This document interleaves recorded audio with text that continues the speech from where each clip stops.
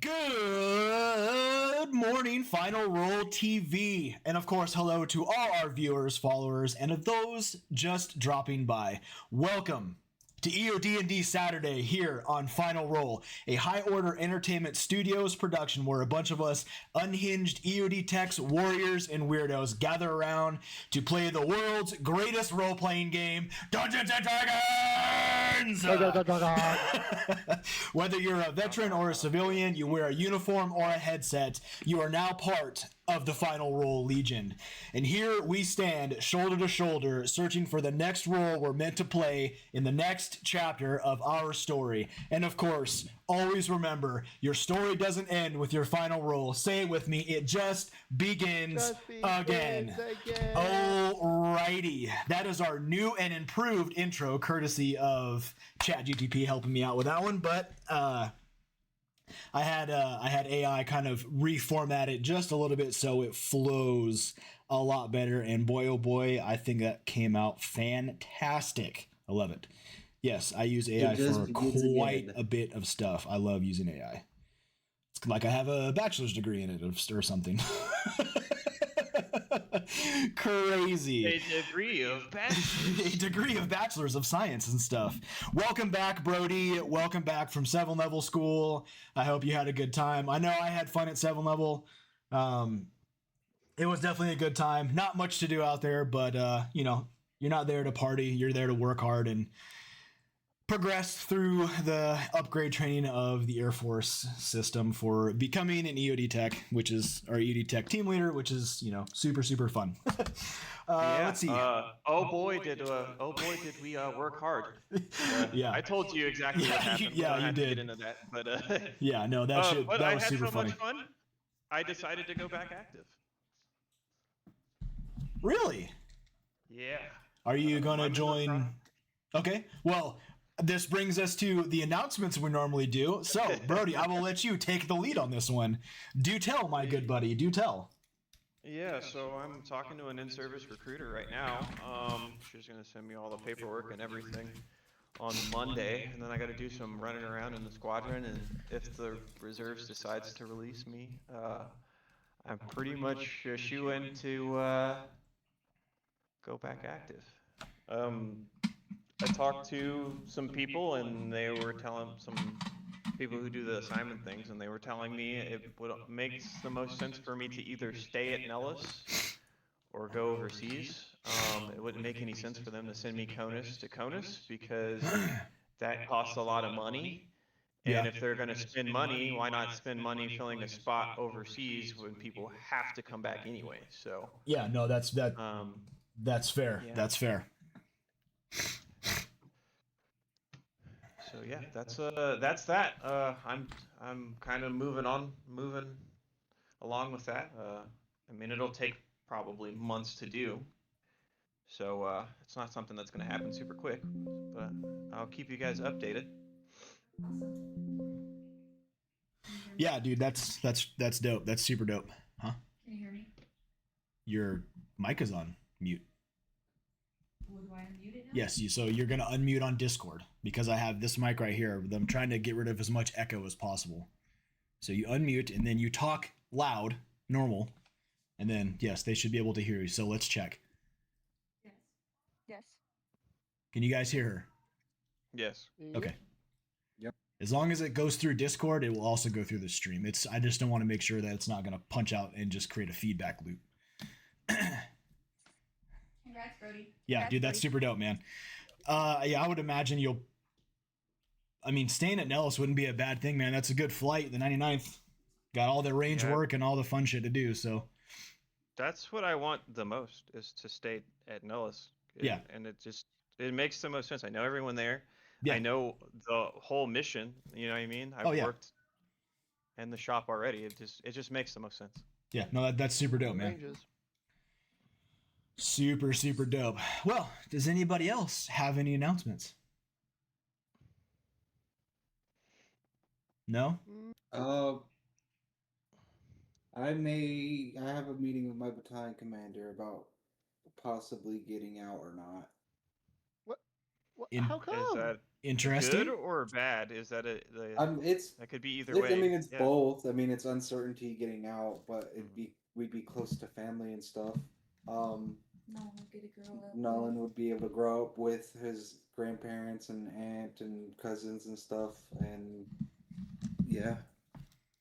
I mean, it's mostly because after all the life events that's been happening the last 2 years, they put me straight back into a PT test, and I did not pass the run by a few minutes, and And yeah, then also, and my knees are like they're effed up right now, and it's not even from the PT test. I think it's also too because they're cutting all flatline by 50%. Yeah, they're And just you've been looking in for close people to hold kick for a out. long time. Oh yeah, it's the whole restructure that's going on right So, like, now. yeah, and so like with him having all three of those things, like being 2 minutes shy of his run, them taking away like 50% of the flat line, and him have been on close hold for 2 years, which yet that's not his fault, but you're only allowed to have like what 6 months. So Yeah. like all three of those things are not in his favor right now. One so far has said that they recommend separation, and then he has a meeting on Monday to decide if that dude is going to recommend separation, and then he has one more after that. So Yeah. it's a whole shit show, and it's so fun with all this being pregnant and being stressed, and it's so fun. Love it so much.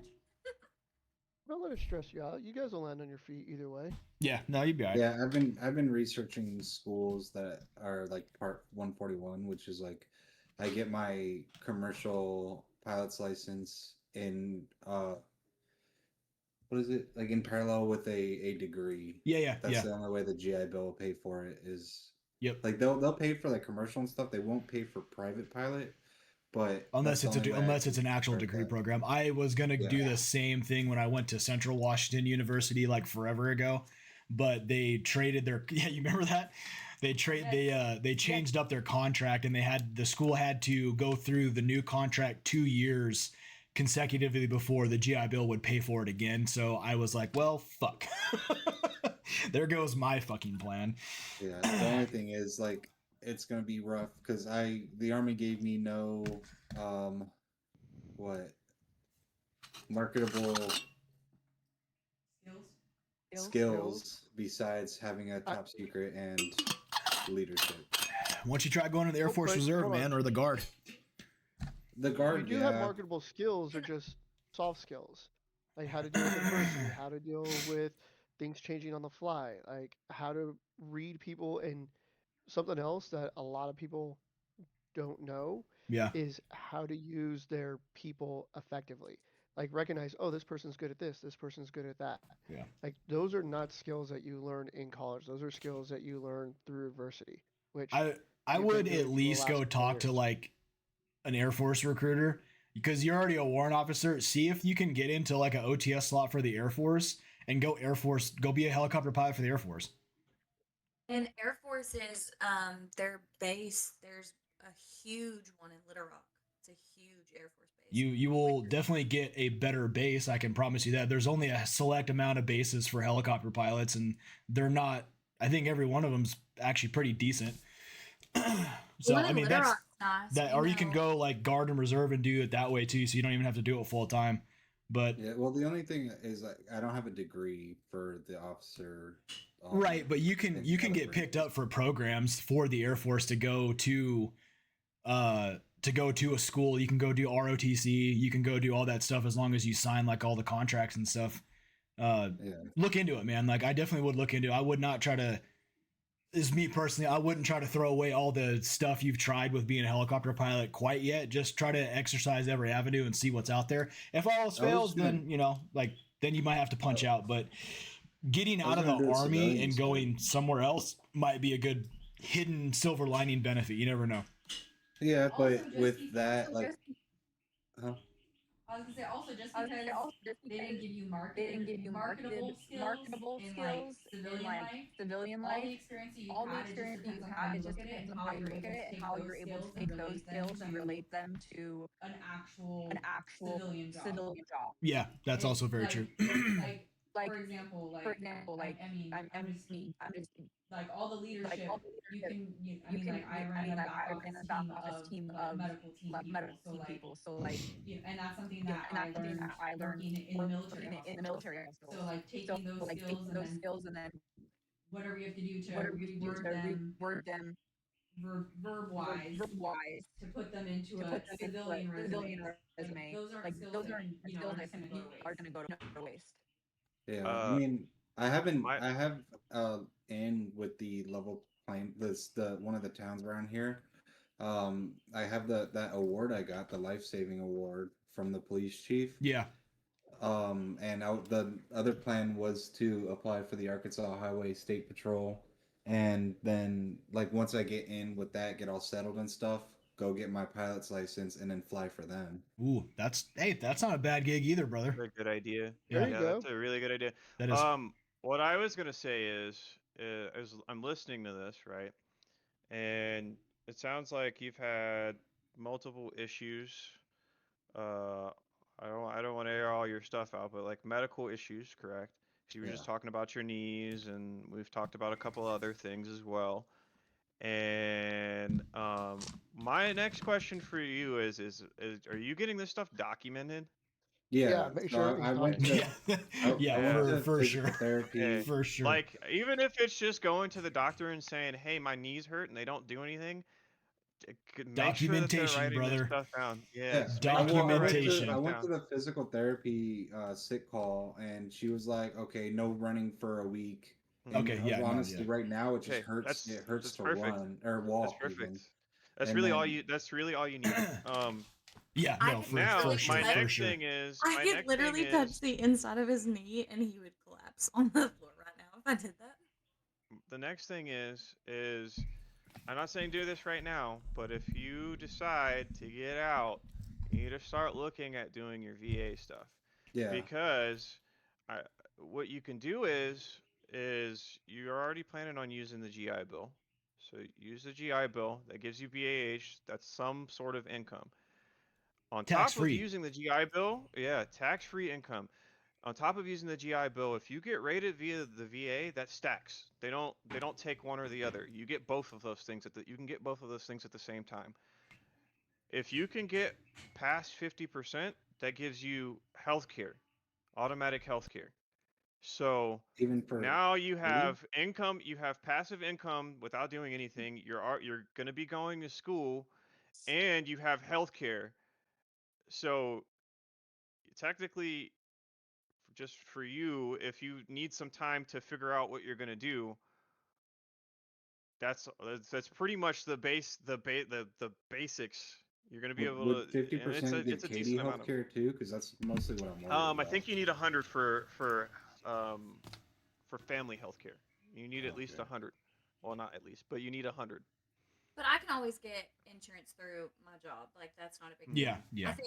I think he's more worried about when I have to have heart surgery again. Mm, But honestly, I'm sure that we can find like mm. a grant or Well, something. That way we don't have to pay $1 million. with that being said, as well, I don't know if this is the same in the army, but when I left active duty, I got 6 months of TRICARE for free. That's the same And for I any think that's branch. all the way across. Yeah, Yep, it's I'm across the pretty board. sure that's all the way across the board. So Yeah, you get TRICARE Prime yeah, up to make 6 sure months that after you ETS. make sure that you're utilizing that, especially Yes, sir, if you're volunteers. doing VA stuff. Especially if you're doing VA stuff, use that 6 months after you get out to be like, my knees hurt, my head hurts, my Oh elbow yeah, hurts, my just whatever. Like, wham, bam, bam, bam, bam, bam. Hell yeah, yeah, dude. like let it fly because now it doesn't affect your duty as well, and it's gonna be stuff you're gonna use when you make your claims, and then Doesn't when he you have to decide be? Sorry, doesn't he have to be like careful with what he claims though, so he can still fly commercially? negative. So that's a different thing. They do their own physical, and as long as you pass that physical, you'll be fine. Now, the thing about that is you have to look at their physical. Well, And when you decide to do this VA thing, come find me. I'll Yeah, get you all the we can talk resources about you this need. at length Yeah. later. At Because length. it's it's Honestly, I'm so it's a glad y'all very are long. talking to him about it. Yeah, no, for because sure. It's a We really between long me, Brody, and conversation. Scott, we have plenty of experience with dealing with like stuff in the military, VA, and all that fun shit. But let us delve back into tonight Yes. and hang Thanks, out guys. and play Maybe some after- Dungeons and Dragons, and then later we can definitely talk about this at length offline for sure. For sure. But yes, We appreciate it a lot. we have tons of experience, Cam. We got you. Don't worry, man. We'll help you navigate this and figure this shit out. And you can take Uncle Sam for all they're worth, as we always like to say. Anyways, I'm just taking back what they took from me, you know. Scott does not There have you any go. updates. He said he does not have any announcements. For us, we just have a couple of small Is his ones. wife okay? Yeah, that we can talk offline. Yeah, that's definitely an offline conversation. Okay, so sorry. I'll see myself out. But we have some new ducks. More of our chickens are laying eggs, and as you can see, my smoking He's hot holding a wife bunny. has a very fluffy bunny in her lap right now. I may have screamed at Cameron and said, "She has a bunny!" We got him for a while. Yeah, we got him like a month ago. Anyway, We got him like We got him like 3 Whatever. months ago. anyways, let's get down to That is it adorable. and get down into what happens tonight on Don't EOD&D. miss your Pope. So, we last left off this fantastic band of misfits known as the Mighty Misfires. You all have been traveling for the last few days from Candlekeep to a rumored location of a one wizard known only as Zikran. This task before you has been asked by a genie known as Gazar Azam, who has asked that you help track down this wizard named Zikran to free Gazar from his prison within this tome. After a little bit of interrogation, you were able to kind of get the idea that somehow, some way, Zikran was able to trap this genie inside this rather large tome through some crazy enchantment, magical means, what have you. But Gazar Azam believes that Zikran is still alive because the enchantment is tied to Zikran specifically. So therefore, he has reason to believe that Zikran is in fact still alive. He suggested that you check out his last known location, a small seaside laboratory, about 2.5 days ride or 2.5 days travel by foot from south of Candlekeep. And of course, over the last couple of days, you have traveled down the pathway laid before you. At first, you decided to take the main road, making it a little bit easier on travel. You met a couple random travelers on their way to Boulder's Gate, but you also deviated from the path just a little, looking at a very large ruins of a ship. Fast forwarding to day 2. You managed to find yourself on the beach, finally. And of course, as you found yourself on the beach, you found what looked to be another very interesting looking vessel. This one, of course, having no vertical sails, but all horizontal that came out of the sides of this vessel. You were then confronted by a band of brigands, or pirates, as one would call them, who were currently in the process of trying to salvage what was left of that vessel. You did slightly try to attempt talk, but they were not having it, and thus it led into a small fight. You quickly cut them down, but not before you let one live. Trying to gain some information of what their purpose was, possibility, the origin of this vessel, this, that, and the other. But alas, the pirate that you left alive did not, in fact, have very much information to say, even in exchange for his life. But being the somewhat noble adventurers you are, you honored your word and let him live as he basically pissed his pants and then took off running toward away from you guys, wanting absolutely nothing more to do with the life at hand. It was after a very, very convincing argument with a very large ballista type cannon pointed at his nether regions. Crazy. He was having a bad day. He was gonna have He was a having a real very bad bad day. Afterwards, you managed to investigate the vessel a little bit, trying to glean some more information from it. But however, you did not find all the things you were looking for. But, Link, you found a very, very peculiar bit of arcane hardware that was actually the same type of arcane hardware you spotted at the previous vessel ruins. Thinking quickly, you decided to just pull this thing out, put it in the bag of holding, and deal with it later because it is very curious to you. Afterwards, you guys pressed on and came across a small young adult seal that was trapped in a fisher's net. Tugging at the innards of your hearts, which was the entire point of that whole thing, you all freed the young adult seal, and thus were granted a small boon. And then Kithri, upon a further investigation, was granted a charm for freeing the seal.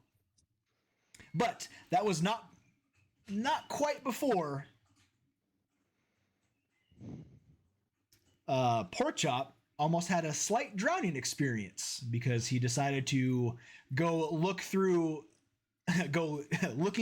in the ocean, almost getting tagged by a bunch of very poisonous jellyfish. But somehow, some way, you did not actually get attacked by jellyfish. You just swam down far enough and realized this is probably not a good idea before you almost drowned. Luckily, your companions were with you and they ended up saving your life.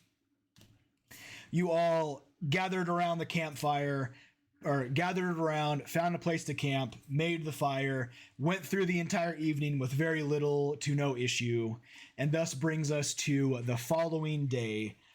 For narrative purposes, we'll say that Torrin was with you for the most part, but he was kind of out hunting, doing ranger things, and thus was not very engaged in the travel throughout. But I will say, for now, Torrin, you are rolling up to the camp early in the morning. You have woken up before everybody else. You went hunting and decided to go hunting, and thus you were able to bring back a few squirrels, one rabbit, and some mixed berries. Sweet. I was going to ask if you wanted me to roll for my hunt, but you just not worried about it. So. not too worried about it. But sweet. So, Torrin, as you walk up to the camp, the smoldering embers of the fire are still somewhat lit. Looking at it, you could probably get the fire going again to cook up the food, but Link, Porkchop, you guys are just now starting to wake, while the two ladies are still sleeping. Kithri is knocked out with her tongue out like normal.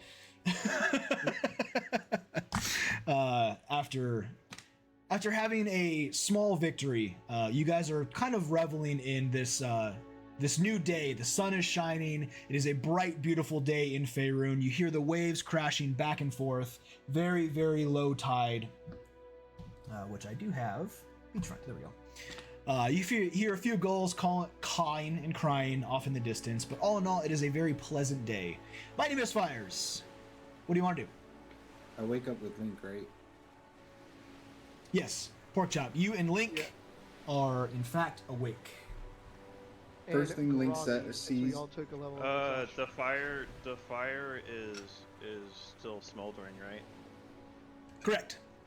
What type of trees do we have around the area? Are there trees? Any type of tree? I will. Choking on my coffee. You all right? You okay? Yeah. Here, real quick, the first thing that Link sees when he wakes up is... I will say, for the purposes of just brevity, you were able to find some birch type and some birch trees and like some small sticks and kindling in the event that you Beautiful. came back and the fire was out. Yes, and I was gonna grab a branch to fan the fire as well. I'm just gonna make a fucking rager.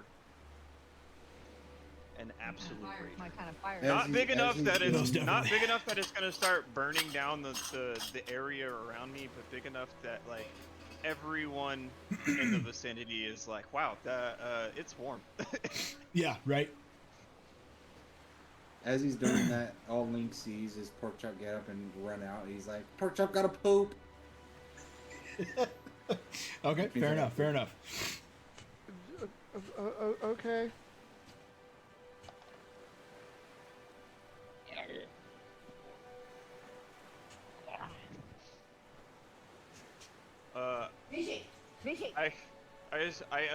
As I'm fanning the fire, I look over and I was like, wow, he really had to poop.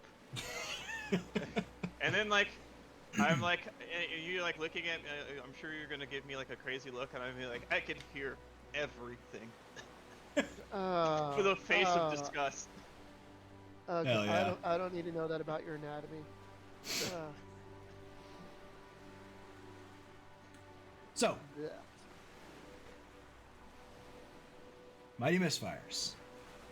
While Pork Chop is currently relieving his bowels, Torn is tending the fire, beginning to, well, I would say they're mostly field stripped already, but beginning to defer everything and actually prep the meat for a hearty meal. You already knew where I was going. You already knew. Kithri and Maze, you begin to wake as well. The smell of cooking meats and sizzling of delicious juices wafting in the air, filling your nostrils. I want to take one of the squirrels with like 2 fingers, because I'm massive, and just like step on the skin and just de-skin it. And be like, Easy. you guys hungry? Easy peasy, brother. Easy peasy. I love it.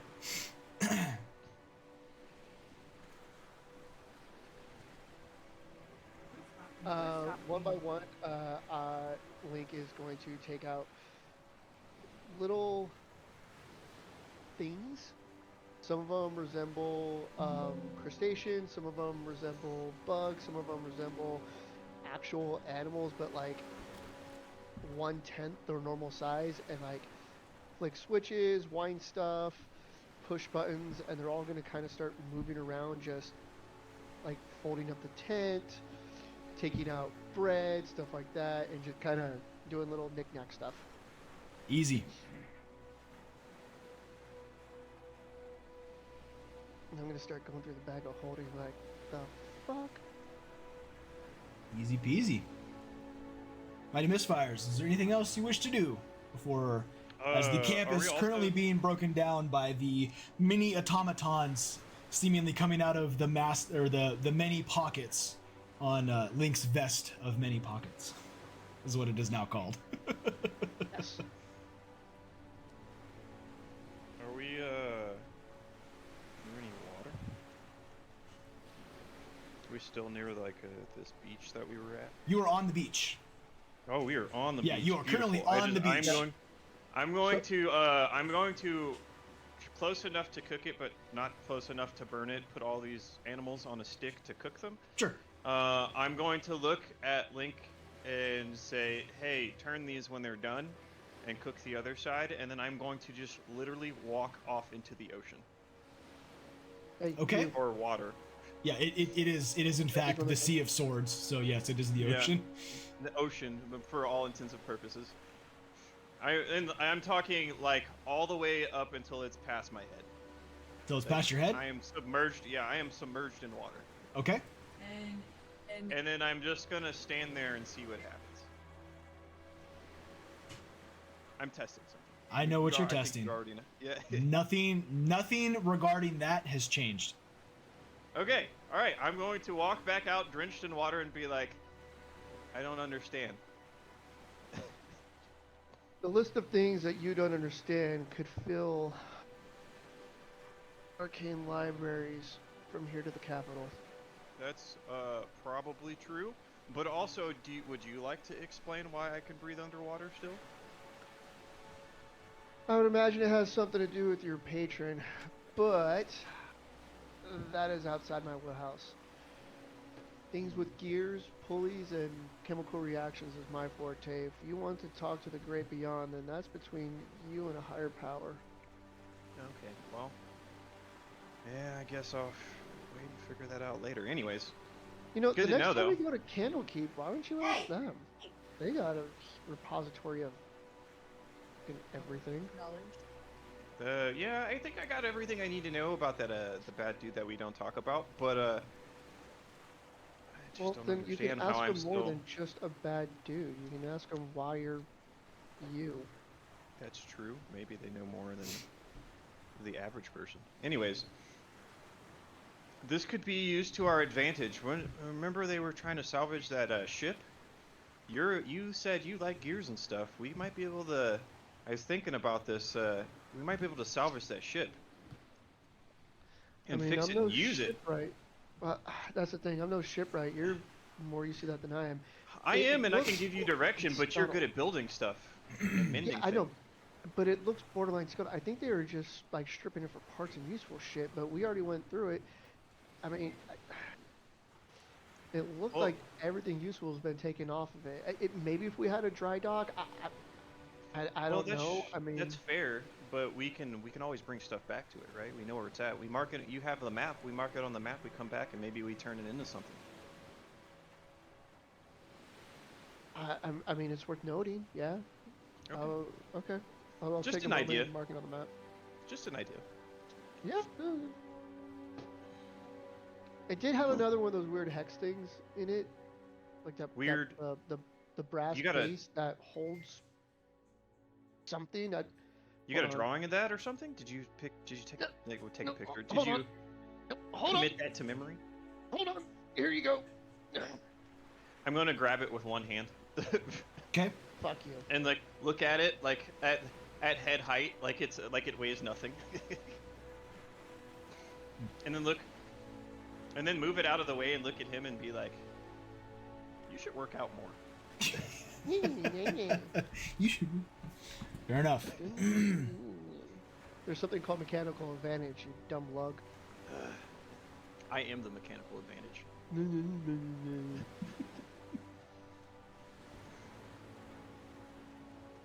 But yeah, we found one of those in the other shipwreck ship that we found a few days ago.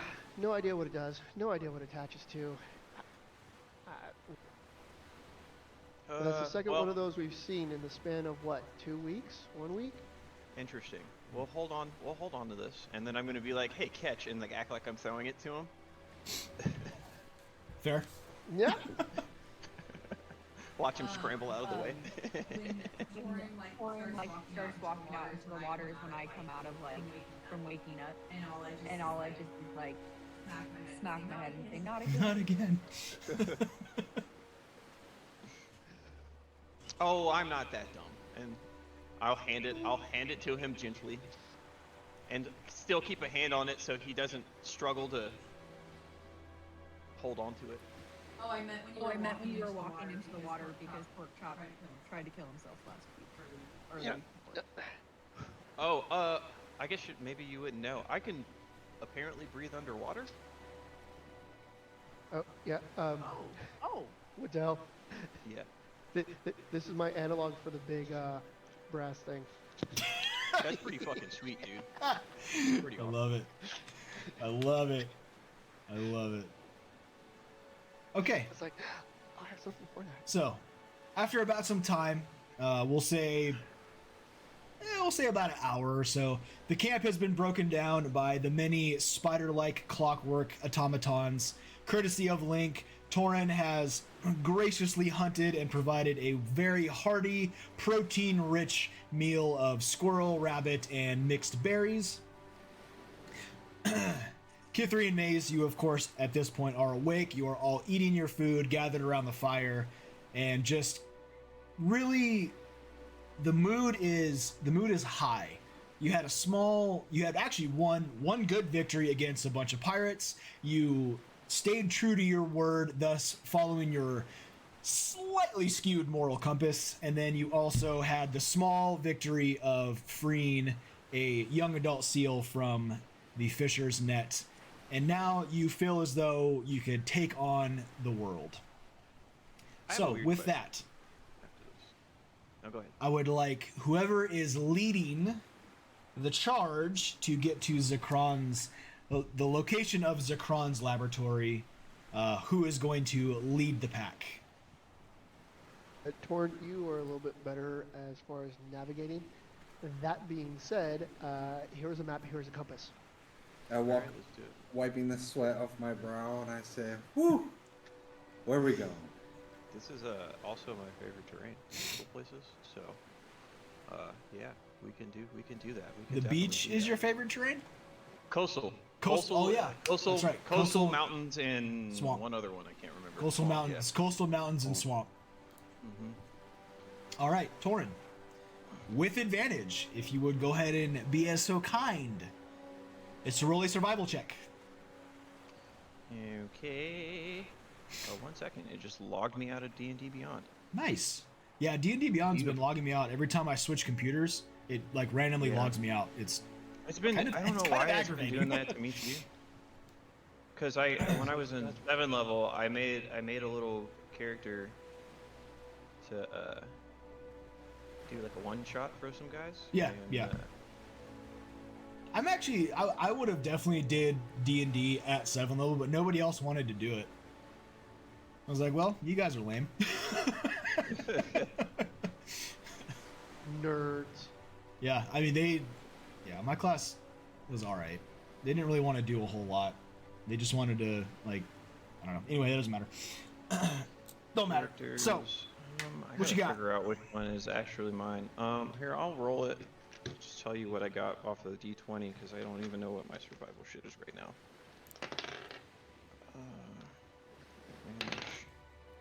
I rolled a 19. Natural 19? Yeah. Plenty. And once I get logged, I get logged in, it's gonna be above 20. Yeah, no, I'm not worried about that. Okay, so easy enough, Torin. You know north, you know south, and because technically per the narrative you actually have still been traveling with the party, you've just been kind of basically being the point man or hunting and kind of doing like the scouting, keeping the party somewhat safe. There's really only two directions you can go. You can go north or you can go south if you want to stick on the beach. And being as that this seaside laboratory's last known location was a coral spire jutting out of basically the lower tide or the lower part of the ocean, staying on the beach is probably the better course of action. So you begin leading them down the beach. What was that? Bunny escape! Oh, the bunny escaped. I was wondering what that noise was. So you begin leading them down the beach toward what you believe is in fact the proper direction. So for the other patrons of the group, would like one of you to roll a perception check. If somebody would like to help, you can give them advantage. So who wants to roll? This is just the general awareness of your surroundings. Perception, I'll roll. Okay. Is anybody going to help? Or are you? Oh yeah, Yeah, you well- can definitely roll perception. Okay, perfect. So Hey, pork I chop, was gonna say, with, pork chop, with here's a Link's help, go spyglass. ahead and roll it at advantage. Yeah, here's a At spyglass, advantage, buddy. the first roll was 15 plus 10. Second roll, 13 plus 10. So 25. 25. Outstanding. So, oops. No, that's... As you allow Torin to guide you down the beach, looking around, the beach really is actually relatively flat. There really is actually not that much going on. You've definitely found the more calmer area of the beach. You see a few scatterings of seashells here and there, a lot of small pebbles, but mostly just very, very coarse sand. The waves kind of just lapping back and forth. Spot a couple gulls off in the distance doing seagull things. But all in all, nothing around you really catches your eye, and you don't seem to be being followed or anything of that nature. You seem to be almost completely alone on the beach. We're But good, let's go. as you progress, and we'll say this is roughly about maybe 10 or so minutes later, as you progress down the beach, you start to hear a... It's almost like a gentle hiss, which is really hard to do on a microphone. But you hear like, it's like whoosh, like a gentle hiss, and then it subsides. A few seconds go by, then you hear it again. And it kind of, it repeats, but there's no real pattern recognition. Tor, do you Don't hear like that? Torn, you do hear that as well. I do hear it. I'm trying to get logged into my D&D Beyond because I have something for this, but this thing is being ridiculous.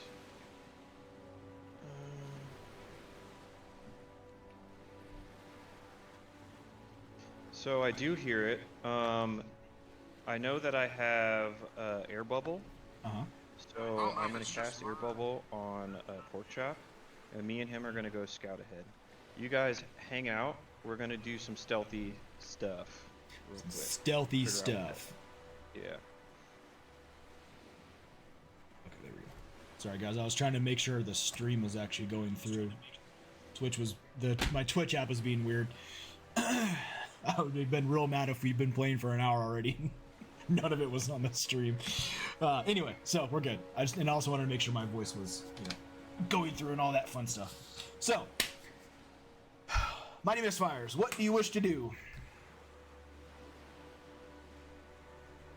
How close are the trees? Like, how is the canopy? So I was gonna take you in the water because we're on the coast. you are on the coast.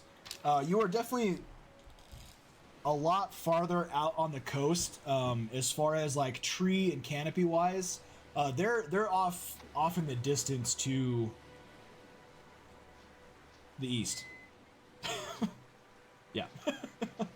Off to the east. But really, what you see for you, Pork Chop, looking for trees specifically, you only see like pockets of like trees. There's not really a big giant forest because you're getting down closer to where the cloud peaks and those mountains are. So really, it's more of just like rolling hills. Brody, real quick. Yes. Do you remember when we were in Masala and we were doing that exercise Kaizen Bear? Yep, absolutely. You remember the beach that had the rolling hills that went into Yes. the beach? That's what it looks like. Yes. Okay, perfect. Oh, that's actually perfect. That works out for me. So I'm gonna look at Pork Chop and be like, "You're good at stealth. I'm good at stealth. Do we want to head in the direction of the hissing to see what it is, and we'll roll like a stealth. We'll both roll a stealth check, and then hopefully it's not something that wants to kill us."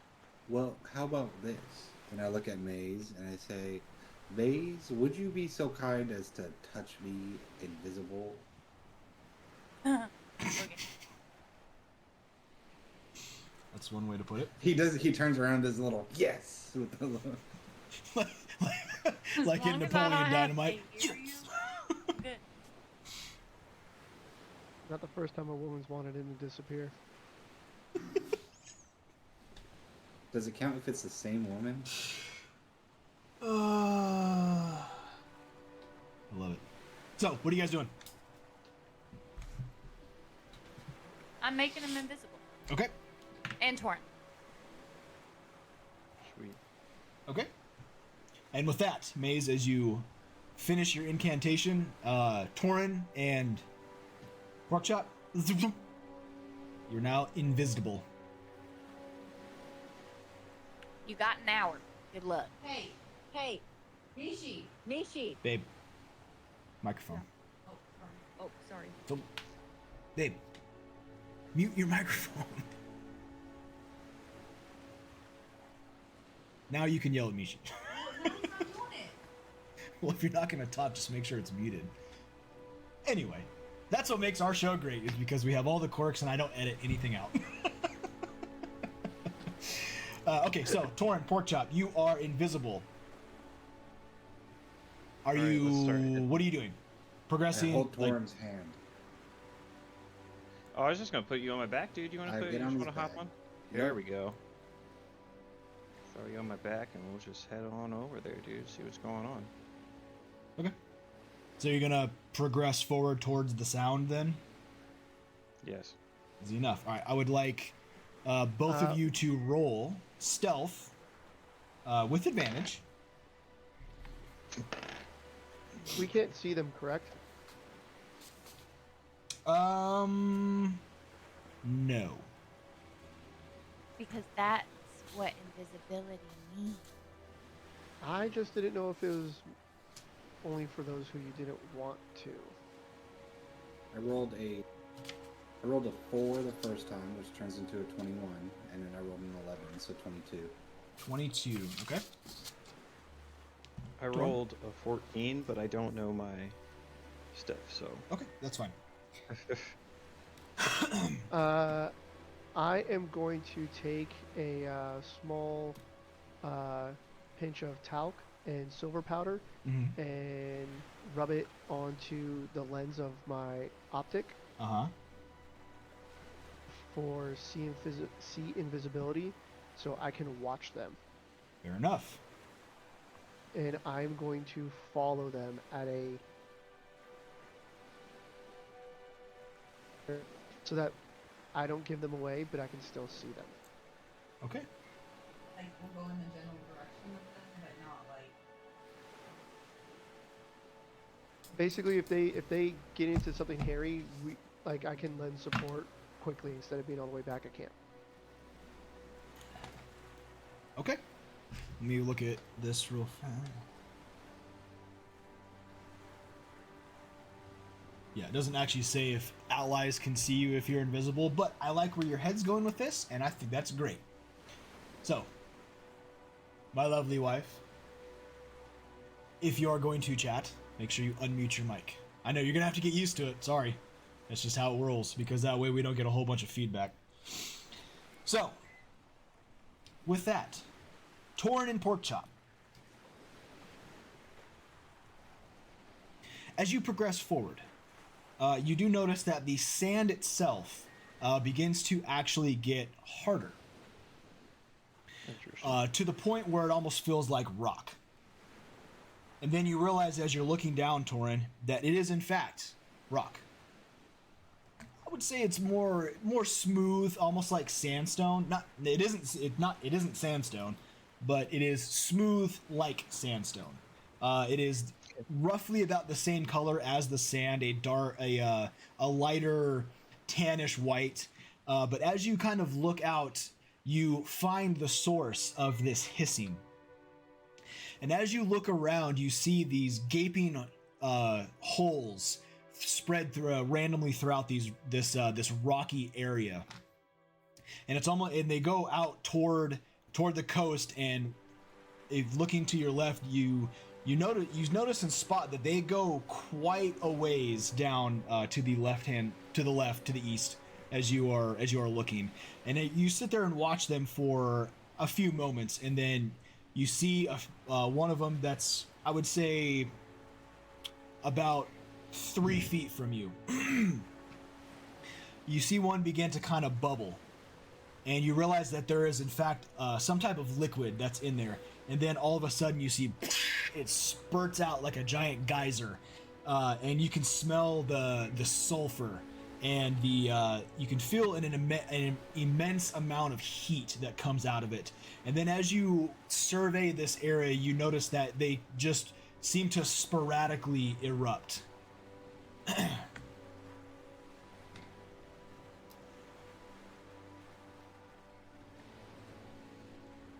Interesting. Looks like we should avoid those probably.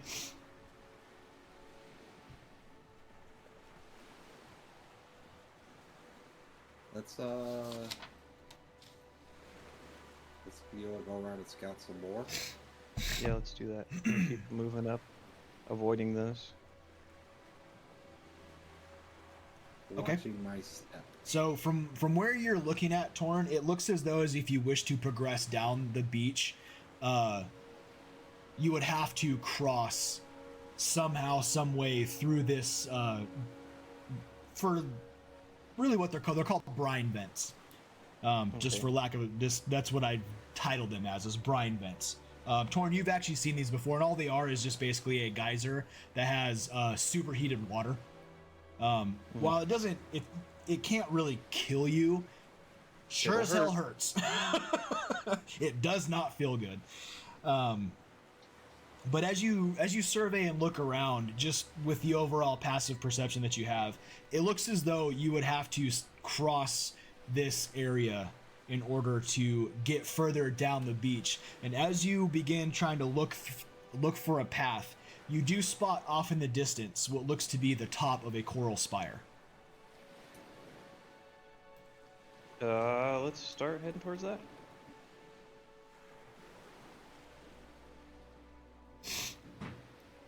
Remember, the party is not with you, so. Yeah. Okay, well then let's actually, got a better idea. Before we go, I'm gonna warn them and let them know what those are, right? And then I'm gonna say we'll progress forward. We'll progress forward, and you guys keep that same distance that you were at, just in case we end up in a fight. But is Lee watching them from afar? Yeah, he is, but they're watching us. He's watching us in like you're following us still, right? I am, yes. Yeah. So I'm letting you know what the. Thumbs up. Yeah. All right. Cool. So then we'll progress forward. You guys keep following, as if anything, they're probably, if we do get attacked, you guys are going to be the ones who get attacked because we're stealthing, right? And they can't see us. We're invisible. So we'll be able to pop Sneak out and help attack. if anything. Exactly. Pop out and help if we need to.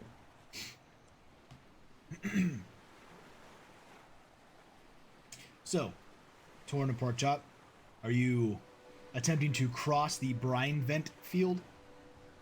Yes. Okay. How do you plan on doing it? I mean, we'll just listen for the hisses, basically. And if it's hissing right beneath us, we back up off of it. Okay.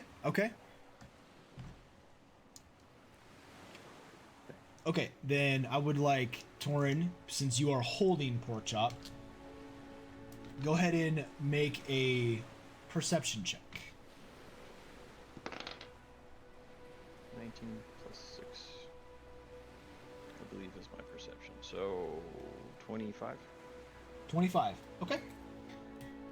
Easy enough. Okay, so as you begin crossing, you hear spatterings of hiss, and then you kind of move. You don't quite dodge, but you move to different areas as you see these geysers begin to erupt, kind of around you. And as you begin looking around, you do in fact spot what looks to be a general safer path that is kind of zigzags in and around these different geysers. And as you progress through this path, you realize that very, very soon you actually find yourself on the other side. I would say, for all intents and purposes, you've crossed roughly about 60 feet.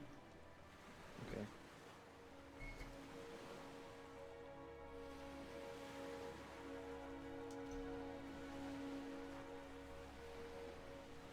And as you look opposite of the brine field, or brine vent field, you do see the very large coral spire that Gazar Azam had mentioned that marks the location of Zikran's seaside laboratory.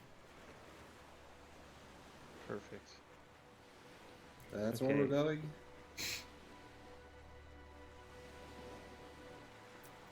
Yeah, this is the spot. We just need them to cross now too. So if we're following Do you have the something compass, to signal them?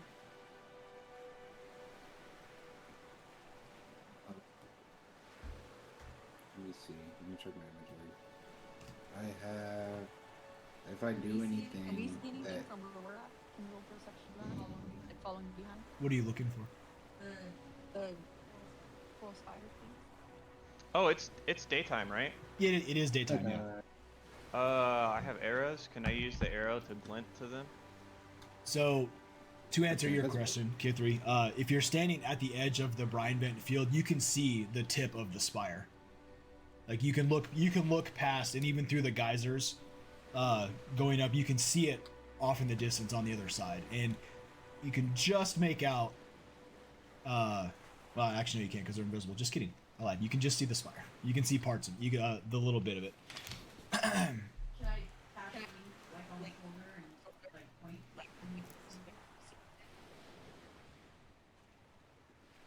Are you asking me, or are you telling Link Or that's I'm what you're? telling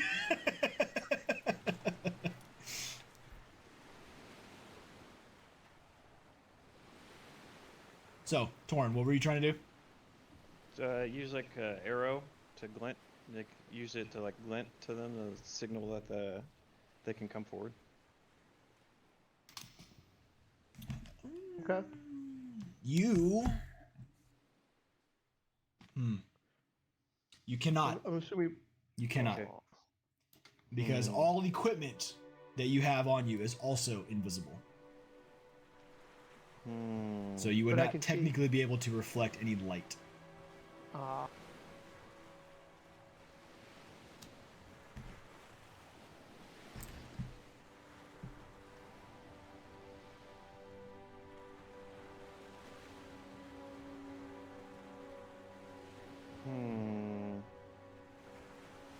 Okay. Can I maybe throw some rocks or something? I don't know. Gotta do If you- something. If you do anything, it's gonna break the invisibility. It's gonna break Don't you know invisibility. this? I don't know. I don't use invisibility. Oh, but I'm the master of the shadows.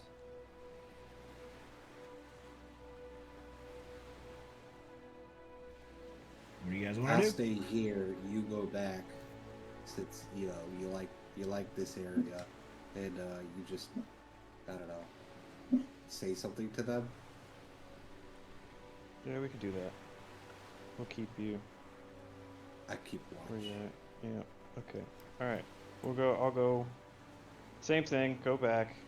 Let them know, and then we'll come back to where we're at. All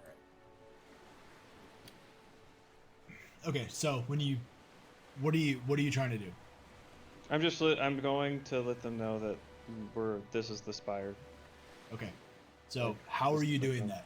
The reason why I'm asking, guys, is because I need to know like what you're doing. I can't read your mind. I need I need descriptions so I know what's going on. I'm just gonna cross back. I'm just gonna cross the vents again. Okay.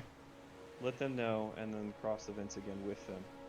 Okay, so to recross the vents, go ahead and roll me a nature check real fast. Just to see if you actually remember. And obviously you favor terrain, 13. so it is at advantage. Okay. So one more roll. Yeah, 13 was higher. 13, but I don't know what my nature is because I still can't log in. Just makes it. Yeah. 13 just makes it.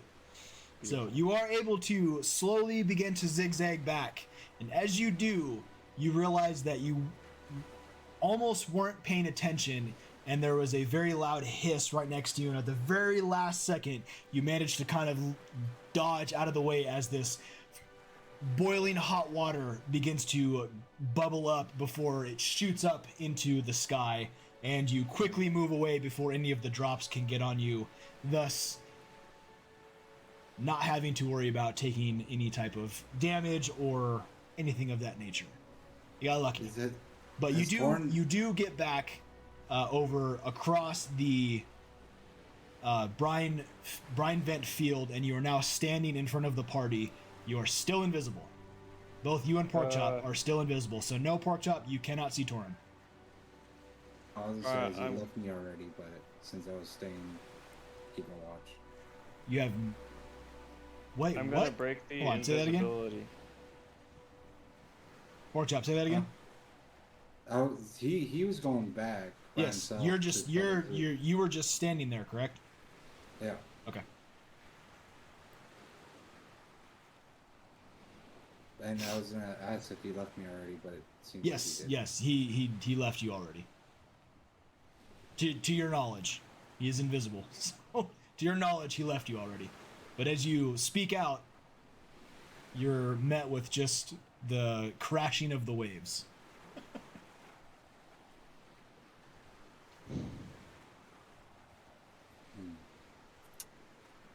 I keep my eyes peeled for anything going on, or maybe a pattern of these geysers. Are you okay? Are you looking back at the geyser field? Yeah, for a few seconds to see, maybe like a minute or two to see if there's a pattern. To see if there's a pattern to him? Yeah. Okay. Go ahead and roll me a nature check. Oh shit.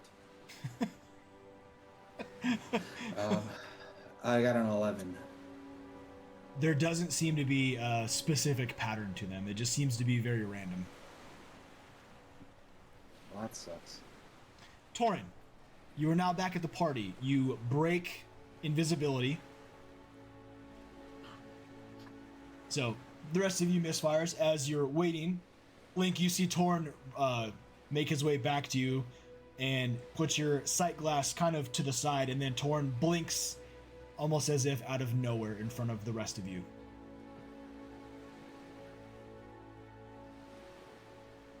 So, How'd that go? I think we found the lab. That is indeed the spot where it is marked on the map. So I'm gonna get you guys across this brine field, and then we're gonna go and investigate this lab.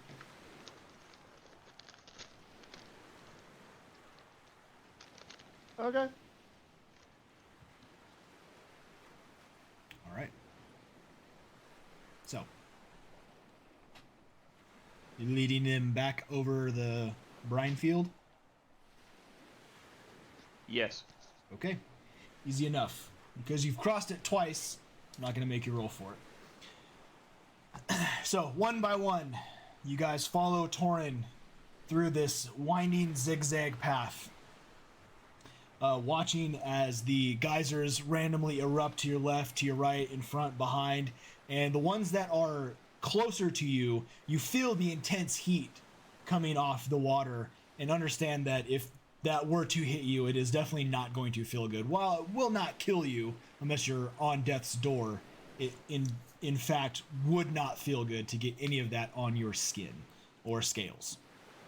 But as you watch Torn progress through, you follow him, making a nice little one-by-one ant trail, and you now find yourselves on the other side of this brine vent field, looking at what is now a visible pork chop. We'll say for the purposes of this, it took roughly about an hour, so invisibility would have worn off by now, and you are now standing in a nice little circle on the beach on the opposite end of this brine field vent. That would probably be the cats making all that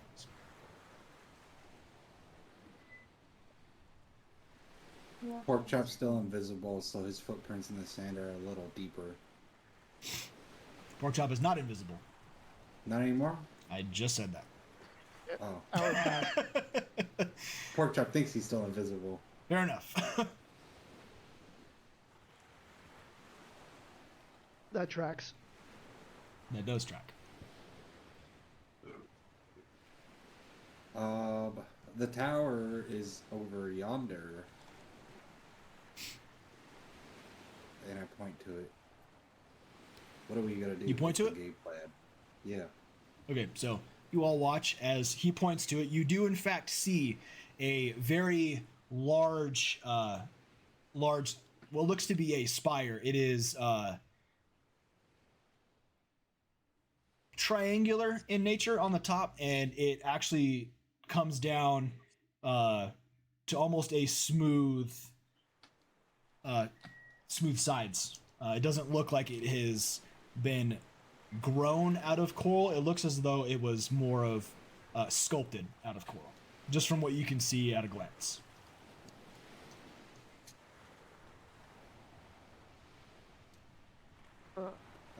Real quick, he was like, when he went to go point pork chop, he's like, oh shit, and then made an arrow in the sand because he thinks he's still invisible. You all watch as pork chop points, and then he like looks around, and then makes an arrow in the sand. Hell yeah. Why is he so... I don't know. Maybe he got dropped on his head? Maybe it's all the garbage food. He ate too much Too much moon water. I don't know. I mean, the guy loves flute, so obviously he's not all there.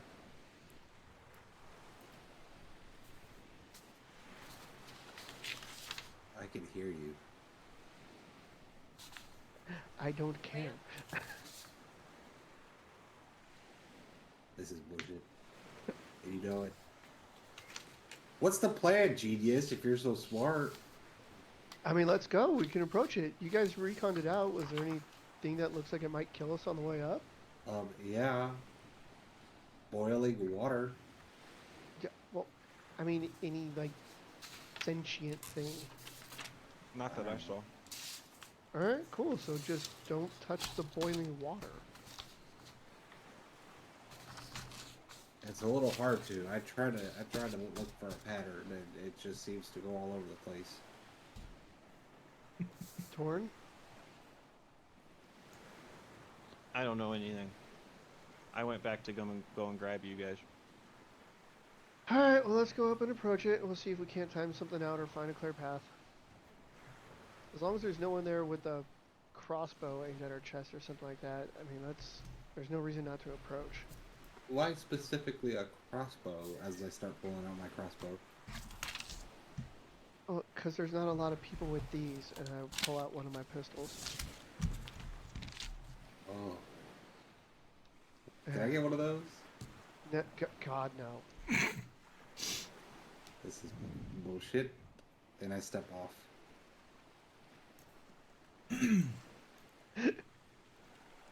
All right. So, as you all follow Porkchop as he sulks forward, headed toward the very large coral spire, just at a first glance, as you walk up closer to it, it is a lot taller than it actually looks on the horizon. It sticks about 60 to 70 feet tall. You see on the very top, it actually comes to a point, and there is actually 4 sides to it, basically making a square shaft that goes all the way down to roughly a 10-foot type base. And on this base, you see that a secondary base that juts out about maybe 6 to 8 inches, and then it comes all the way down and it goes into the into the ground. And as you walk up to the base of this very, very large coral spire, you realize that it actually resembles more of something more akin to like an obelisk, and it is in fact actually a very interesting greenish hue, whereas most coral is actually kind of multicolored, or I would say purple for at least all the pictures I've seen of it. But this is actually a very interesting greenish color. Not quite seafoam green. It's more of like more like a greenish turquoise, like a lighter emerald color. And as you kind of look up toward the top of the obelisk, you do see what appears to be different types of pictographs. And as you're looking about kind of around the generalized area, you see the vastness of the ocean, and then off to the opposite side you do spot what looks to be a small pathway that leads up to the hills.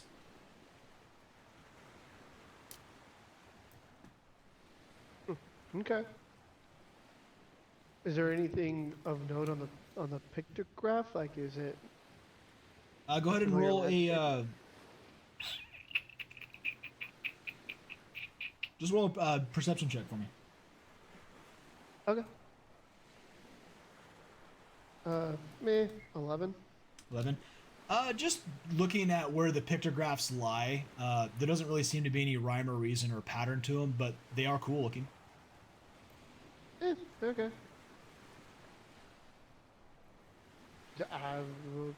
Proceed.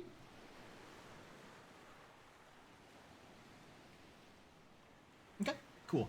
And, So, and I know it's going to be like a fatal thing to say, but I'm going to look at him and be like, you know, not everything's a trap, right? Well, if it is, I can deal with it. Okay, cool. Come on, let's go. all right. So, where are you guys? What are you guys doing? Following Link, because he's. I'm the not much lead. help right now, so I'm just gonna follow because. You said don't you're even progressing have- forward. What is progressing forward?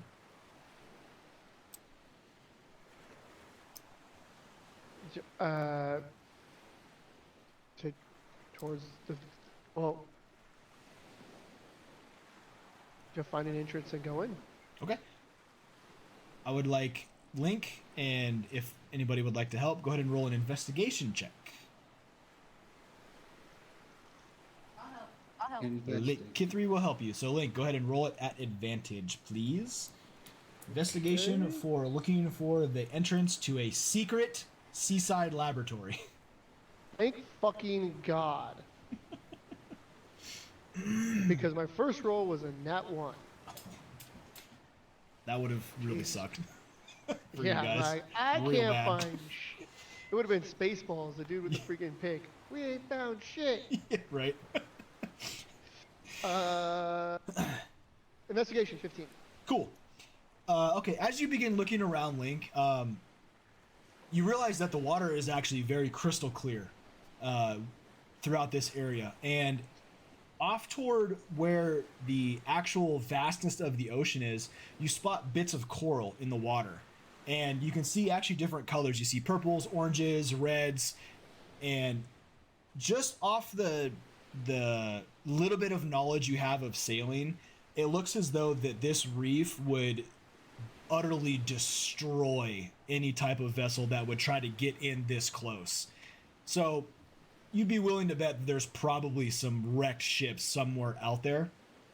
But as you look at this coral, you're like, huh, I wonder. And then as you do kind of like a 180, you watch as you see spatterings of like small coral kind of that go up to where this vast coral obelisk is.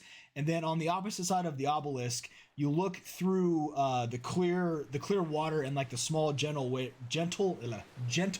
Good God! And you see the waves are actually going almost the opposite direction of the actual ocean.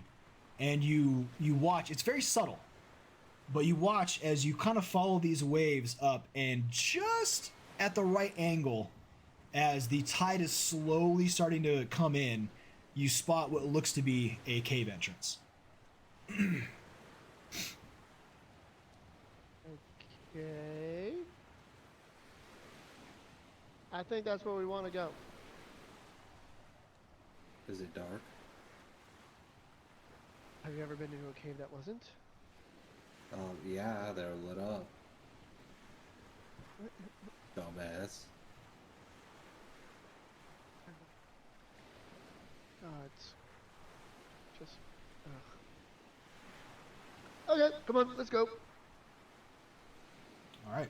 And with that, you follow Link and progress up, and you realize that as you are stepping toward what you believe is in fact the cave, the water begins to get deeper. To the point where it is almost at waist level. So you begin trudging, and as you're trudging through this water, your movement definitely restricted. You do in fact see the opening of what looks to be a flooded cave. It is not very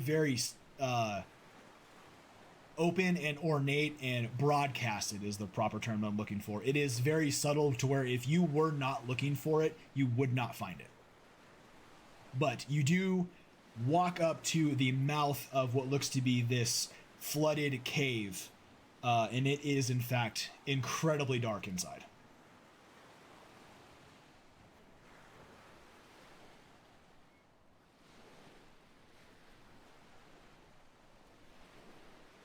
So, Mighty Misfires, what do you wish to do? You are now looking at this cave in waist-deep seawater. I feel like this is more your jam. Me? I mean, I could be wrong. I need more you. you. I need you to run this, like real world, because this is. I'm trying to figure out life right now. So, I can lead it if you want me to, but I won't be much help because again, I'm still not logged into fucking D&D Beyond. Awesome. Okay. Well, I will lead the charge. You do have a point of exhaustion, so here I'm gonna. Wait, hold on. I got a pocket for that. It's called cafe. Drink this. You want some LSD? No. Wait, hold on. I got one left. It isn't LSD. No. We came up with a better name for it. Oh yeah. Sorry. Glint. I gotta look at it. It's called Glint. However, because you did get a long rest, your exhaustion is gone. Just FYI. Yep. Yeah. Can I cast like sacred flame into the cave?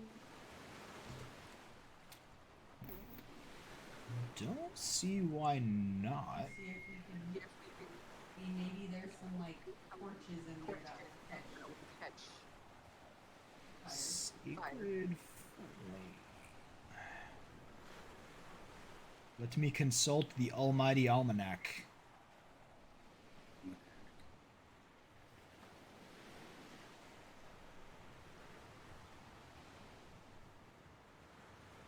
Sacred flame descends on a creature that you can see.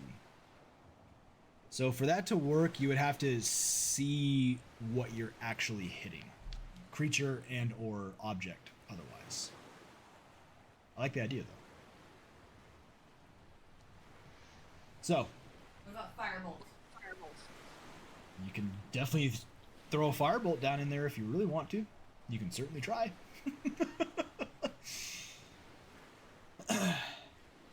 So, Mighty Misfires, what you guys doing? I am going to take out my goggles. Okay.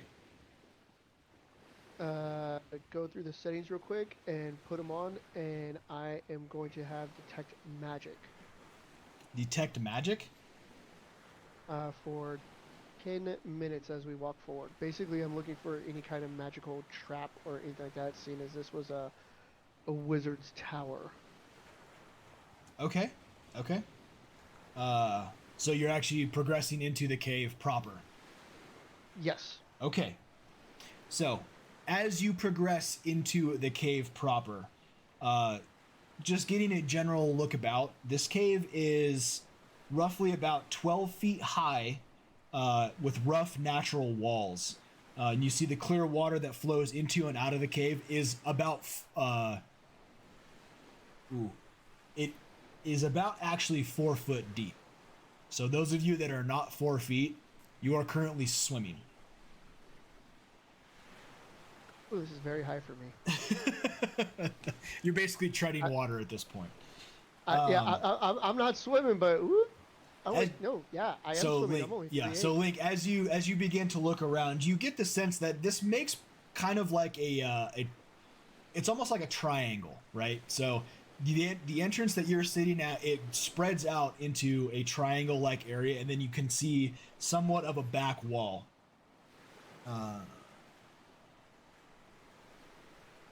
Roughly about 25 feet from the entrance.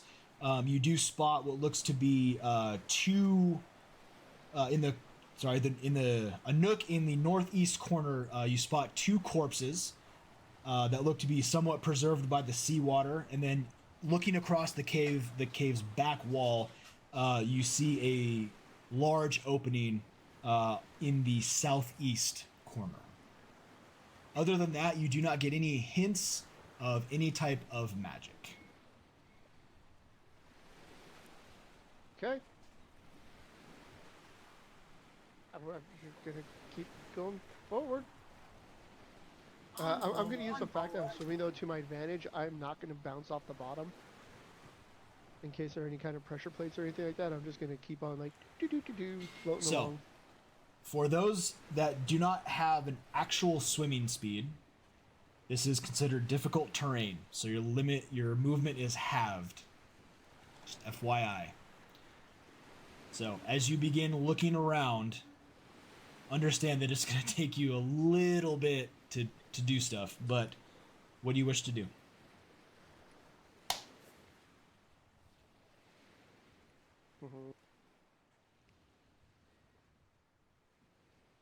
On forward. Forward. So it looks like I've lost all my information for D&D Beyond, which is great. It's wonderful. I don't know if they've like flagged my account deleted or something, or what's going on, but nothing seems to be coming up. I've tried logging in every way possible. I don't know, brother. We tried not sucking. Yeah, this is not a me thing. Brody, you don't suck, dude. Don't let Scott talk to you that way.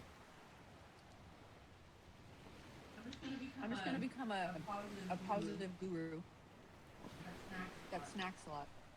Hold the animal. So, I think a real life druid.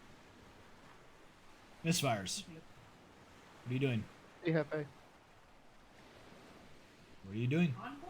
yeah. I mean, unless someone says otherwise, I'm progressing forward. Yeah. To where? Again, I need description, guys. Down the cave. There's only one way to go, isn't there? Where are we going? You tell me.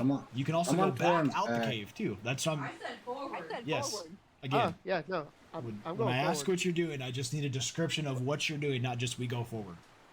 Hey, one of you tall shits, can you light a torch just so we have a little bit better visibility in the? I'll do that for them. Okay. Thank you, sir. So Torn, you light a torch, and as it lights up the area, you do spot those 2 corpses. Look to be 2 half-elf esque corpses. The ears giving away that they're shorter than actual full-blooded elves, where their ears are longer. And then against the back cave wall, as I stated before, it is in fact flat, and then you see the large opening in the southeast corner. So, as you progress toward the southeast corner, excuse me. As you progress into the southeast corner, you move into what you see now is a smaller cave. But the water itself,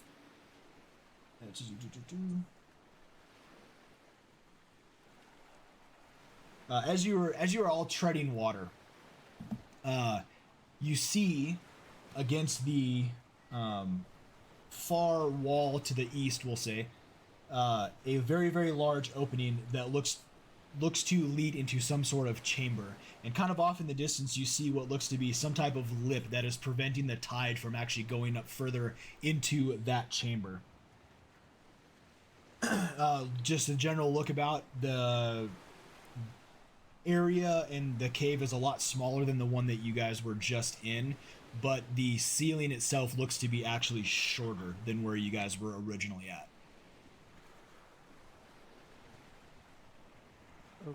Okay. Does it look natural or smooth, like it was milled out? Go ahead and roll a nature check for me. Nature. Oh, hey-o! Oh, Jesus Christ, that is a 25. 25. This looks to be a naturally eroded cave. Okay. But you get the sense that the chamber on the far end is probably not that natural. But the caves you've been in itself look naturally eroded. Pretty good spot to make a lab in a naturally eroding, basically a naturally created cave. Not a bad spot to hide a lab. I am back in business. Okay. Just to make sure, what level are we? 11. Okay. Yep, I'm back in business. All right. Good to know. Don't lose shit next time, dweeb. For you, Link, you're not getting any hints of magic. Okay. Yeah, I'm progressing forward. Into this smooth chamber. Okay. As you progress forward into this cave, remember you were at the entrance. You progress forward into this cave. Link, as you are essentially on your tiptoes, trying to bounce and keep your head above water, you feel the ground drop out from under you, and you boop before swimming back up, and you are now fully treading water. Anybody that is not above, or anybody that is not, I'm sorry, the water is 10 foot deep. Well, that's me. Oh, that's me. I'm going to stick my head under.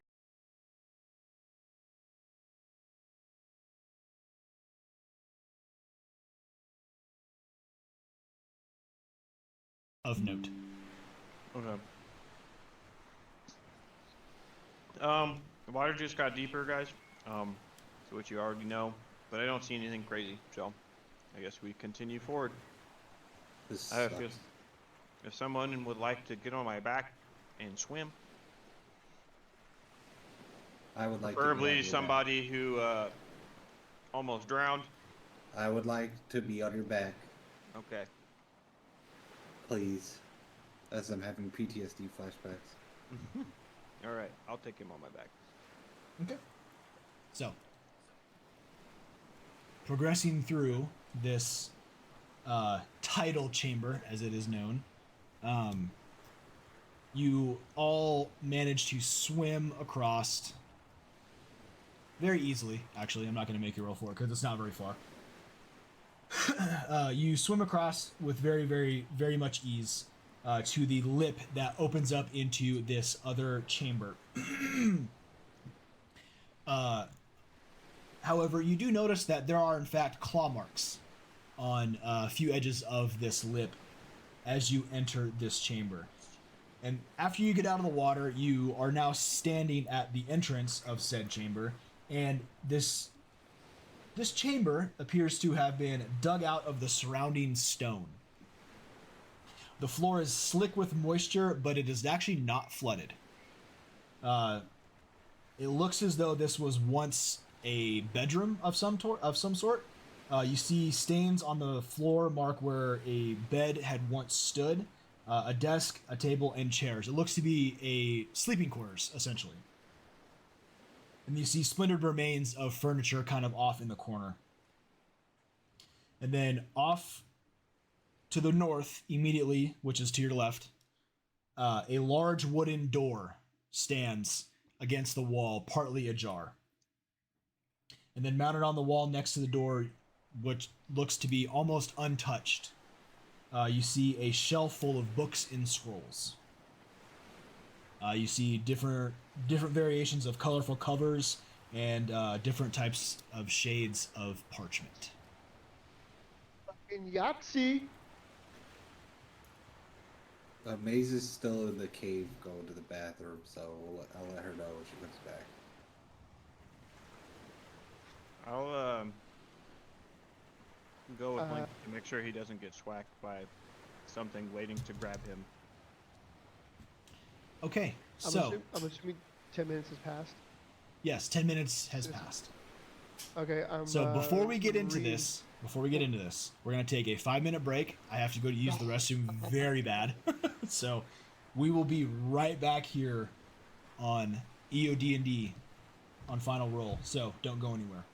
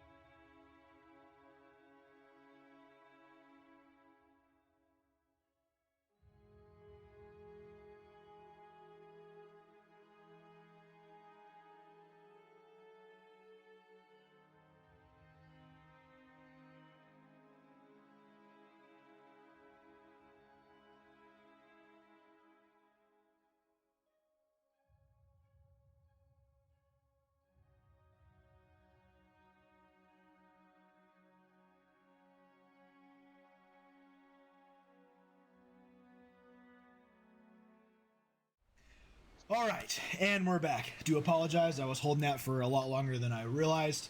So, needed to use the facilities, but we're back in action here on Final Roll for EOD&D Saturday. So, Mighty Misfires, you are currently in the title chamber of what you believe is... I'm sorry, not the title chamber. In the sleeping quarters of what you believe is Zikran's secret seaside laboratory. Okay, Dexter. Yes, I knew somebody was gonna get that reference. My laboratory, dude. I love Dexter's Lab. That was one of my favorite shows. Great show. We all wanted a secret lab as a kid. Anyway, so Mighty Misfires, you are in these quarters. You see what I described to you earlier, pocket marks and stains of where furniture once stood. You see splinters of said furniture off in the corner, and then the seemingly left untouched bookshelf with colorful covers of books and different shades of scrolls and parchments. What do you wish on the very large wooden door on the northern wall that is partly ajar. What do you wish to do, my friends? I I point out on the box to Maze. Maze is currently in the tunnel going to the bathroom. Okay. In the tunnel going to the bathroom. I grab a I whole bunch brought of a them bunch of for them her. for her. Okay. Next. Okay. So I'm just Kithri- hanging out with Link because I know he's going to want to touch everything. Kithri just Goddamn right I am. just ransacks the shelf. No. No. She already I'm said gonna it. No. I said I'm going to, not I am. First, She already said it. I'm gonna. She already grabbed everything that was on the shelf. Oh, motherfucker. I mean, it's not like I don't see you every day. Oh, shit. I'm gonna fiddle with my goggles and recast Detect Magic Okay. and basically look everything over before I start finger fucking stuff.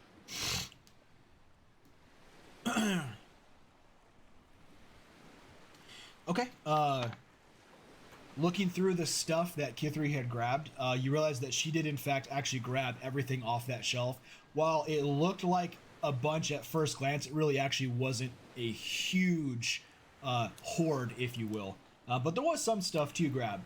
And then looking over all these different items, the various book covers and scrolls, nothing is magical. Aww. Thank God. I mean, I imagine anything of theirs value is probably dusted and dried and turned to powder, but is there any spell components, catalysts, precious metals, like anything like that in vials or anything? In what? In the room that you're in?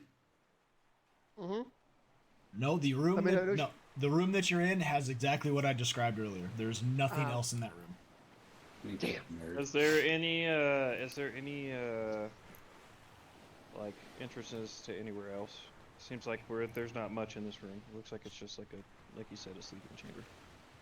Yeah, the only other entrance is the large wooden door that is partly ajar. All right, let's go check that out. Yeah. Okay. So, Kithri, are you holding on to the books, or are you just dropping them? Yeah, I'm holding them until I can get to Maze. Okay. I mean, we can put them in the bag. Well, I'm on my way to you. Do you want to just put them in the bag of holding for now so they don't get, like, damaged? Yeah, that's fine. Okay. Thank you, sir. Thank you, sir. You're very much welcome. Okay. So, Guess we'll progress forward. progressing forward. Excuse me. You move through this very large oak type door that is already partly ajar, and you push it all the way open. Slowly. And as you walk into the next room, you first spot several small glowing stones hanging from the 20-foot high ceiling of this very, very large cave, which at first glance is cluttered with various types of laboratory equipment and beautiful coral sculptures. And then rising from the floor in the center of the room is a circular stone dais that has obvious grooves to accommodate some type of device. Though, looking around, there is no such device at present.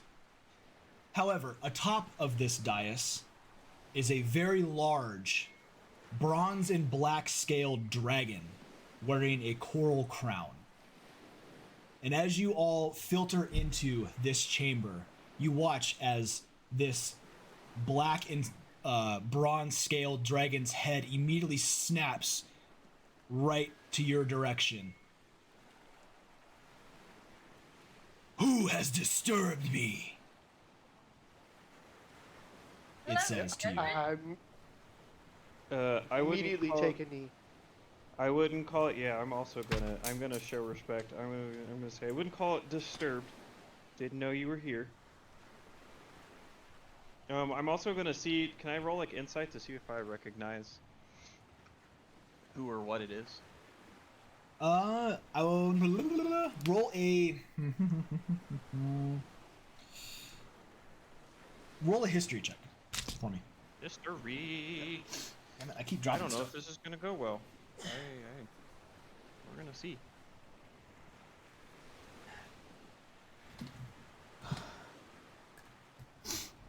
Maze, if you want to roll a history also, because you two are actually dragonborn, I was going to ask I'll too. allow it. Yeah, I'll go for it. Okay, cool. Alrighty, I rolled a 15. 15, okay.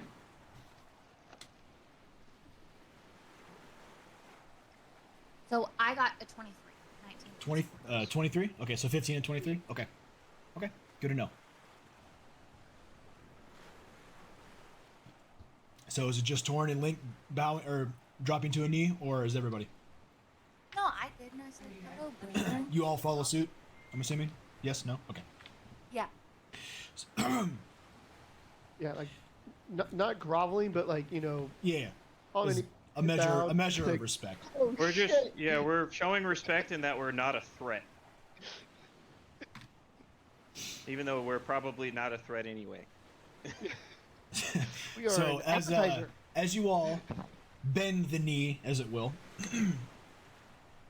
the dragon kind of shifts back on its haunches.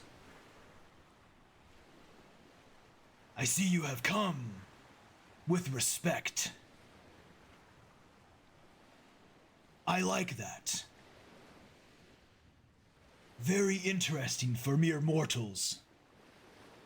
For you, Maze, and you, Torin, you recognize his body as a young bronze dragon. However, the black scales do kind of throw it off, but it is in fact a young bronze dragon.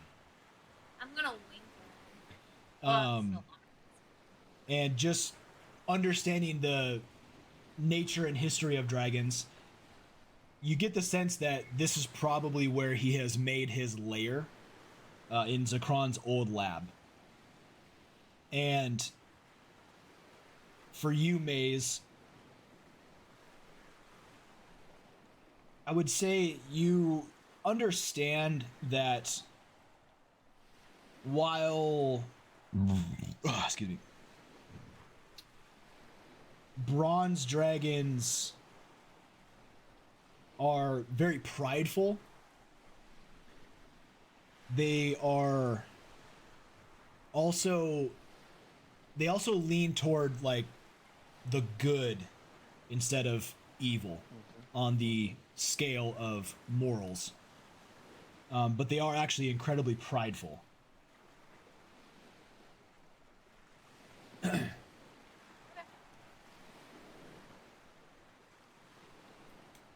So, it says again, mortals, arise! What brings you to my lair? I'm gonna stand up and say that we are looking to help a friend, possibly a friend. A friend, you say? Yes. Actually, maybe, possibly you could help us. Do you know what this is? I know this is your lair, correct? This is your home. Yes, this is my lair. Quite impressive, if you must know. Yes, incredibly. I'm very, very happy with what I have found here. You see these various sculptures and these books and scrolls. See, this is my hoard, and I'm very proud of what I have accomplished. Yes. Question, how long have you been here for? You said you found this? I have. I did, in fact, find this. I was looking for a new lair. And Actually, I came it's here, enough. and there was nothing here but books and scrolls and sculptures, and the shipwrecks out in the coral reef provided me with the opportunity to find new and exciting things. Oh, well, we have a knack for finding new and exciting things as well. So maybe we could it's a good word. Maybe not bond. Maybe we can Partner. coincide on that fact right there. So we have someone trapped inside a book, said to be trapped inside this book by the person who previously owned this lair. Have you happened to you seem to be a really smart guy, very intelligent. You happen to go through any of these scrolls or books or anything? Maybe you have some knowledge. You guys are pretty wise. You guys lived for a long time.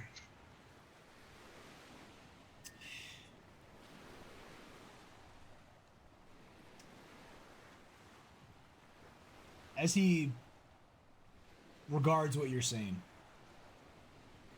he leans forward, and you can see he actually gets off the dais and gets very close and brings his very large head toward most of you. You speak kind words, Dragonborn. You say you have a friend trapped, a friend in need. Yes. Do Like, tell. pull the book out. Tell pull the me book out. more. I think have my I think our friend curiosity. could possibly tell you more than I could. Very well. Sorry, someone's at my door. Yeah.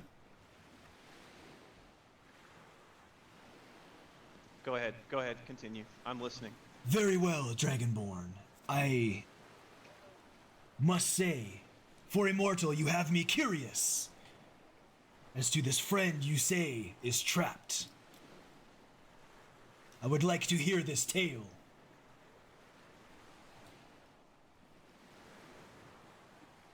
Do you want me to roleplay the whole thing, or basically just tell them what Gazri told us about? I will never say no to role-playing.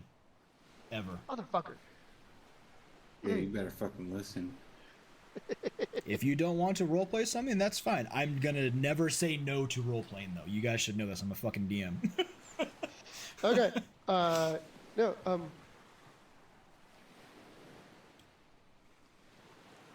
Well, we'll begin at the beginning. That was 2 years ago. We have found ourselves a bit of an adventuring party, and in our at times confusing travels, we've recently been commissioned to free someone who has been bound by a wizard's spell. And this wizard once made their home here, Zikran. At least this was the last known whereabouts from his prisoner, our contractor, patron, contractor, customer. And so we were coming here to investigate, to either ascertain any further whereabouts of this wayward wizard, or maybe even find a way to free our charge and release him from his bindings.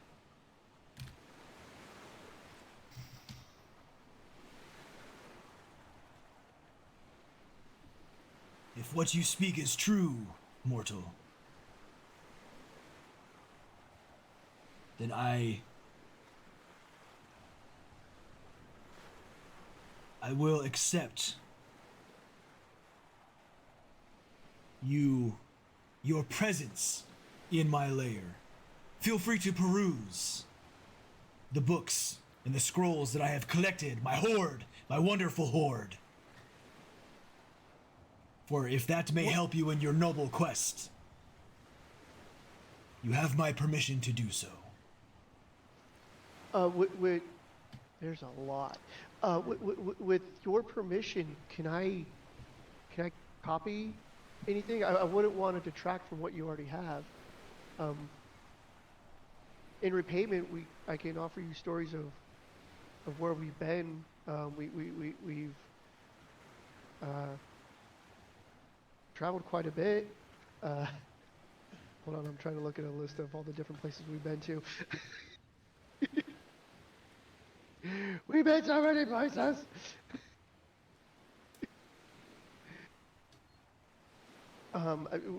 We've even been out to the Outlands and back and made it in one piece, which was absolutely insane. I don't know if you're familiar with the Spire, but we even made it to the base of that.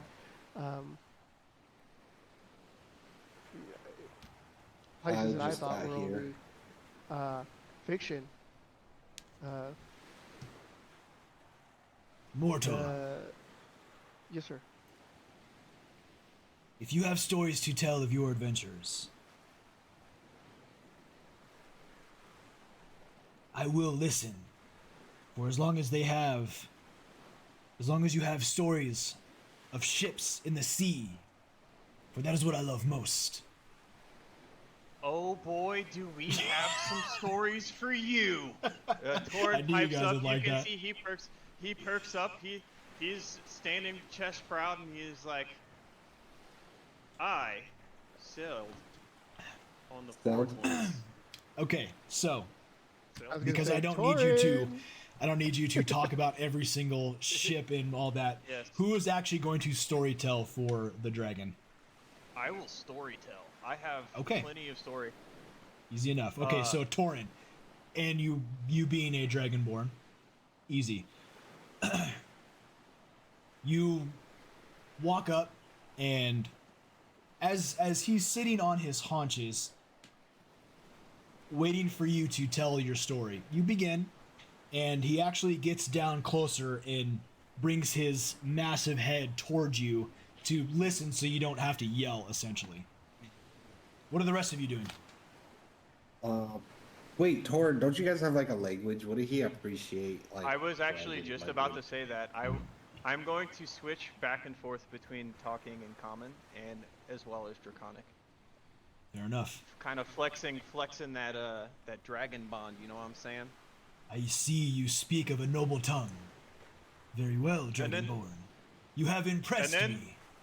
I'm gonna snap, and my Drake is going to appear, and then I'm gonna show him. He's gonna be like, I even have a friend, and he's no longer small enough to perch on my arm, so I just have him hanging out. He's next to me. I'm medium petting sized him now. on the head. Yeah. Cool. Okay. Well, you now have the dragon's full attention in your storytelling. I want to ask in Draconic if I can sit by the dragon and listen to the stories, because technically Maze hasn't been a part of those stories yet, so I want to listen. But of course, Dragonborn mortal. Come, let's... And he's waiting for you, Torin, to say your name. Torin. Let's this Dragonborn Torin revel us in his tale of ship and sea. I don't know if this is gonna go well or not, but I'm gonna tell him about how I lost my memories, and I'm going to tell him about my crusade against. You're giving him everything. All of it. Yeah, I'm gonna Okay, give him. cool. I'm gonna give him my crusade against Baphomet. Okay. I'm gonna also tell him that I met Kronos. Ooh. Okay. That we met. Well, Oh my gosh. What's up? you good? Yeah. Okay. Okay. Okay. So we'll get to the. You talk about Chronepsis. Yeah, Chronepsis. Sorry. Okay, we'll get to that. All right, so as you are relegating and bringing back all these stories of the last 2 years of our campaign, or year and a half or so, Maze, you're also very much enthralled, because this is the most detailed description of everything that this party has been through prior to you and Porkchop ever meeting them in Saltmarsh. So while that is happening, in the dragon and dragonkin alike are storytelling within Zikran's seaside laboratory, the rest of you What are you doing? Picking mushrooms for Squeege and I later. Sorry, Porkchop, what are you doing? Squeege would have liked this dark, damp place, and I start looking around for like mushrooms or fungi. Okay, go ahead and roll an investigation check. Link, I know you're up to something. You always are. What do you wish to do? Because this is a laboratory. It's a laboratory.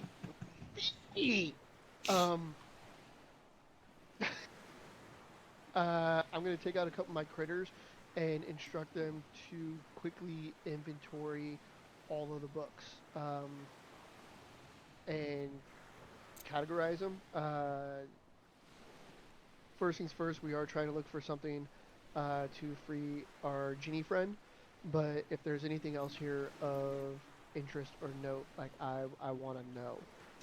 Okay. Did we show him? Did we show him our genie friend? I'm sorry, I missed that part. I did not. I was vague. I basically told him that we were contracted to free someone who's imprisoned by this wizard. Okay. So I made sure not to lie, but I was vague on the details. He did say that he. Did we say the wizard's name? You did. Yeah. Okay. Zikran. And he didn't know anything about him, or he. I did not didn't insight check to see if the name triggered anything, but we can always ask him. Okay. All right. So, Link. See, Hefe. I first want to get a quick inventory of kind of everything before I deep dive into anything. So from the stuff that Kithri grabbed, or the stuff that's in this room? Both if possible. Okay. This room particularly. Okay, so just so you are aware, so for the rest of you can listen in. This cave contains several tables covered with intricate machinery and crafting tools. It is a laboratory. You see bookshelves filled with books and dioramas. Freestanding chalkboards and wooden frames once displayed all kinds of arcane formulas, though only smudges and streaks chalk them. Just at first glance with the laboratory equipment, I'm going to say that for the rest of the time, laboratory. You see beakers, you see distilled, not quite a distillery, but you see alchemy, that's what I'm trying to think of. You see full up alchemy kits for making potions, you see crafting tools, you spot tinker's tools, carpenters, jewelers, pretty much any common tool is in this lab that you can easily spot. You do see small types of clockwork gear. You see what looks to be something very, very similar to the clockwork automatons that you currently use, Link. You see pieces of them kind of just scattered all over the place. Couple legs here, some gears there, the little lenses, couple claws here, a couple claws there. Like you can tell that this wizard definitely dabbled in arcane artificery, for lack of a better term. But as you go and look about, you do spot some different books and different dioramas. What do you wish to look at first, or are you planning on looking at things? Obviously. Is it possible for me to mend the smudge drawings on the chalkboard? Unfortunately, that is beyond that capability. Right.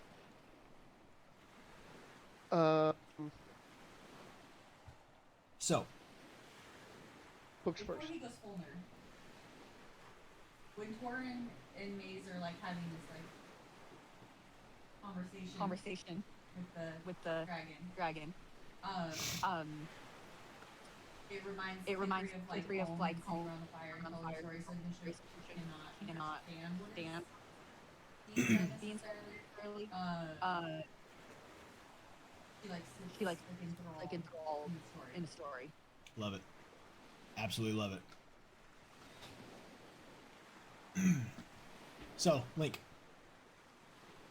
I would like you to roll an investigation for me, please. Okay.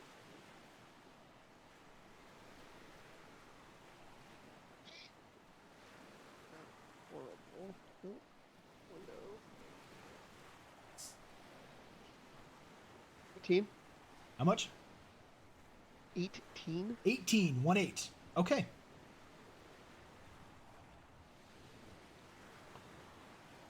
So as you look through the bookshelves of books and dioramas, you don't find too many things of note. Some of them are just basically deer diary, ship's logs. You do find a couple of maps. You find an old diary that tells the tale of a paranoid and lonely man. That is just at first little glance. You find a stray map that describes some type of route to a mountain range further south, labeled Cloud Peaks. And then you see diagrams showing the structure and inner workings of some type of magical cannon powered by elemental air.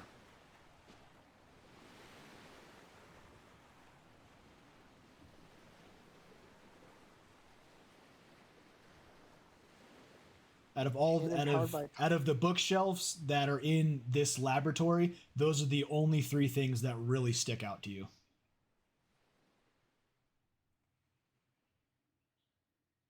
Magical cannon powered. I'm sorry, the magical cannon is powered by what? Elemental air. Elemental air.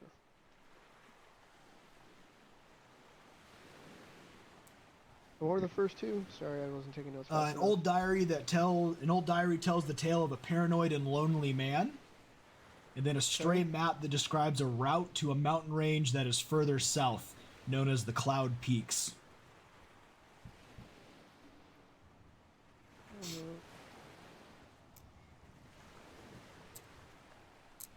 Does that map match any of the other maps that we have?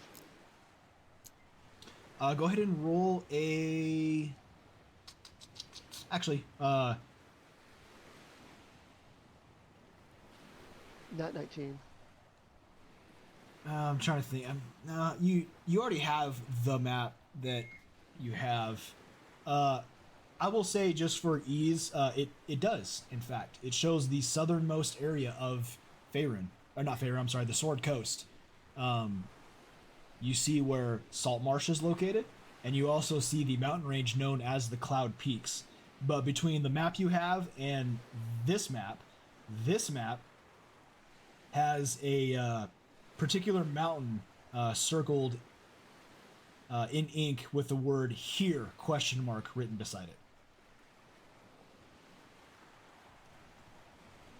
Okay.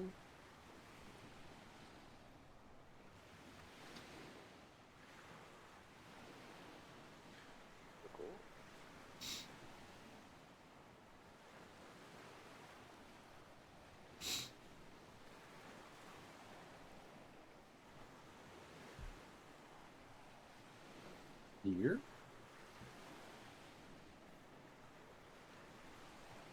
Other than that, I'm gonna go through any of the dioramas that are around, and any of the clockwork stuff that looks strangely unique. Okay, so between the books and dioramas, those three things that we talked about, that's all that really struck you. Okay, gotcha. As far as the clockwork mechanisms go, that is nothing that is out of the ordinary for you looking at it. It's just pieces of what looks to be clockwork automatons at some point that were either taken apart, broken, mangled, or experimented on, but nothing really screams like, hey, this is super interesting. It's just stuff you've seen before, allowing you to kind of gain the insight that, okay, this dude knows how to make clockwork stuff. Gotcha. Okay.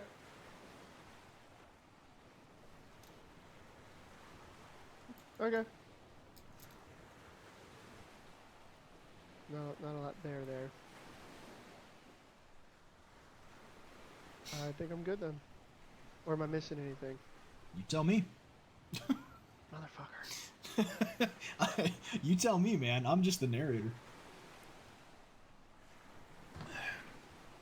Uh, what about the stuff that K3 grabbed? Okay. You want to look through that stuff? Yeah. All right.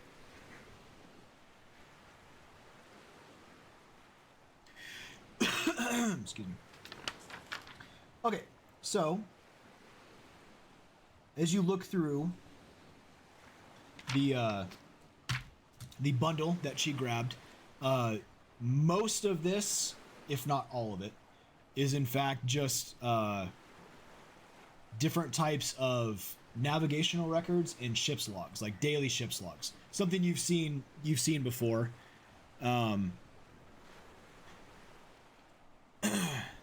At first glance, most of it is pretty mundane. There's a few that stick out. Let's see. One of which being a straightforward merchant vessel log detailing routine trade routes along the Sword Coast. In this season, most entries track cargo, weather, crew discipline issues. A couple notable entries that you see is departed salt marsh at first light, cargo 12 crates salted cod, 4 barrels lamp oil, crew already complaining. Another entry in that one says strong winds off the coast today, lost 1 crate to the sea, dockmaster will not be pleased. And then another one that sticks out just because of the name, dock near water deep, prices are higher than last season, captain says we hold inventory for return. Some other stuff that you kind of just look through. Any dates? Like, how old are these? They range. There's no real specific date. They range from years to months. As the dragon stated earlier, most of this you gather is from the wrecked ships at one point. Let's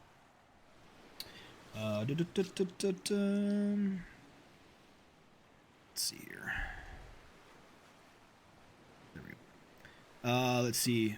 One thing that sticks out for you is a collection of navigational charts that map common shipping lanes, currents, and hazard zones. You see trade routes between Saltmarsh, Waterdeep, smaller coastal settlements, Neverwinter. Nothing to Candlekeep, curiously enough.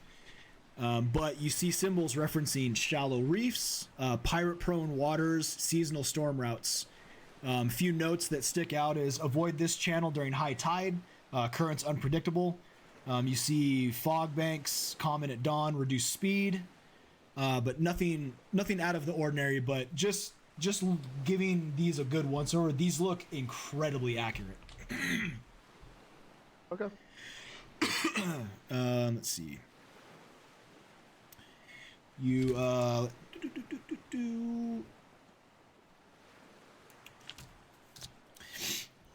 you find another one that is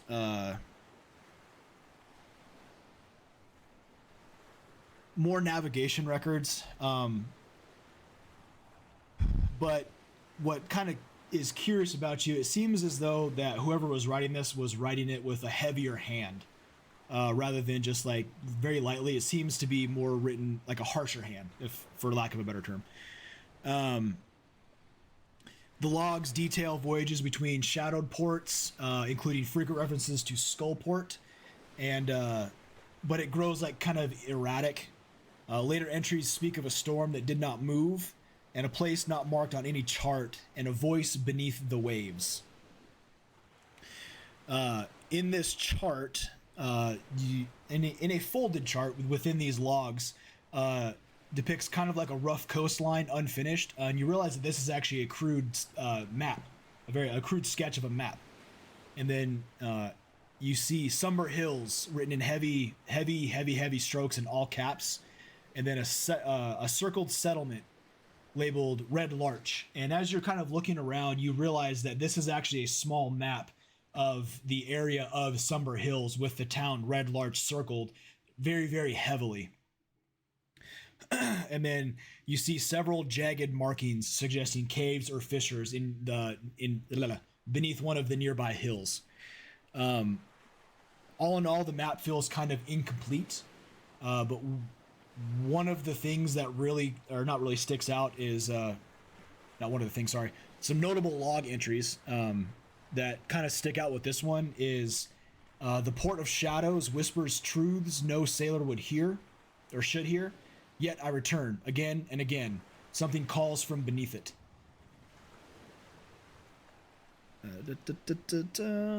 There is a place where the storm does not pass. The sea churns but does not travel. We dropped anchor and the water looked back. And then there's one that says, red larch, red larch, red larch. The land remembers what the sea was promised. And you get the sense that whoever was writing this seems like they were on the verge of insanity. Just the way it's erratic and just the way it's written is very erratic and kind of like all over the place. But you do get the sense that this was written by some type of pirate captain. And that's pretty much all you garner off that at first glance. Okay.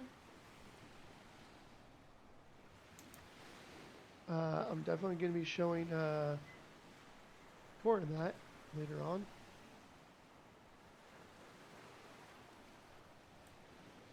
But for now, okay, not a whole lot to. Okay, yeah, I'm making note of it. Torn, did you catch all that? Torn is currently storytelling, so. Yeah. No, I know, but so I don't have to.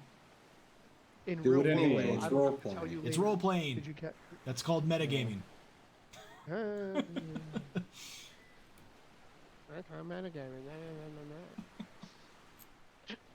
He's gonna kill you. He has the power. I'm aware. I know. I'm fucking with. You're God also right in now. the lair of a very large dragon, who at any point can get mad.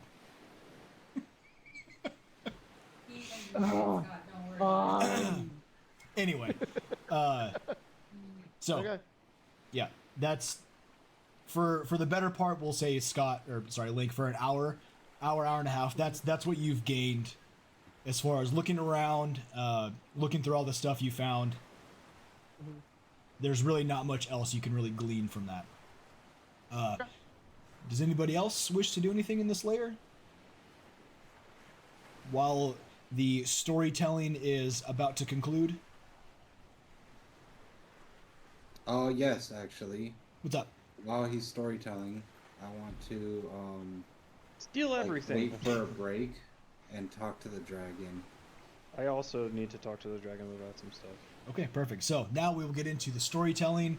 We'll say for the better part of the hour and a half, Torin, you've relegated the young bronze/black scaled dragon with your tales of tribulation and triumph, giving him your past, your memories that you've recovered, along with all the other random crazy shenanigans that have happened to the Mighty Misfires thus far. And you get the sense that he is very intrigued by your story. Beautiful. That's exactly what I wanted. So, after concluding my tales and whatnot, it seems that you, yourself, as someone so powerful and intelligent and wise, loves a great story. How'd you like to be a part of a story? An integral part of a story?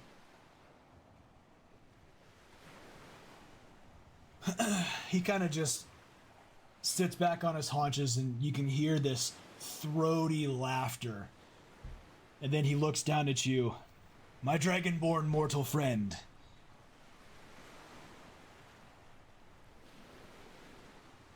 I will say you have my curiosity after what you've told me thus far. Do tell, how may I be in said story, if you will? You know of my crusade against my several enemies, very, very powerful enemies. But for someone like you, they just might be a match, if maybe even if just a twig in the road. I look to make an army, and of course I would not be in command of you, but maybe I could call upon you at some point and use your great power in my crusade. Only if you would like to. You don't have to, of course. That is most More- intriguing, mortal. But alas, I do not dally in the squabbles of myrrh and men. I do not wish to deprive you of the Battle of Head, but I wish you, of course, the best of luck. Fair enough. It's always it doesn't hurt to ask. Mr. Dragon, Yes, portly one. how would you like to assist in our adventures in creating more stories? You're just gonna ask him the same thing I asked him? Nope, different. It's not anything you have to do. All I know is like reptiles, sometimes they shed teeth. And yours just happen to be very, very sharp. And we have a very handy gnome that likes to make things. And I happen to like very sharp blades. Do you happen to have like a little stash anywhere of your, teeth that I could like have? What's an interesting question? No. No. No. I'm just gonna look at him and be like, I could have told you that. Well, what does he do with his teeth? Eat them? Well, it's not that he maybe doesn't have them. It's more so that he's not willing to part with them. Why? They are his. The things here are his. Making sure to emphasize that everything in here is his. So. I kind of like. We don't want to Okay. take those things from him. What about like the natural grown stuff? I'm sure he wouldn't mind you taking a couple of mushrooms and stuff like that. Okay, cool. But ask. Definitely ask. Definitely Mr. make sure it's Dragon, cool. can I keep these mushrooms? And I open up my pocket. At what point did you get mushrooms? I said earlier. I was That's what he's been doing this looking- whole time. He's been collecting Okay. just random fungi. That's what he's been doing this whole time. Okay. So for that, first roll an investigation check.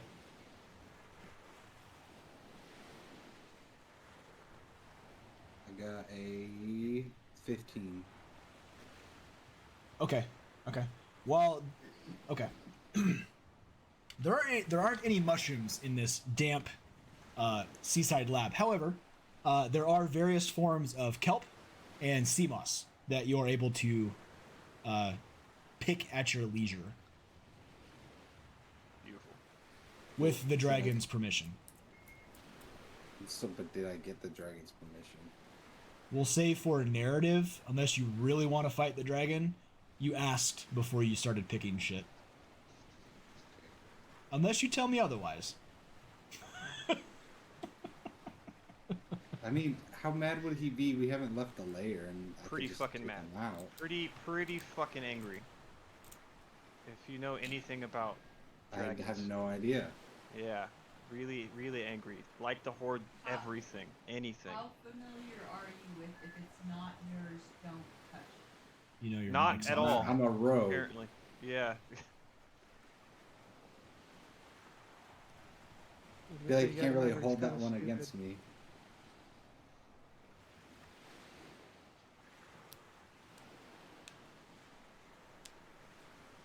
So yeah, I guess I waited, but Squeeds would have liked it.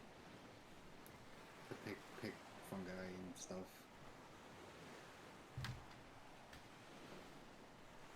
This dragon's just a fun guy. Ah, Very well, mortals. As I stated, you're free to peruse my impressive hoard of things. However, you do not have my permission to take my stuff. But you are allowed, I will allow you to at least look at the things. Gaze upon my hoard. Look at everything that you need to look at to help your friend. But, alas, as I'm sure you are aware, these are mine, and it must remain in my lair. I turn to Link and I say, this guy's like a bureaucrat or something. I don't think you're using that word correctly, but yeah. Nope. Quote one of my favorite retelling of a Norse mythology. Behold, my stuff. This is his stuff. And he big. Very I love big. it. And you were crunchy and paired well with ketchup. Yeah. So, Mighty Misfires. What do you want to do?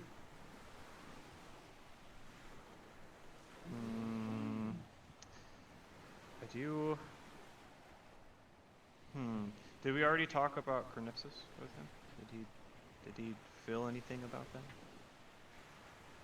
You get the sense that this dragon hasn't traveled throughout the multiverse.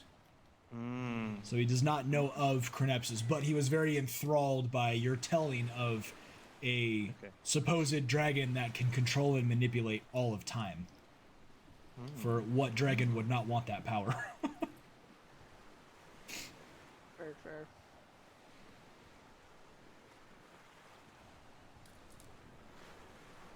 Interesting. Not all dragons travel the multiverse. Also true. Can I ask him, does he ever leave the lair? Or does he just hang out here? He Is does. this his spot? He leaves. That's how he gathers his hoard. Oh, okay. All right. Gotta leave the lair to get the hoard. Tell him about. I want to tell him about our crazy sky ship that we're trying to basically build and be like, yo, if you ever want to come check this thing out, dude. Perhaps. Well, Perhaps.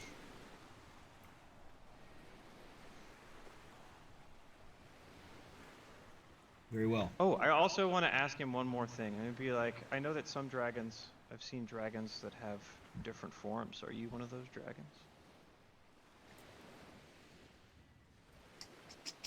All of a sudden he becomes a valley. Yeah, that's what. I believe. I believe only ancient dragons possess that power. Okay. I would have to double check the lore on it, but I'm pretty sure it's only ancient dragons can polymorph like that. Okay. I could be wrong, but I'm pretty sure I think that is ones correct. can't. Young ones can't. Yeah, he's for the better fucking. He is considered a young bronze dragon. Yeah. He's only 500 years old, you know. Yeah. Child. Yeah, basically a child. Interesting. Okay. Well, I mean, I guess that's all we need. I guess we just let Link do his look around thing. Maybe I should talk to him about some stuff. Do you know what this is? I'm gonna pull out the brass fucking hex thing. Mount. Oh, the brass arcane hardware mount thing that you found? Yeah. Quite curious, mortal. We've actually found it on 2 shipwrecks in the last like week and a half. This is the second one we found. I ripped it out of the ship because I was like, oh, we keep seeing these. This might prove interesting. Yeah, no idea what it is, no idea what it does. And then I want, if Torn hasn't already, I'm gonna describe the ship and its uniqueness that it was found on. This intrigues me. I must set out soon and gaze upon it myself. Gaze upon This guy likes looking at things. Do you? I mean, you've been living here, I imagine, for a while. Do you know anything about the wizard that used to live here, the creator? I do not know the one who dug or created this place. I only found it empty when I arrived. Maybe we should show him the genie. Because even though he is young, dragons do be knowing stuff. They do be knowing stuff. Do you know anything about a djinn? Ghazri Azam? I do know of Jinn. But not this one in particular.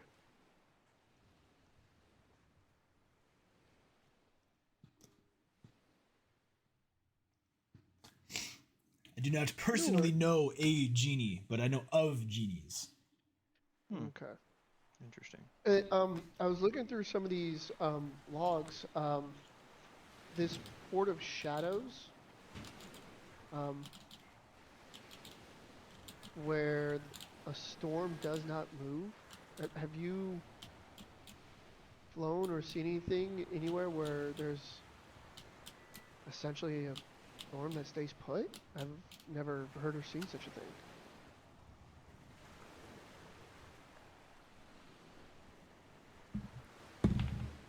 I mean, some of the writings in here, it almost looks like mad rambling. Part of me wonders if it's not an actual storm, but a metaphor. Perhaps, mortal. Sometimes there's more to things than one sees. Oh. Torn, you know anything about this? Out by the Somber Hills, Port of Shadows, they said that there is a voice that flows from under the waves. It seems to sound familiar, but off the top of my head, I don't have the complete lore on something like that. Okay. Based off of what you're telling me, these do sound like the ramblings of a pirate, but we do know of the pirate band, the famous pirate band, said to be unliving, and they come and they ransack stuff, and that's supposedly the band of pirates that sank my ship and basically set me on this course. But as far as a storm that doesn't move and whisperings of the waves, I've never, in my current knowledge, or my current memories rather, experienced any of those things. No worries. My lord, you're obviously grand in scale, and this place was built for more human-sized people. Are there rooms and chambers in here that you haven't been able to explore and access? I have found everything that I've needed to find here. Okay. DM, roughly what time of day is it? Do we know? Not off the top of your head, because you're inside a cave. Awesome. You have no idea. Well, when we had just woken up and we walked, I'd call it like about an hour, and then something about another hour, so I feel like it's around pre-noon. Think we could stay here the night? We have like 8 hours. Yeah, I know. Like. Yeah, but he wants to go through stuff and Yeah, I want to explore the area. Yeah. Why not? We're here. We have the time. Oh, I thought we were on a time limit to go do something. Not particularly. I mean, we are, but. I think this was that something, was it not? Kind of. We still need to head down to Salt Marsh. Or, forget, not Salt Marsh. Hold on, damn it. Too many names.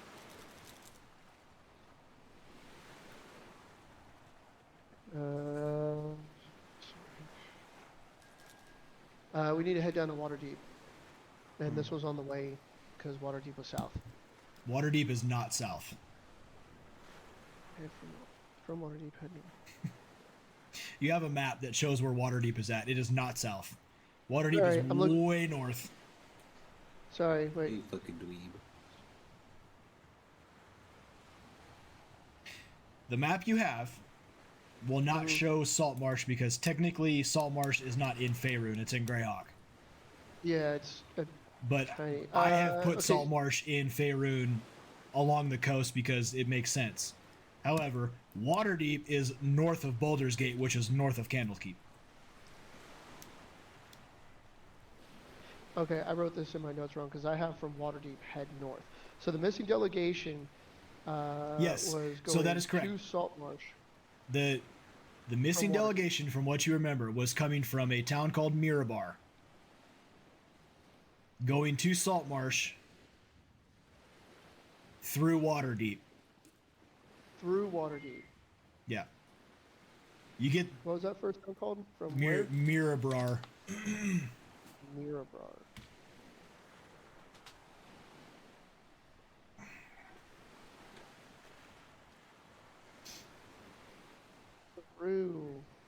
Through Saltmarsh. They were going to go through Saltmarsh, through Baldur's Gate, basically down the long way.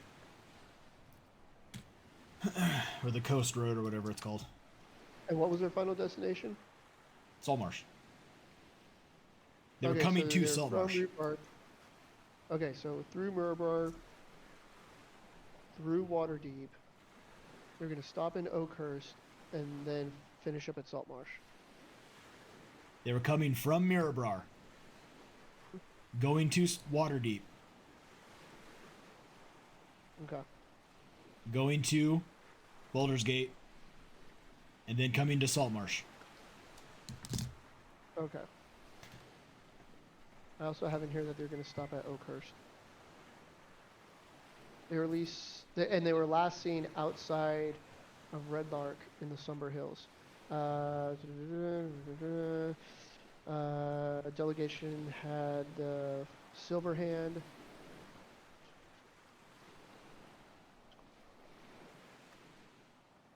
Okay.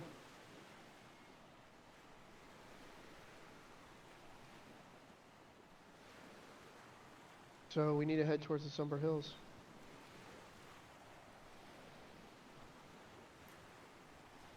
I would like to go to the Sober Hills because that's where Flute is from. Well, not only that, but I'm going to show them the map. Hashtag fan.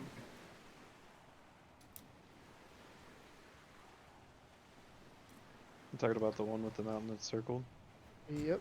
And then I'm going to show them the journal where it has Red Lark, Red Lark, Red Lark.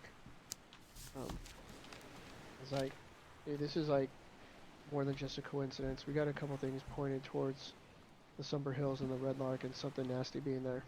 I do remember. I remember Cronefsa saying something about mountains or something. That might be where we should go. My lord, one last question before we leave. Have you flown over the Somber Hills? Are you familiar with that area?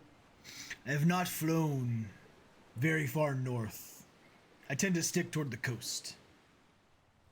Understood.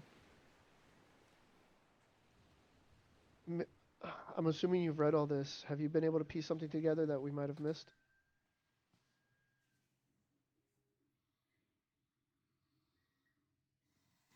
What are you exactly asking, my mortal friend? Do you have any idea what any of this means? Yeah, is it just mad ramblings, or is there some truth that you found to be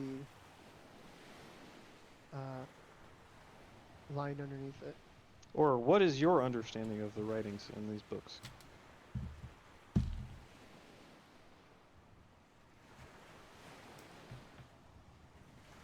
Alas, I cannot say. I am not sure of these ravings of a madman.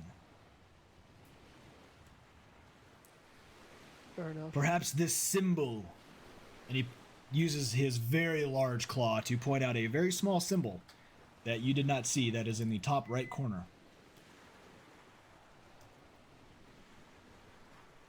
Of that little journal entry, or sorry, ship log.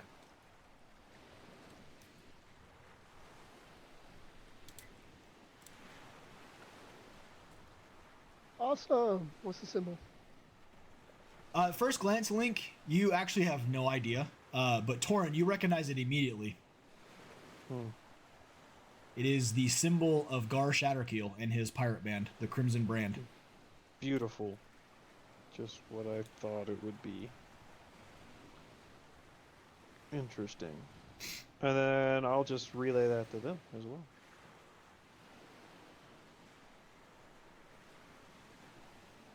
Who are those guys? Those are the band of pirates that killed me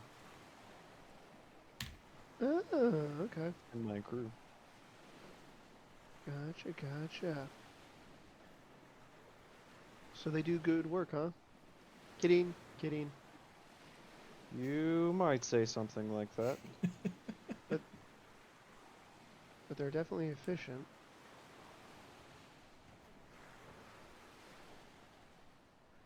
I don't know Okay. that they still exist. Maybe not. I've heard rumblings.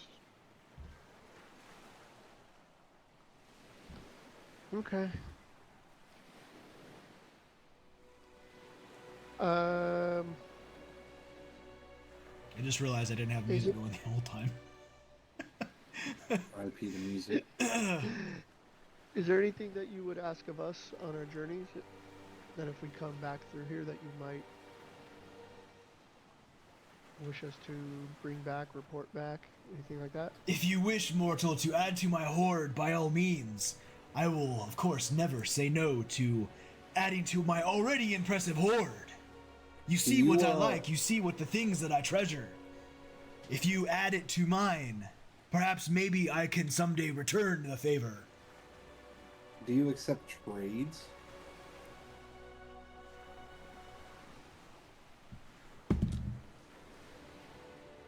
Perhaps. Hey Lee, did he have any stuff in there about like alchemy or all that like, trading stuff?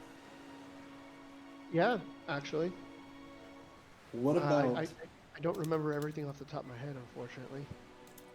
what about a vial of glint for a dragon's tooth?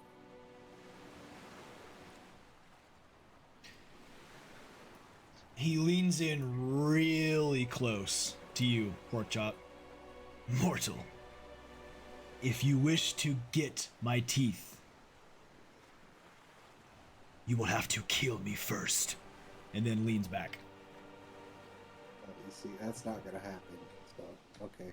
Well, I'm gonna keep this glint, and you can't have it. He just chuckles.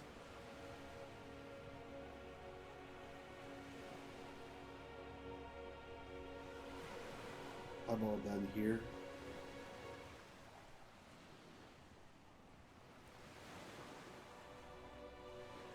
Okay. Real quick rundown again. I mean, I know he has a bunch of navigational stuff, a bunch of different pool sets. Has he got weapons and shit? Is there anything specific you're looking for? Well, just something that like we have in our inventory that we can part with. Oh, to trade? For what? No, just to give. Oh, well, I mean, you have the party inventory. I do not. Okay. I'm gonna kind of pat in one of the larger pockets. I'm gonna pop open and like Mary Poppins out a silver sword. Like That's a good description. for your collection, and in gratitude for letting us look over your store of knowledge. Most gracious of you, mortal. Kink, and just very large claw just gingerly grabs it. Oh, and is there a spare piece of parchment laying around by chance? Sure. Well, Awesome. Sure. I'm gonna take out a couple of my little automatons to like help me out, and I'm gonna do a quick sketch of the ruined ship that we found.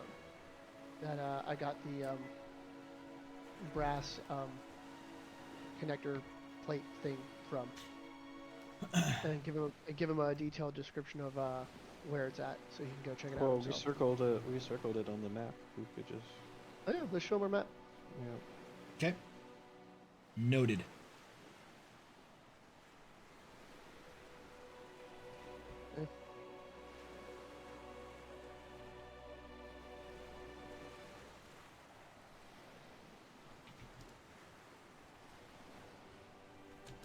And I guess if no one else wants to stick around, we can take off. let's take off. Very well. So, you guys head out back down the path that you had chosen, back out through the sleeping quarters, through the tidal chamber, and back out into the now high tide of Oh yay! the coast. So, just for funsies, I would like everybody to roll an athletics check real fast. God damn it! Including me, or You can do it at an advantage. Ooh. 16 plus 0. oh yeah, I'm good. Yeah, 17. Hey, babe, you give can me you one can second. unmute your mic as long as you just don't yell at Mishi. That way they can hear you too. Who got below a 15? May's got a 15. Meets it, beats it. I got a 22. Okay. So, as you struggle through this current, almost getting pulled out by a riptide, you manage to get to a more shallow area off the kind of off the beaten path, and you are now standing on the higher end of the beach. The brine vents 30 some odd feet behind you, and it is about midday. We'll say for story-wise, that took the better part of the morning and slightly into the afternoon. So, as you gather around, Mighty Misfires, back on the beach from whence you had come, looking at this very large, tall, green and purple coral obelisk. The day is still yours. What do you wish to do? Are we gonna break for lunch? Yum. Because if nothing else, I need to talk to the gin and let him know that we were here and didn't find anything. Okay. Very well. So as you all gather around, you can consider this a short rest, for all intents and purposes. But it is yours to do with what you wish, Mighty Misfires. I sense roleplay happening. Yeah, I'm gonna talk to the gin. The gin? Yeah. Okay, so you pull out the tome, open it up, and within seconds, the air begins to swirl and coalesce around, and the form of Gazar Azam appears before you. Ha ha! Ah! It feels good, yes, to be semi-free from my prison. But alas, I'm still tied into this God's forsaken tome. But my friends, what can Gazar Azam do for you? Well, You have we news. found the we found the coral tower of the wizard who imprisoned you. Currently being occupied by a not very hungry dragon, thankfully. Ah, that benefits you, which benefits me. Yes. There is no anything left of the wizard there. The dragon never heard of him. He said the tower was long abandoned before he got there. I looked through some books that were there, and I didn't find anything of any reference to you or your imprisonment.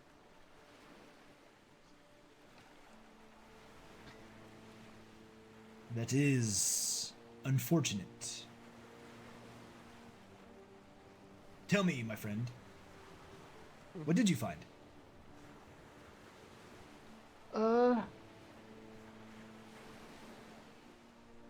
I mean, there were the Dragon's Hoard itself. A Oh lot fuck. What? Those ramblings. I'm sorry. I'm just now putting this together. Probably Gar Shatter kills. Okay. If he knows anything about him. I don't know if he does or not, but. Ask him. So we did find a bunch of ship logs and talk of what seemed to be like a pirate band, and then the dragon made us privy of a mark on there to be the mark of the pirate band. Gar Shatter kills pirate band. I can't remember what the name of it is right now. I'm sorry. The Crimson something or another. Crimson right? Brand. Yep, the Crimson Brand. And then it had something about Red Lark and a the mountains. It's a cloud. Sorry, I'm bad with names. I didn't write it down. Because that was when I was in the middle of the person at my door. Basically, a mountain range. It was circled. Then it said Red Lark. Do you know anything about that? Do you happen to know anything about that? Do you know anything about Gar Shatterkill, actually?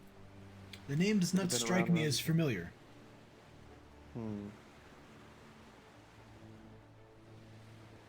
Also, you said that we might find something in his lab. Maybe we possibly missed something while we're still kind of close by. What will we maybe be looking for? That is for you to decide, my friend. Any clues on Zikran's whereabouts would be of the utmost importance. If you tell me what you found in the lab, then possibly I can give you at least the right that's the right about direction. it. Was the ship stuff. We didn't really find anything.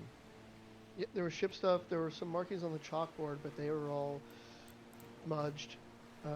Nothing there was discernible. There were a few diagrams or dioramas. Sorry, dioramas.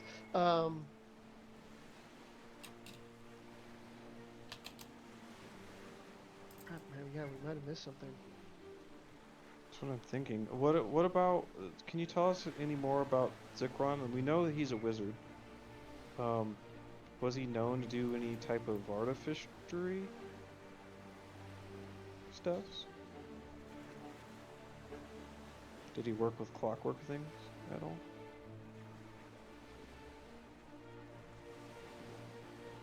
I would say that he dabbled in it more often than not. Okay. Because based off of what we found, we didn't really find any signs of him being there in a long time. And if he vacated that area, we didn't find any signs of where he might have gone either. So we're just trying to find something that could point us in that direction. We're in pretty good standing with that dragon in there. I'm sure he wouldn't mind if we said, oh, we think we might have missed something. But it doesn't seem like his lair is gonna give us much information. Question, when he did seal you in the book, what can you remember prior to that? Like leading up to that?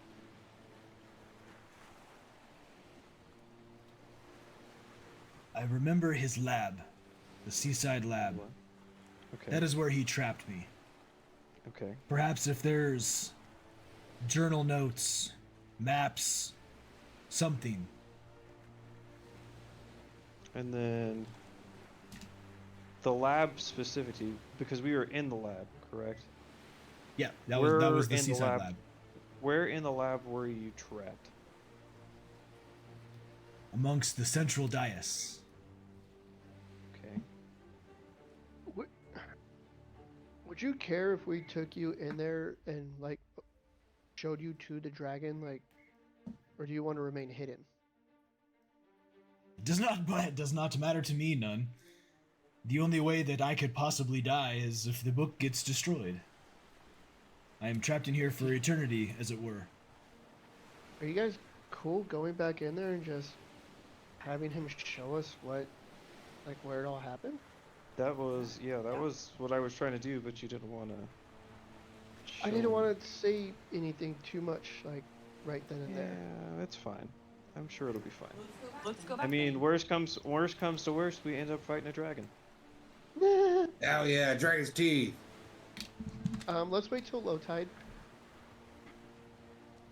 That would be probably the next morning. Not necessarily. Cause yeah, I guess. It was high tide when we left. Give it like 4 to 6 hours. Depending. So, we'll say for narrative, while you all wait for low tide, we'll take a break.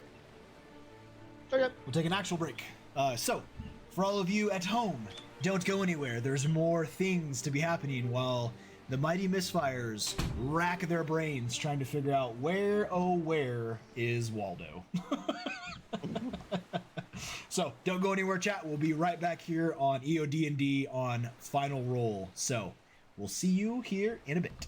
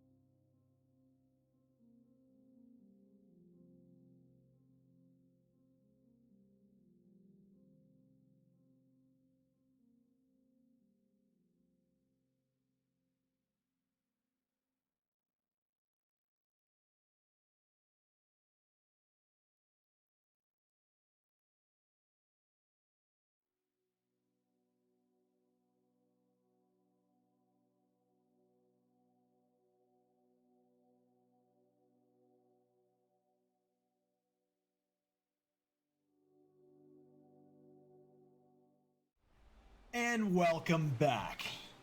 So, we left off.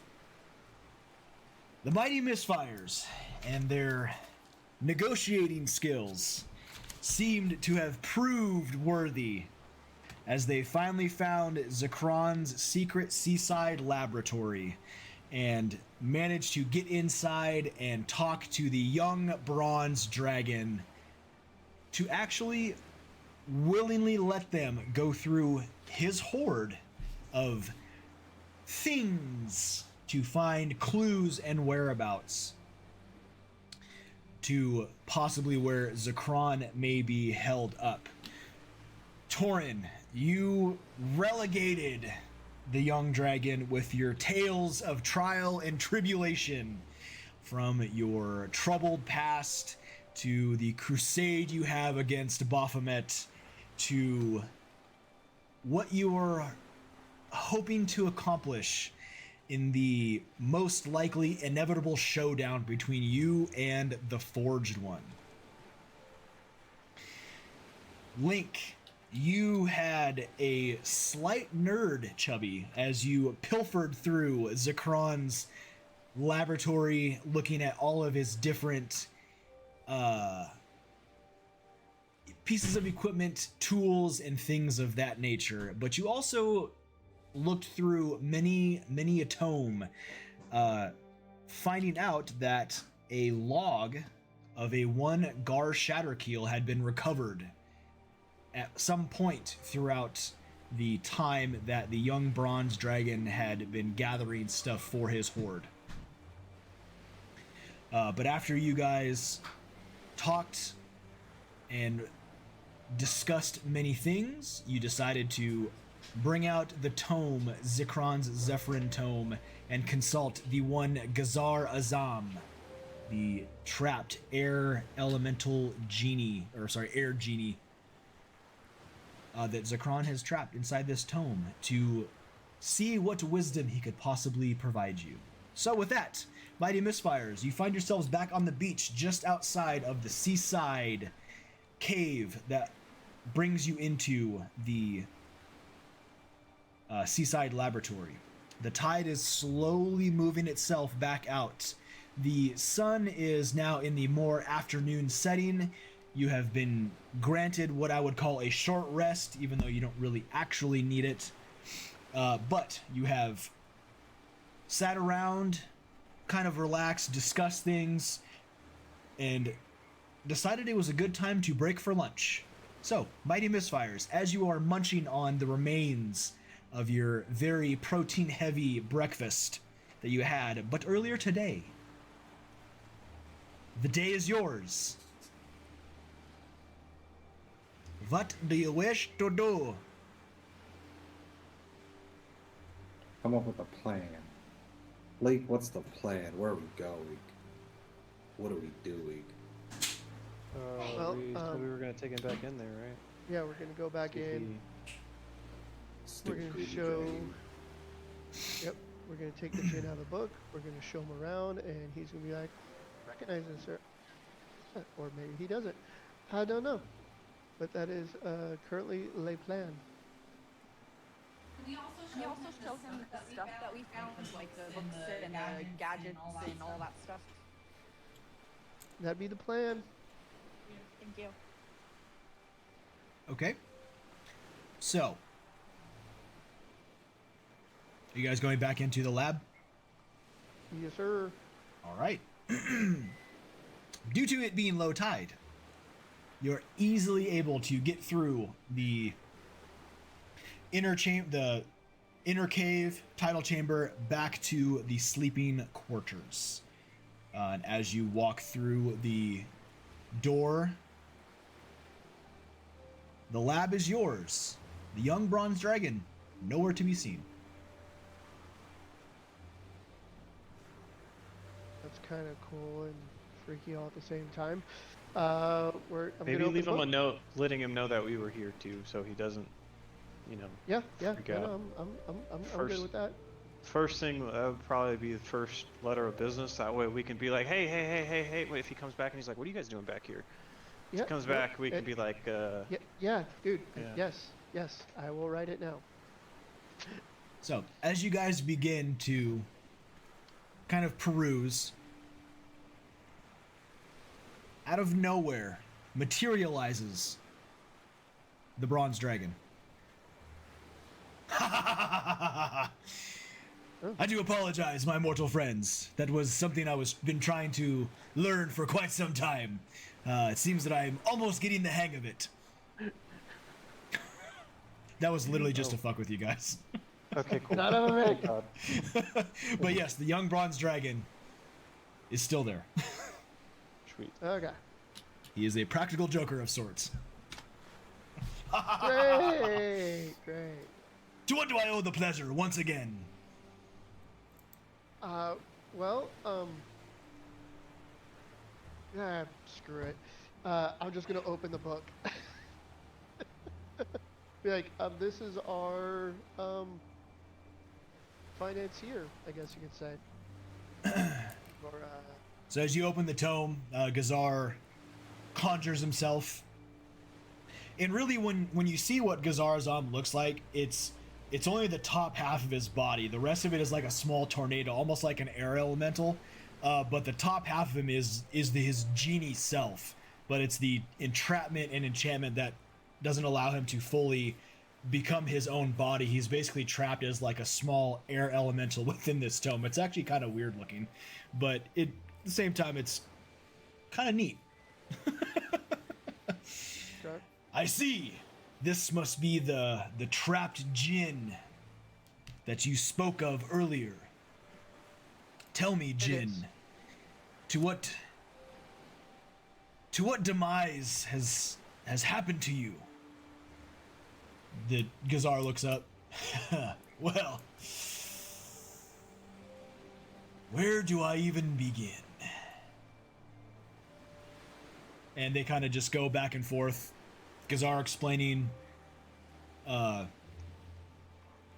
he was led into Zikran's lab, and Zikran somehow did some crazy enchantment and trapped him within this tome, and now Zikran is missing, but Gazar believes he is still alive because the enchantment is tied to him specifically, and he is still trapped in this tome. So that leads Gazar to believe that Zikran is still alive, and he has asked this kind party, the Mighty Misfires, to aid him in his quest to be freed from this tome, either getting or convincing Zikran to release him or to kill him outright.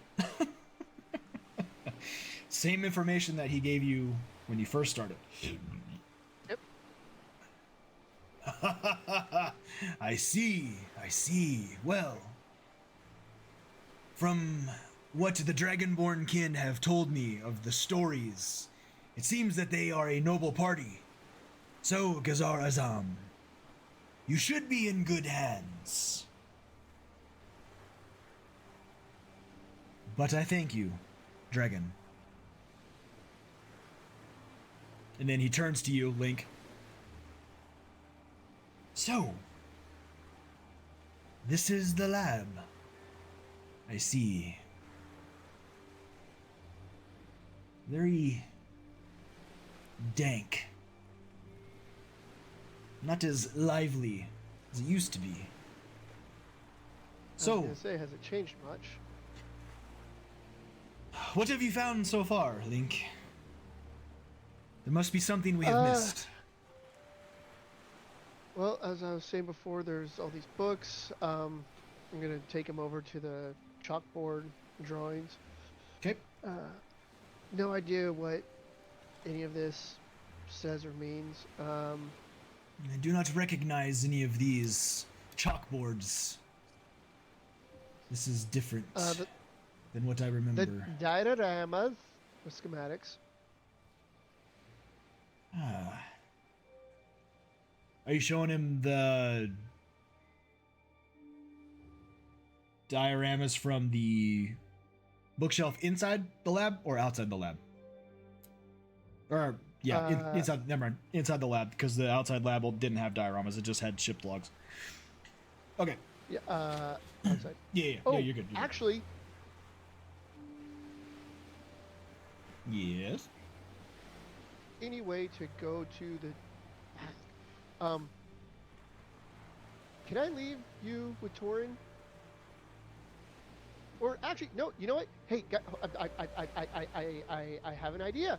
Holy shit! I've never got to use this. I don't know how long I've been holding on to this. The 2 corpses that are in the pathway in. Uh-huh.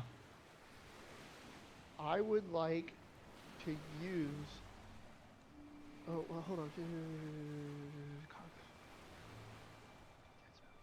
Oh, damn it. You know what? Never mind. Damn it. I wanted to resurrect him and ask him questions. When we came in the first time, the maps, the cloud maps and the other maps and stuff like that, did we pick all that up? No, we left it. He copied it though. Yeah, no, I We copied can't it. take, we can't take anything from here. Yeah, we're not taking although- anything from the yeah. dragon. Well, I didn't know if we actually like if you took drawings of it or so. Were they on a table? Were they in a bookshelf? I can't remember. They're in a bookshelf. The one that I grabbed, all the books that I grabbed. That was out. So all the books, That was on the all the books outside that you grabbed, that was outside of. the Horde area. So technically, everything is the Horde. So I was giving you guys the benefit of the doubt since you said you left everything that was including what you found in the bookshelf in the sleeping quarters. Mm-hmm. Golden, is it golden? Bronze dragon? You do know dragons have names too, right? Which I can't remember. you guys have never asked. Which it's always funny because every time I introduce an NPC to you guys, you never once ask their name unless I hint at it like 4 or 5 times. Well, I was gonna ask Sir Dragon. That works. Do you care if we show Air Genie? I can't Gazar. say his name. The maps and the books and the stuff that you collected in your beautiful Horde. By all means, healer.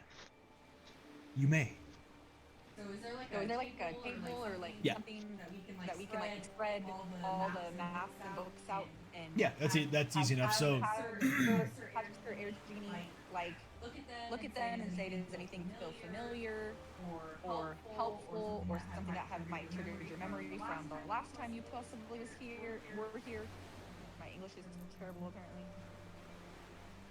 easy enough. So you move over to one of the bigger tables that has some of the laboratory equipment, and you, yes.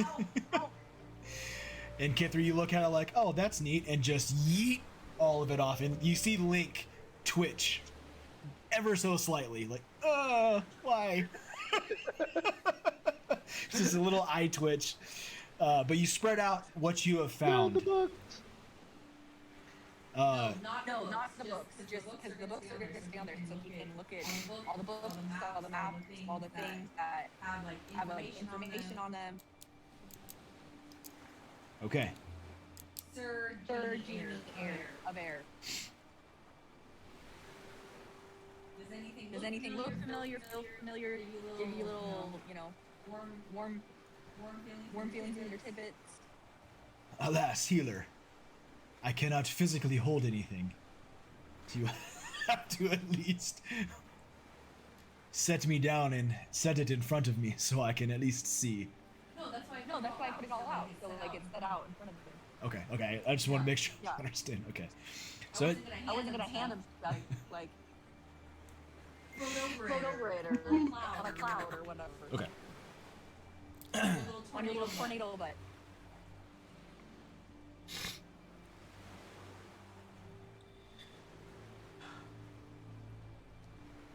So as Gazar looks around, he kind of, since he's tied to the tome, he can't go very far, but he can actually switch. He can switch between pages.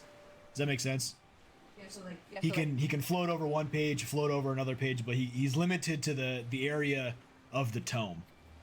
But as he moves around, he points to the diary. The tale of a paranoid and lonely man. This one. Okay, so I'm gonna go over there and open it for him. This is the story of Lafa. He was an adventuring wizard.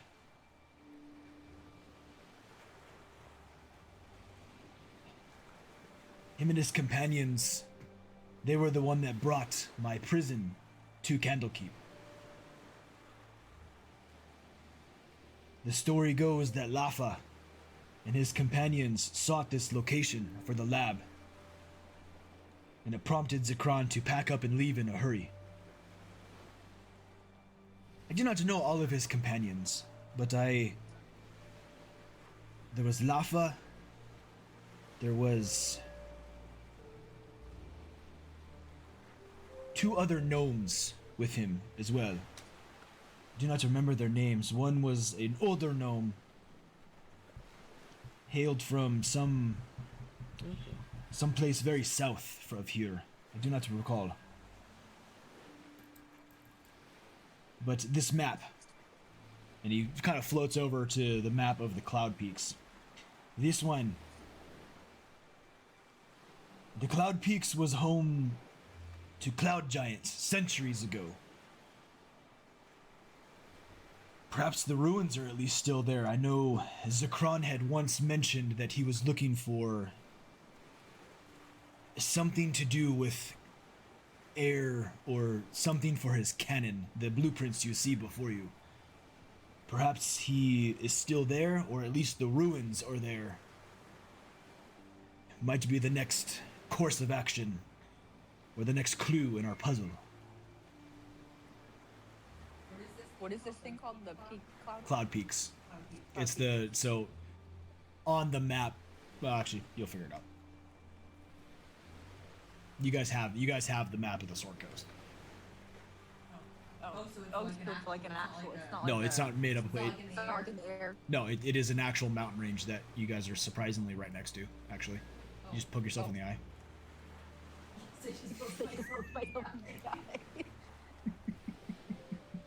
That's now on Twitch. I slipped.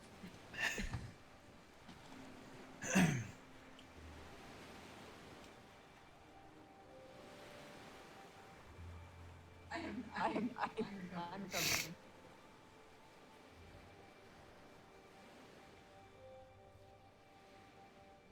Okay, so cloud peak ruins.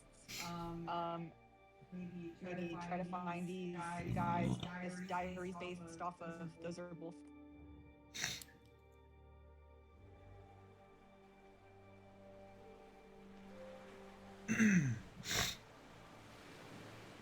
Link looks really concerned. No, not concerned. Just it seems like we're being pulled in 2 different directions, and we need to make a call. Like to the guys or to the cloud. But yeah, basically, are we gonna go towards the Summer Hills and try and see what we can regarding this missing delegation, or are we gonna go to Cloud Peaks? Hear me out.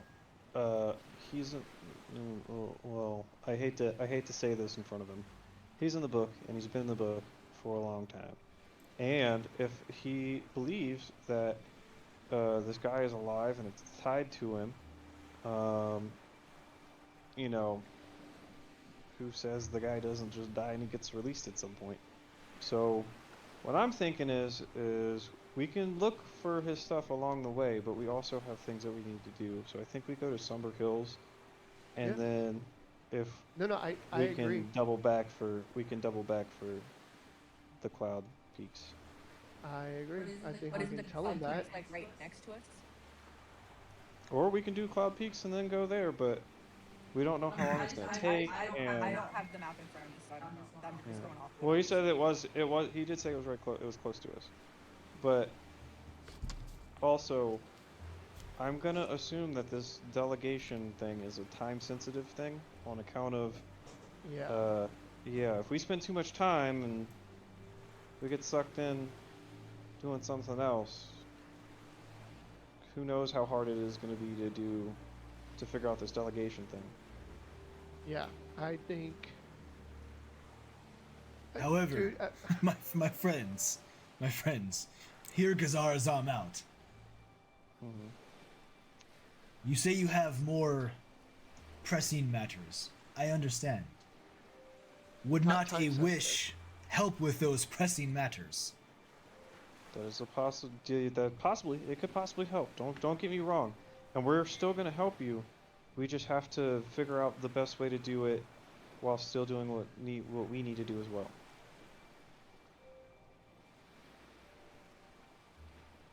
And you know what? Honestly, it kind of sounds like what we're doing might help you as well. Get to the point where we can help you. So, don't take it as we're going away from doing the thing to help you. We're just kind of trying to combine them at the same time. We're trying to kill two birds with one stone.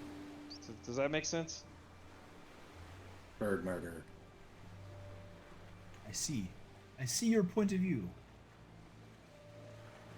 So We're still working on helping you. We're just also getting this other stuff done as well.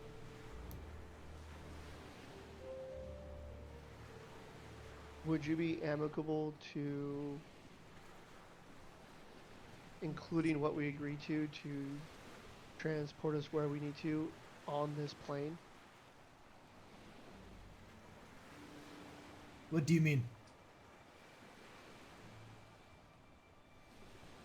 Well, once we're done, if we're successful and we get you out, which we're still absolutely committed to do, could you, on top of what we already agreed to, transport us to where our next task awaits us?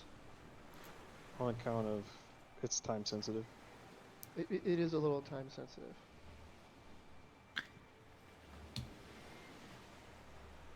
I'm not saying that your thing isn't time sensitive. Just we might have a little bit more We've only been time. in there a couple millennia. No big deal. Yeah, No we big might have a little more fucking deal. time with yours. What's a few millennia Not- more, dude? You're fine. Not that it's not a big deal, but you are basically immortal, and the tasks that we have are not. Mhm. And there's a chance that this guy dies while we're figuring it out, and you get released anyway.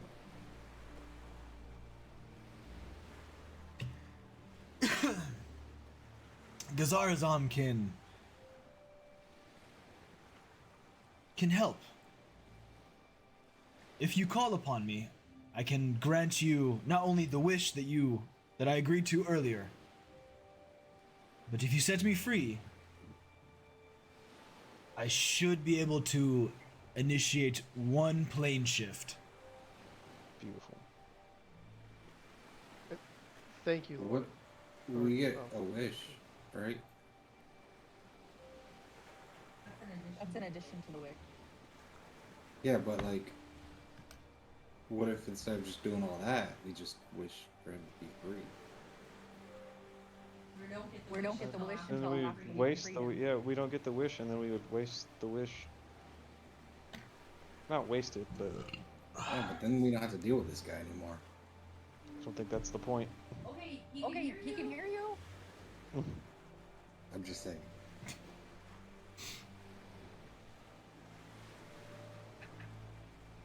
What if we convince him to give us 2 wishes and we use one of them for him?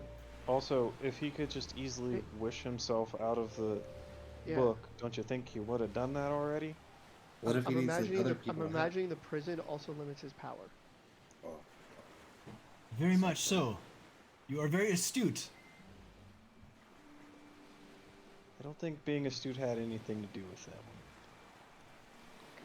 If I could wish myself out of here, believe me, my friend, I would have done so millennia ago. Something about this enchantment limits anything that I can do other than apparently conjure myself in the mini form that you see before you. And even the dragon chuckles at that. Oh, I do have a question for you. So,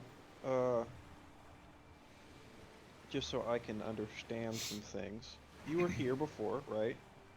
and he led you. He basically misled you, is what we'll call it, into coming here, and then trapped you in this book. You were in here. Do you remember anything, and I mean anything, about this area? I don't know, secret compartments, other rooms, anything at all. How much do you know about this area? When you say area, what do you mean? The laboratory. The lab? Spire. Yeah. I know what you know now. That he Okay. got me to this lab and somehow trapped me, which is, I must say, not an easy feat to trap a genie. Yeah, I would assume. And being that there's clockwork stuff here, did he use any devices? Did he use any... Were there any contraptions? Was there a physical trap that he used? There was. The central dais you see before you that the astute dragon is currently perched on. That held some type of device that amplified his enchantment to get me... how do you say... I don't quite know how to describe it. Stuck like a step. It's... Never mind. Anyway. It prevented me from teleporting away. From using any type of magic, which allowed him to weaken me enough to trap me in the tome. Well, it definitely isn't still here because we're currently using magic. So, I'm gonna turn to the dragon and just say, "Hey, you mind if I just do a little bit of inspecting on that little perch you got there?" He looks down, looks at you, and just gets off. Sure. Sweet. Link, you want to come and look around this? Maybe do some magic detection of some sort? I mean, I already did detect magic in this area, didn't I? You did. Not in the lab specifically. Well, let's get to it. Yeah. Okay. Torn, I would like you to roll an investigation check while Link prepares his ritual. Sweet.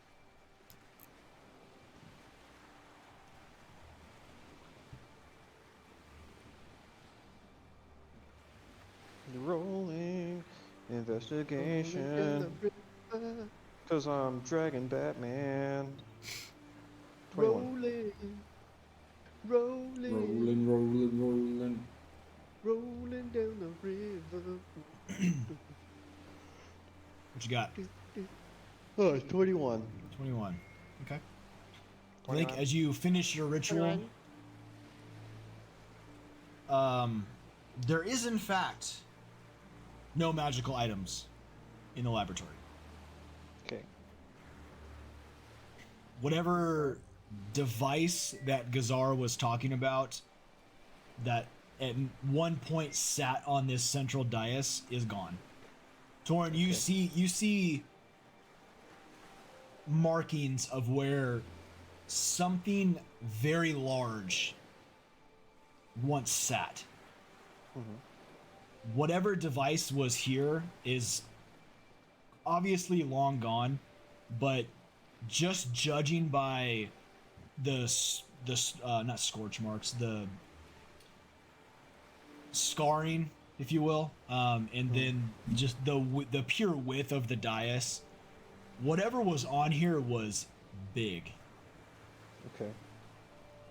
Interesting. Alright. Well, looks just as I suspected. It's gone. I can tell you is that it was massive. So for someone to move it, they'd have to be pretty big. I'm gonna look at the dragon and be like, hey, was something here before when you got here? Possibly, maybe? There was nothing on this dais when I claimed it for my own. Had there been something, I would have happily added it to my hoard. But alas, there was nothing. This place was empty when I got here, and I have made it as grand as I can. And you did a good job, dude. Good job. Great job. I put my Wonderful little job. hand up, try to like high five him. With his very large clawed finger. And then, okay. That tells me what I need to know. And then, Gazar, any other contraptions or physical things that were here that are not now that we might be on the lookout for in the future that might help us with getting you unstuck like a step sibling? Gizara remembers Zikran mentioning something, how you say, canon. Just the cannon. Okay. Okay, that's good. That's good information. We had some information in a book about, you know, some stuff like that. You say you have information. It had something to do with elementals and commanding elementals. I believe we talked about it before. Do you not? Do we not? It was when we were in Candlekeep.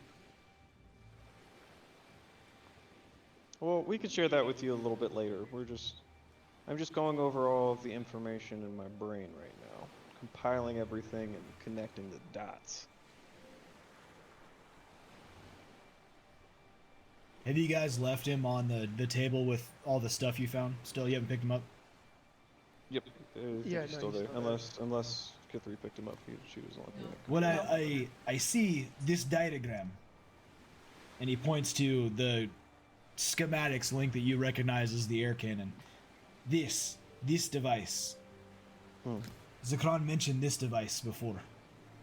This beyond Gazar Azam's intelligence. For as old as I am, this is more mechanical in nature than anything. Perhaps somebody else can decipher what is hidden in here. Is this what he was looking for in the Cloud Peak area? I know not, little healer. I do know that Zikran was interested in the cloud giants and the possibilities of air elementals as power mechanisms for certain devices. Perhaps why he could target Gazar Azam, because Gazar Azam is air genie. That book is starting to make more sense. Do you guys vaguely remember the book we had on elementals and Candlekeep? Okay. So that he's book is trying definitely to good. find the air elementals in the cloud, peak cloud.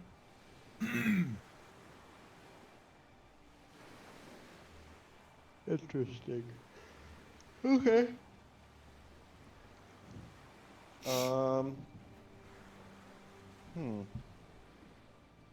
Now that we know that.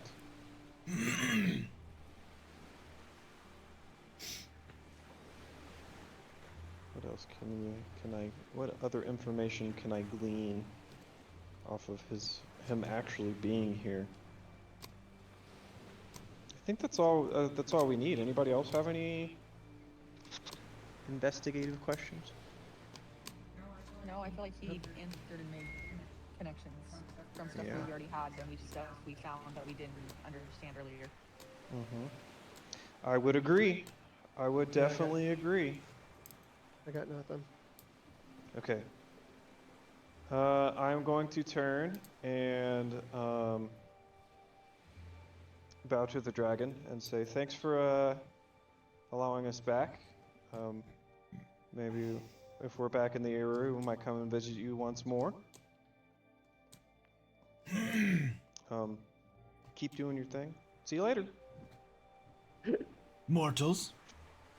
Big golden Hi, Sir homing board. Dragon.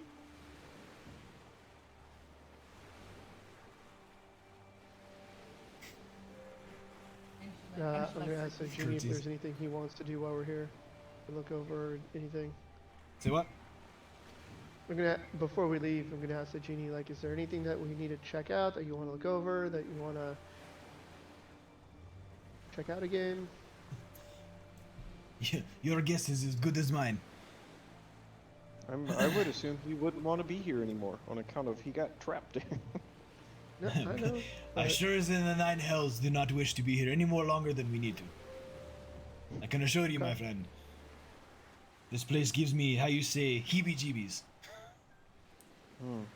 Yes. Yeah. Yeah. Familiar with the. Okay. Perhaps we go to Cloud Peaks. Check out the ruins there. We're pretty close by. Let's do it. Yeah. I mean, he agreed to also take us home, so yeah. Well, not home, to wherever we're trying to go. Well, yeah, you know. Yeah. Summer, Yeah. What is it called? Summer what? Somber Hills. Summer Hill. Yeah. I was close. Don't let me trust me with the names. Yeah, I'm really bad with names too. Norma. It's probably the Said Orma. Or the maps. I'm just kidding. I joke. I kid. Or navigation. I get distracted way too easily. Yeah, I think that I'm only operating off of pure instinct at this point because I'm pretty sure I'm still suffering from a concussion from that last fight we were in. On the ship. Took a pretty good beating. No worries.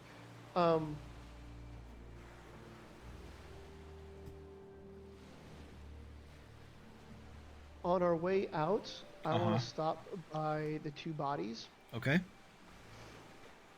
and I'm going to utilize the crystalline whistle Give that him a we little- got yeah. in Endless Citadel.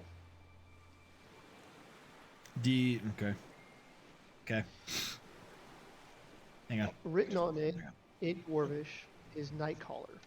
The description on this reads, if you blow the whistle in the darkness or under a night sky, it allows you to cast the Animate Dead spell.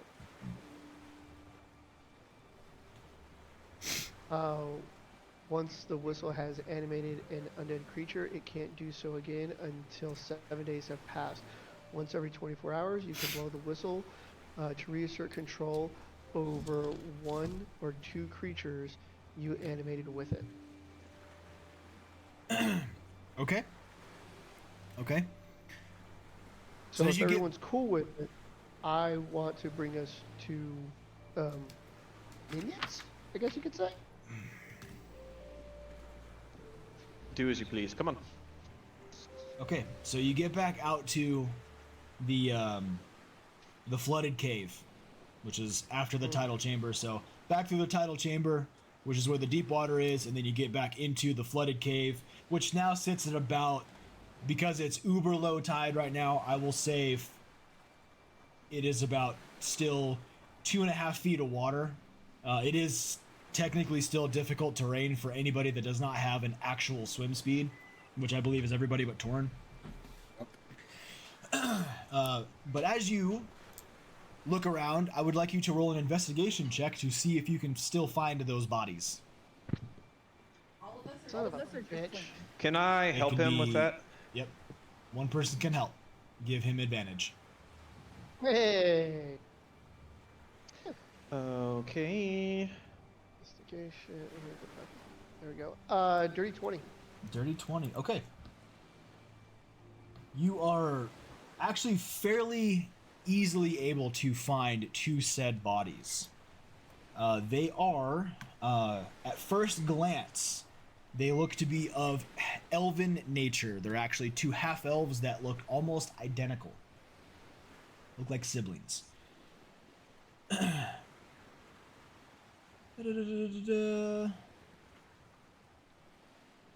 And yeah, that's actually about all you can glean from just that. Okay. They're identical. They look like they were at some point. I mean, they have like a warrior-esque ensemble. So leather armor, rusted to shit weapons now because they look like they've been here for a while. But yeah, they are basically two half-elves that look like siblings, and they were probably at some point when they were alive adventurers. There's no Okay, cool. skeleton with them, is there? There is no bear skeleton with them. Okay. I'll You do know he is immortal, right? Trinket? No, Vax. Oh. He is yeah. immortal. So, I don't know. That's what's on my mind. I'm gonna go with that's still a fair question. There is, in fact, not a bear skeleton with these two. I'll try right here on camera. Where is? I'm gonna Oh, say he's that on my- that'd be fucked up of you otherwise. Right. But on par. So, what do you wish to do? I'm gonna blow the whistle. Okay. So, as you blow the whistle, you give it a few seconds. Nothing seems to happen until suddenly one of the bodies twitches. Yeah. And then you see the second body twitch. What the fuck is going on? And then nothing quite seems to happen. Wakey, I'll have to wakey. stand up or something.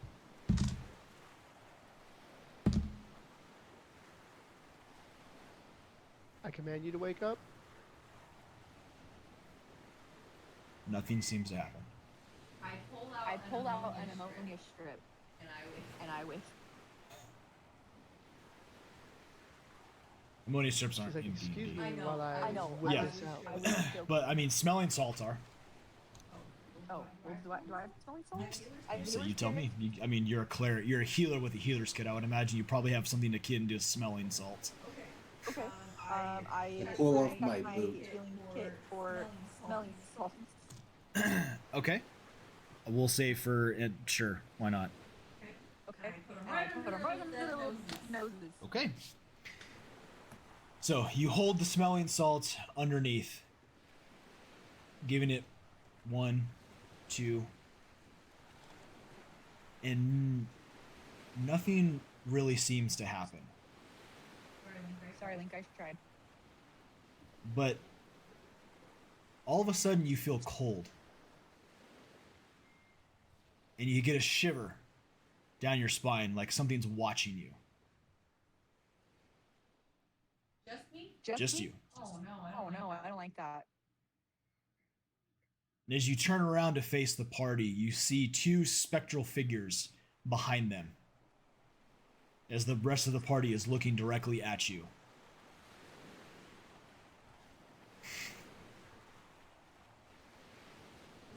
This is in a game, right? Not Henry the Ghost. What do you want to do? Hi guys. And I tap Link on his shoulder. Okay, and so I, you point. you point to them. Yes, As everybody turns around, you all see the same 2 spectral figures. And they're of half elven nature. No lower half of the body. They're basically floating. Just the top half of their body. And one of them is they're both of male lineage. But as you look at their faces, you see their eyes begin to sink in to their faces. Their faces themselves, the jaws, begin to elongate and unhinge like a snake as their hair begins to curl up and rise, I guess, for lack of a better term. And you hear the bone crunching snaps of spines and not spines, of just bones snapping into place. And you see this horrifying visage on both the faces of these 2 ghost-like spectral creatures. I need everybody to roll a wisdom saving throw, please. Is this against magic? It is. It is not technically against magic. Damn I it. got a 9. We've been playing for 2 years, and I've yet to be able to use my ability of saving throws against magic. Sorry, bro. Wisdom? Wisdom saving throw. Oh shit. Sorry, that was. I got a 16. 21. 15.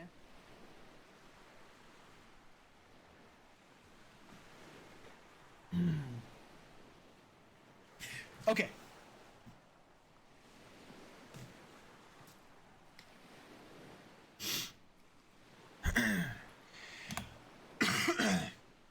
All right, so what everybody get? Sorry.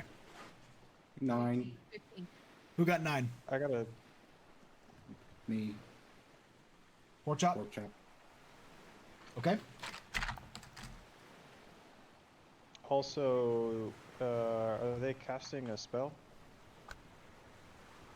They're not. or attack? Are they attacking, and me specifically? It is not technically an attack. Okay. But yeah, I got a 16. Okay.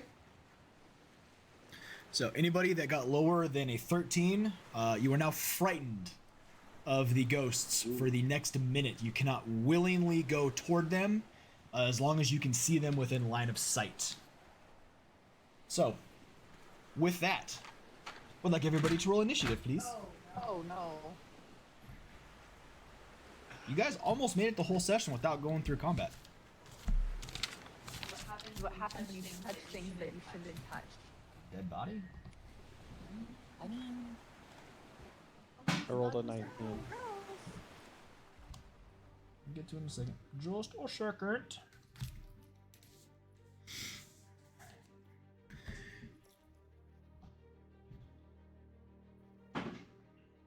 I got it. Me on initiative.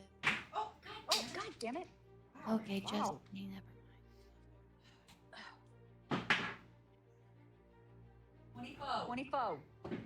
And since we're on camera now.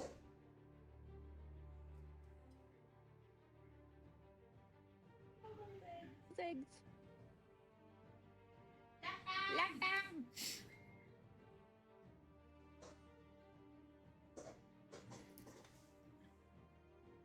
Okay, I know it looks like a gray mess, but I didn't have time to paint a lot of stuff. But you guys are all literally right here. Okay, 25 to 20. 24. 24. God, that probably means me. I got a 20. Okay, 20 to 15. I got 19.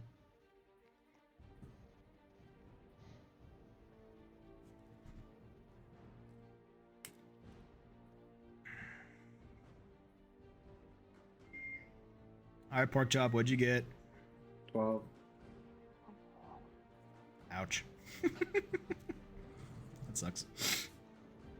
Alrighty, so as the two ghosts attempt their horrifying visage against you, only pork chop, you are now completely afraid of these two ghosts and you cannot willingly go toward them. You are the one right here that has the giant circle around it. Kithri, you are right here. Maze directly behind her. Torin, you're here. Link, you're here. Well, Squeege is not technically with us right now, which is fine. The two ghosts are right here. One is purple, one is not.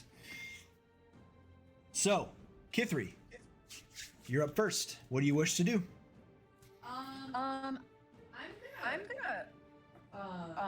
ready a spell. Because maybe these are friendly ghosts. They don't sound You didn't very ask, fun. but I'm a 7, by the way, on initiative. Oh, I'm sorry, Link. I completely forgot about you. Yeah, what'd you get? 7. 7, okay. That's because you got really low. I was like, I know I'm missing somebody. No, My bad, bro. that tracks for Link. My bad, bro. Okay. So, Kithri, what do I do? I'm gonna ready Guardian of Faith Okay. to be cast directly in front of the group Okay. if they attack. Okay. If they like move towards harm for any of us in a aggressive nature. So basically, you're waiting for them to attack. Yes. And then you're... Okay. Take the ready action. All right. Guardian of Faith, what level? 4th. Okay. All right, that brings us to Maze with Torn on deck. What do you want to do? I'm kind of gonna follow suit, so I'm gonna do the counter spell. So like, if they're in the process of casting a spell, I can. So counter spell is a reaction. Is it? It is. Counter spell is a reaction, not No. an action. Oh. Oh. And she cast it as if they do something, it's her reaction. That is how a reaction works for a counterspell. That's exact. That right there is exactly how a counterspell works. So if they, that's what I'm explaining. Like that's exactly how a counterspell works. So if they go to cast a spell, you can immediately use your reaction to counterspell it. Yeah. That's how counterspell works. You can't hold counterspell because you kind of technically already do. Oh, okay. So So if you, I yeah. just do Go ahead. nothing, basically. So what do you want to do? Well,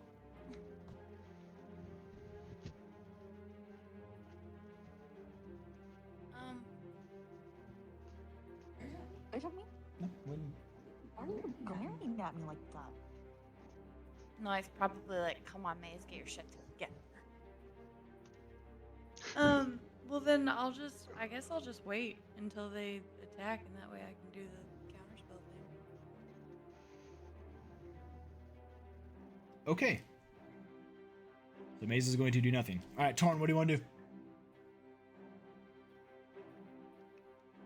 I'm gonna ready an Eldritch Blast.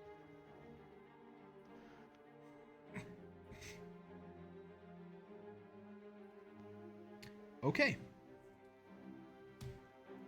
Well, that brings us to the ghosts. Okay, so ghost number 1 in the purple is going to immediately move over to Link.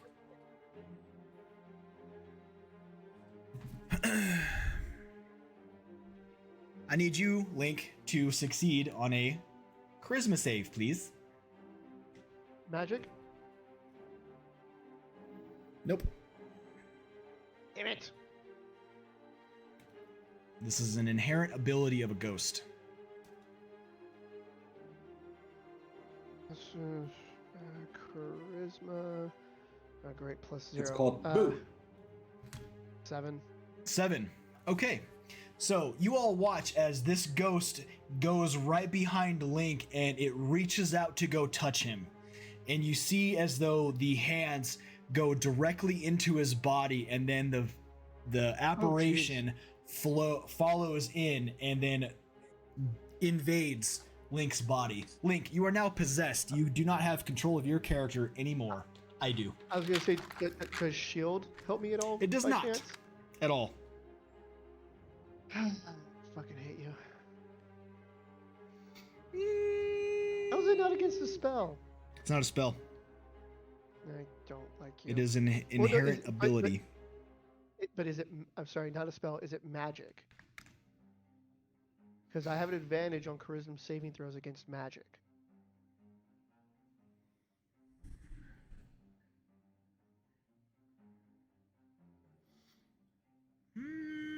It is technically not magic either. Okay. That's kind of like a gray area. Okay.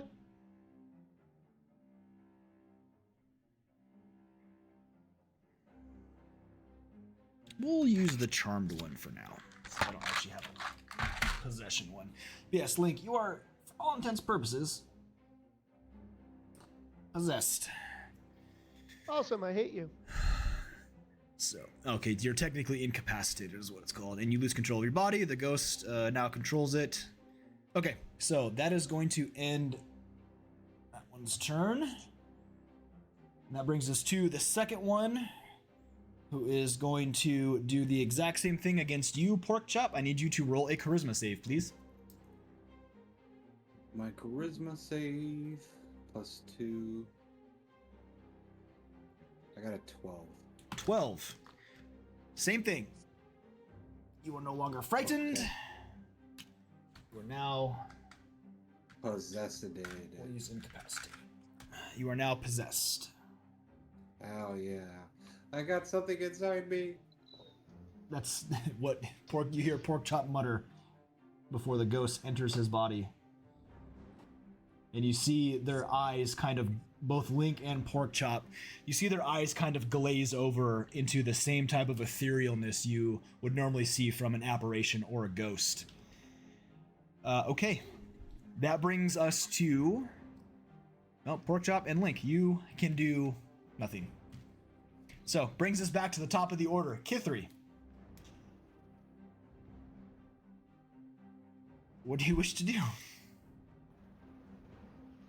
So now these ghosts are, for lack of a better word, inside of my friend. Yes. That I is exactly already it. have an idea. Full balls deep. in Full them. balls deep. Hello. What's up? Why are you home early? All balls, no dick.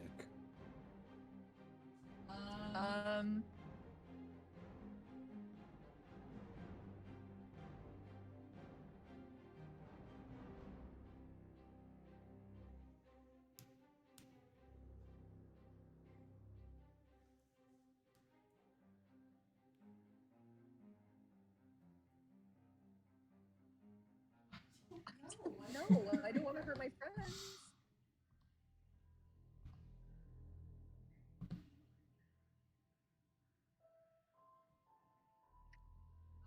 I don't know. Can I talk to my friends? Can I try to talk to them? You can certainly try. Think, buddy. You okay? Oh, okay. You're a ghost. The worst part is the targets that are possessed are fully aware of everything that goes on. Oh, so they know they have a ghost inside Yep. of them. They know that they're possessed, but they can't do anything about it. Okay, what if I try to talk to the ghost inside Link? You can certainly try, but you're killing time before your turn ends. So you got to pick something. Ghost of Link. You can either talk or you can try to do something. Are you gonna hurt my friends? I don't know.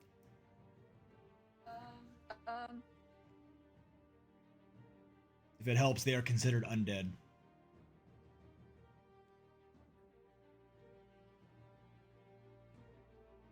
What you want to do? I don't know. I don't know what to do because if I do anything, I'm gonna hurt. If it makes you feel any better, I'm going to help this next turn. I guess I'm just gonna keep my spell ready if the ghost hurt them on the inside. Okay, so I will say for the purposes so you don't burn your spell slot so how readying spells works is if you don't use that spell by the time your turn comes to the next round, you automatically lose the spell slot. So I will say because you saw the first one possess Link, your guardian will now apparate. Okay. So just if that makes sense. Oh shit. Is this for your guardian? Hey, Dungeon Daddy. Yeah. While you were describing all that stuff, I don't know if you caught it, but I said cannon, as in I'm dropping it. That's I don't fine. know if you want to count that or not. But, No, that's fine. Yeah, and you're good.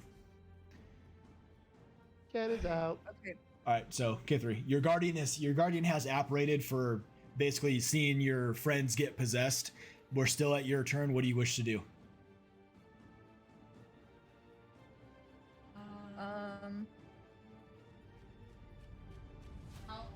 How close are they to my guardian? They're within the aura of the guardian, the 10 feet, right? Yeah. Yeah. They're right next to it. Both are. Okay, so then the ghost both take 20 radiant. The ghost cannot be targeted. Well, I mean my friends. So your friend, yeah. So your friends take. That's dirty. So you can choose who goes in and out of the aura, right? Yeah. Okay. Well, are you going to target your friends or not? I don't know because I don't want to kill them. That's dirty. I don't know. Okay. I Well, guess then you're going to take. my guardian stays Yeah, there. I know. So I don't know. I don't want to hurt them. Okay. For all intents and purposes, we'll say you take the dodge action. That just means that if they attack you, they have disadvantage. Okay, that brings us to Maze with Torn on deck. Maze, what do you want to do? As you see both ghosts possess both Link and Pork Chop. And then Kithri operates her guardian. I'm gonna ask a really out there question. That's fine. Can I use vampiric touch and touch one of them and it siphons like the ghost out? Because it says it can siphon the life force from others to heal your wounds. which granted I don't have any wounds, but I like the idea behind that, but no, there's only a very select few things that can target the ghost specifically. okay, so what if I catapult them hard enough and then the ghost just goes out of their body? You can certainly try. That is definitely going to hurt them. This is like that meme of like a poltergeist possessing a vet and being like, haha, I'm in your body, like, oh my god, what is that? Of just the chronic injuries that I love have. it. So, Maze, what do you want to do? And you said it's not magic, right? So I can't use like dispel magic. You can certainly try. What they are doing to us, he said, was not magic. Yeah, so it's not, right? So that would be a waste. Or, well, I guess you wouldn't know that. My bad. Would it be? Jesus H, this sucks. I know, I Read your threw spell. something at you guys you were I not am expecting. reading. I read all my spells. Don't even come at me for that shit, okay? No, I'm just saying, have- read your spells. If you have, there's a specific spell that you might have. That's a pretty basic spell that's going to take care of this. And if you don't do it, I'm going to do it next. So it doesn't matter.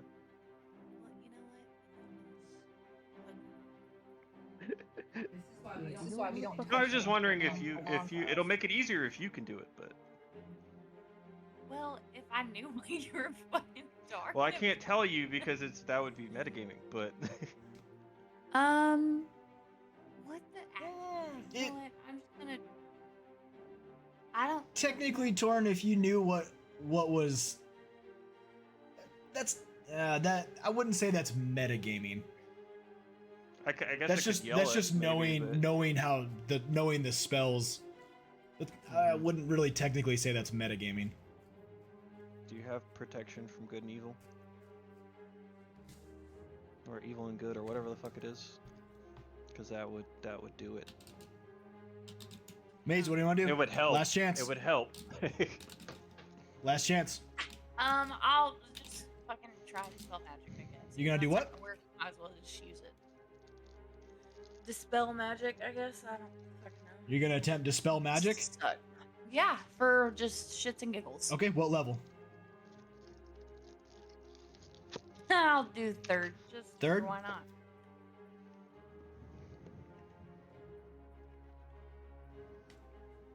Okay, I The will. curse that has been afflicting my sinuses is now lifted. Okay, so as you go to cast your dispel magic, you're reaching out with the spell, but there's no magic to grab onto to dispel. So that's basically a freebie that dispel magic's not going to work, and I won't make you burn the slot. So you got one.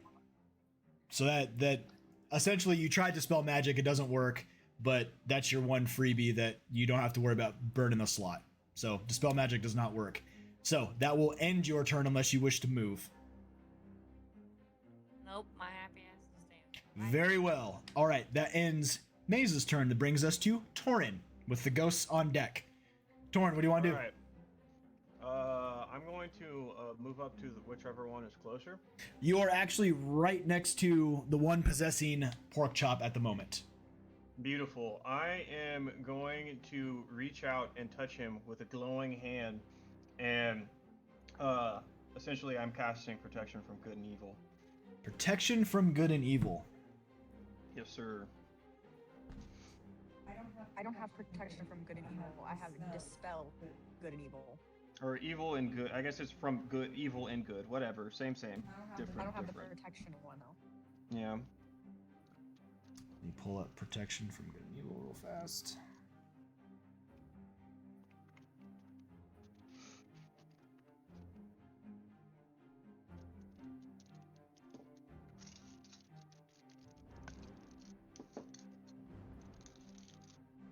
Protection from good and evil.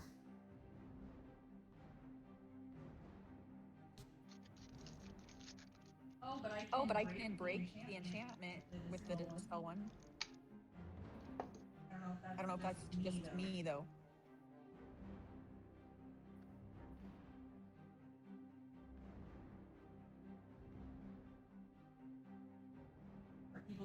Okay, so Torin, you're almost there, but they're already possessed. I'm aware, but if they're already possessed, they get an advantage on their to getting out of it. Does that make sense? So it says, if target is already charmed, frightened, or possessed by such a creature, the target has advantage on any new saving throws against the relevant effect. So, if they can fight against it, they get an advantage on any new saving throw. Okay, I got you. I got you. So essentially, what I'm trying to do is making it easier for them to get out of it. Yep. So I know that I can't get them out of it, other than hurting them, basically.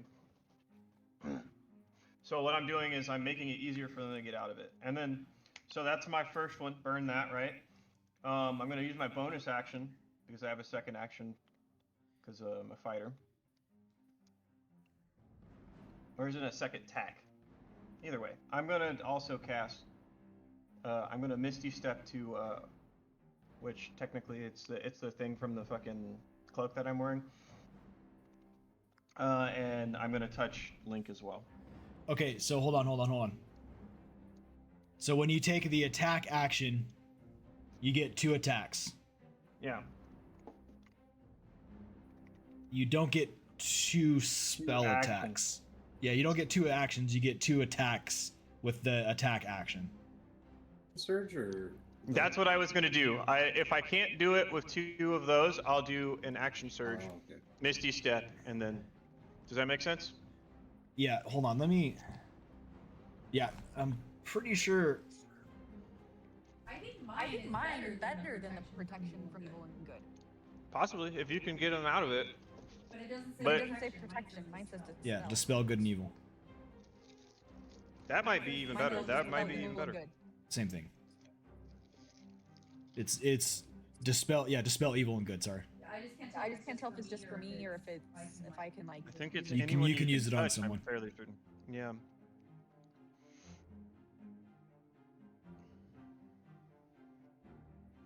I'm just not a high enough level to use the dispel. In the category, in the type of. Okay, so for right now, Torn, I will say, because I really got to double check to see if you can cast 2 spells. I'm pretty sure you can't. So, for now, we'll say that you can't until I look it up later offline, because I want to get through the combat. I don't want to drag this out any more longer than we need to. So for now, we'll say that you can only cast 1 spell, or when you take the attack action, or if you have a melee weapon, you can only. Does that make sense? Yeah, Okay. Yeah, it makes sense. I'm pretty sure that's how it is, but I gotta double check. But we'll do it later. Okay. So So you cast protection from good and evil on Pork Chop. Yep. Okay. Is that concentration? I'm already right. I'm pretty sure that's concentration. Let me see. I don't know if that's concentration or not. It says until the spell ends. So No, it is not. It's 10. It's 10-minute duration. Not. Okay. Okay. It's 10-minute duration. So. My head starts spinning. Which creature are you declaring it to be protected against? You have to declare it. Ooh, that's a good question. I'm assuming that this is an aberration, so.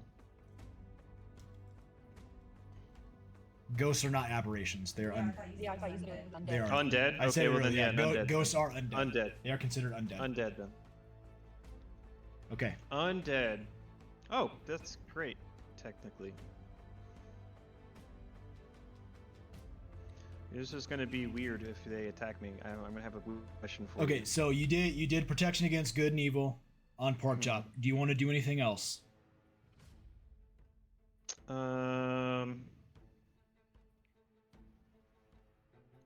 Yeah, I'm gonna Misty Step away from them as far as I can. 30 feet the opposite direction. Does that cloak that gives you Misty Step, does that say does not... A bonus action. Yeah, no, but does it say does not trigger reaction? I think Misty Step itself does not trigger a reaction. I can look that up for you real quick. I can't remember if Misty Step does or not.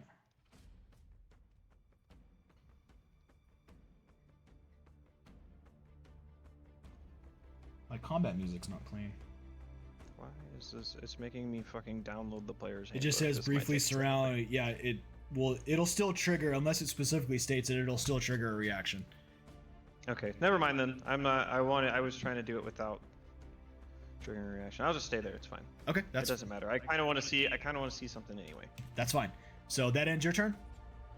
Yes. Okay, that brings us to the ghost's turn. The first one that is possessing Link is going to run up to you, Kithri, and you watch as Link's hands grab you, and you feel this cold and withering touch against your skin for a dirty 20 to hit. That hits. That's going to be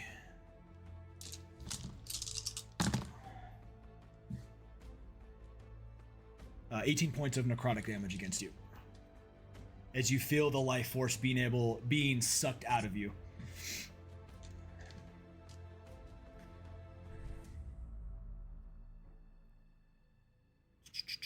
Okay, that's gonna end that one's turn, and then the one that is possessing Porkchop is gonna do the same thing against you, Torin. For a 19 to hit. That hits.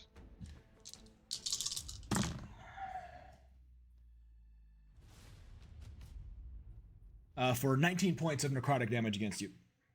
Half that. Do I round up or down? Round up. Round up. So what is that? 8, 9? 9? Yeah. Yep, 9. All right, and that is going to end that one's turn, bringing us to. Before you go Yep. to the next turn, I have a question. So, I have an ability, Among the Dead, right? Since it's You have the ability what? Among the Dead. Among the Dead. Okay. Yeah. So, hold on. I'm gonna read that to you. I have a question since it's the ghost attacking me and not Porkchop, technically. Well, technically, it's Porkchop's body attacking you. Mm-hmm. My So meat hold suit. on. So But Among the Dead. ghosts don't have access to like their proficiencies and all that stuff. They just use the body. Okay. So it says if an undead target targets you directly with an attack or spell, that creature must make a wisdom saving throw. On a failure, they must choose a new target or waste the attack or spell. On success, if you target the creature with an attack, or if you target the creature with an attack or spell, the creature is immune to this effect for 24 hours. Okay, hold on. So does that apply or no? Okay, so say that again. If the So creature. if an undead creature targets you directly with an attack or spell, that creature must make a wisdom saving throw, DC 14. On failure, they must choose a new target or waste the attack or spell. On success, if you target the creature with an attack or spell, the creature is immune for the next 24 hours. Immune to the effects of Among the Dead. So I would say, because I'm really looking at it, I would say technically because it's possessing a living body, that wouldn't count. Because Okay. they're using the living body. Fair enough. Yeah, that would make the most sense to me. Because if it was just the ghost attacking you, then yeah, that would apply because a ghost is an undead. But technically, Porkchop's not undead. Well played, though. Well played. I'm Okay. sure if you asked Maze, she'd make Porkchop undead. So, that's going to end the ghost turn, and because of how possession works, you don't get another saving throw. You have to wait until the ghost ends it, or they pretty much beat it out of you. Or, according to what this says... Yep. So you basically are... yeah, you're possessed. Alright, so that brings us to the top of the order. Kithri. Okay, hear Hear me out. I'm gonna I'm describe, gonna describe this really well. Because you always Because say, you always if say you if you describe it really well, maybe they'll let you do it. Usually how it goes. Like I always say, you can certainly try. And I, Okay. Yeah, but I'm not good at sweet talking. So Hey, What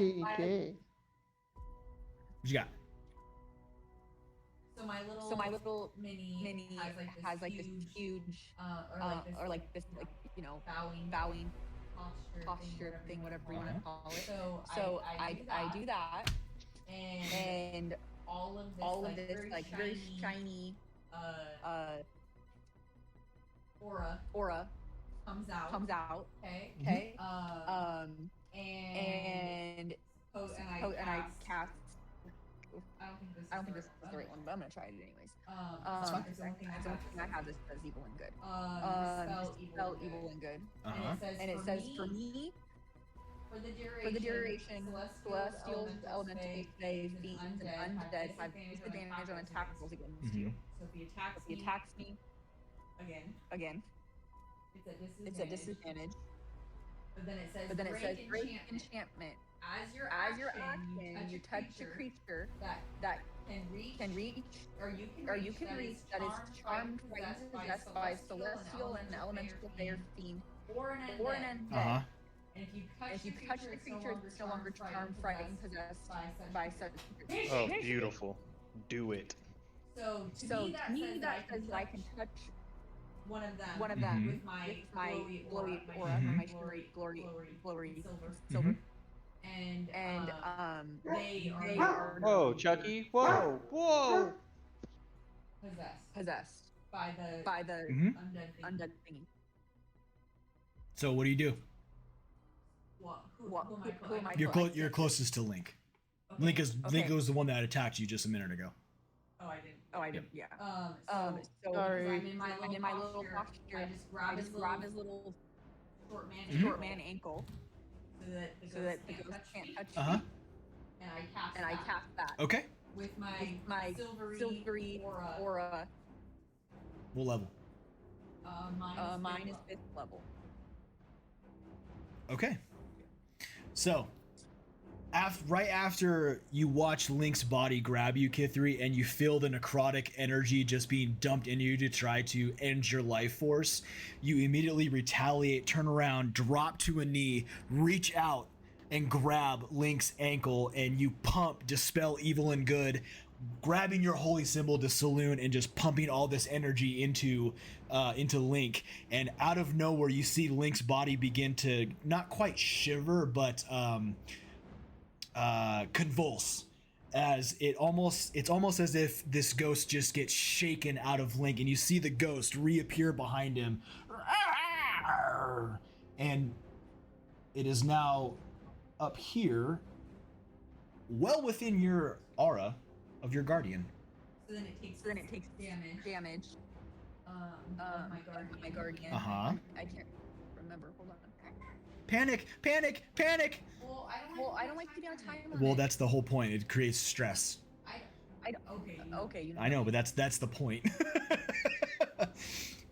Link, for now, you are free of possession. Ah, that dirty cunt. And the worst part is, you knew the whole thing happened. Okay. So my guardian of faith, when it enters for the first time, it must succeed on a dex throw. Okay, what is the DC to beat? It's your spell DC. 17. Does not beat that. And the creature takes 20 radiant damage on a failed save. 20, or do you have to roll the damage? Does it just give you a flat 20, or? It says creature takes 20 radiant damage on a failed save, or half as much on a successful Okay, one. so 20 damage it is. Radiant. As it leaves Link's body very, very quickly after you just pump a whole bunch of holy energy into Link, dispelling evil and good, it turns and your guardian angel just reaches back and backhands it. No. You tell me. It has a chancleta. I have it. It's right here.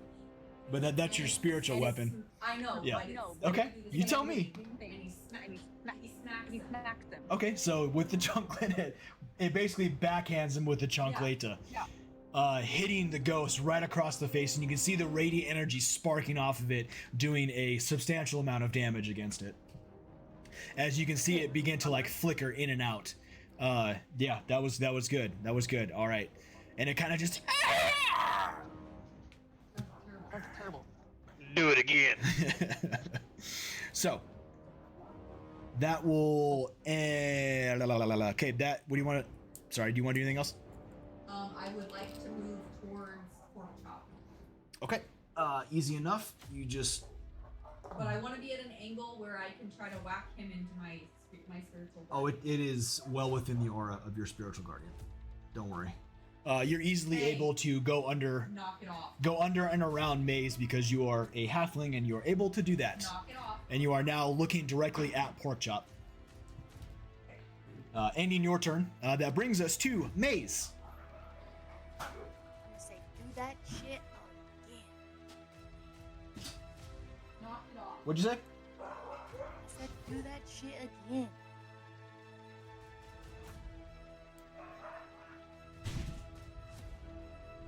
No? Okay. I can't hear you, Maze. Whatever. She said, "Do that shit again."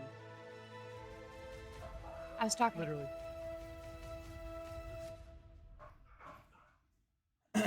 So, Maze, it's your turn. What do you want to do? So if they're a ghost, you can't really touch them, can you?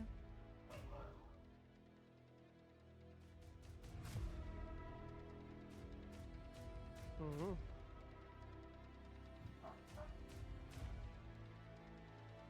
What you got, Maze? Okay. I can't hear you, honey. Like, you gotta speak into the mic. Your voice is very, very. Well, your voice is very soft. Are touching it. So. Lips are touching the mic. Louder. I mean, I can hear her just Katie, fine. put some oomph behind your voice, girl. Say it from your chest. Okay. Well, Jesus, all of you. Okay.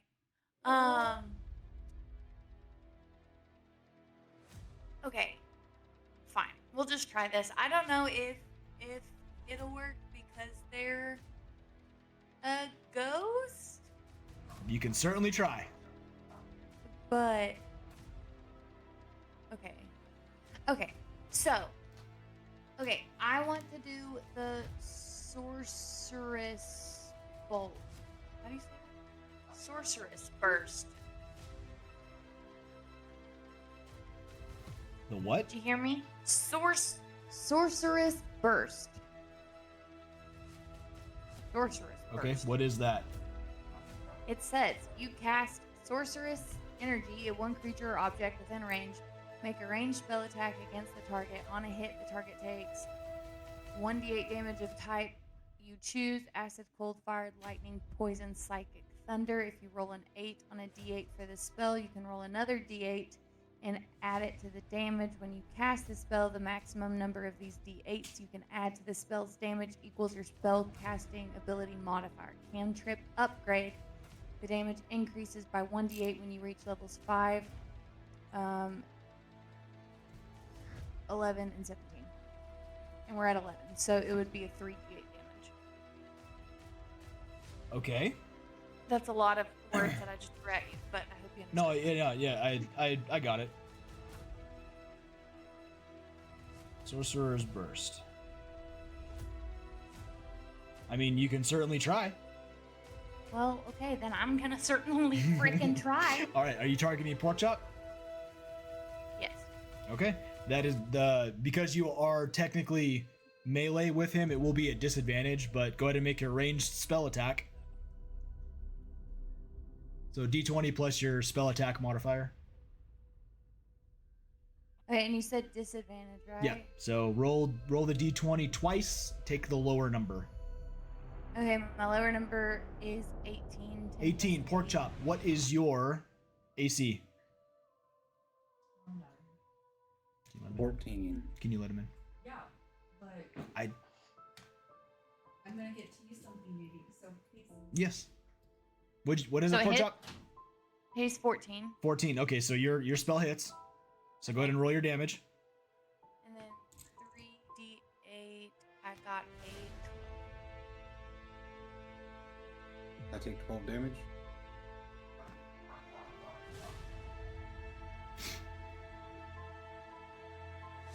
Oh, no. Sorry. Son of a bitch.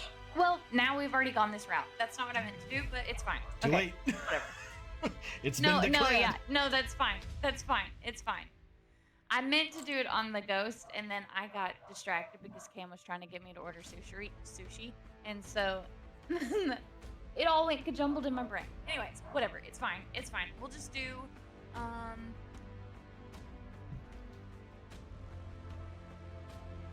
Okay, just kidding. Okay, so we're gonna do That's fine. I don't know why it's coming out all loud and squeaky like that. It's fine. No, you didn't get the reference? What? That's Okay. adorable. Psychic. Psychic damage.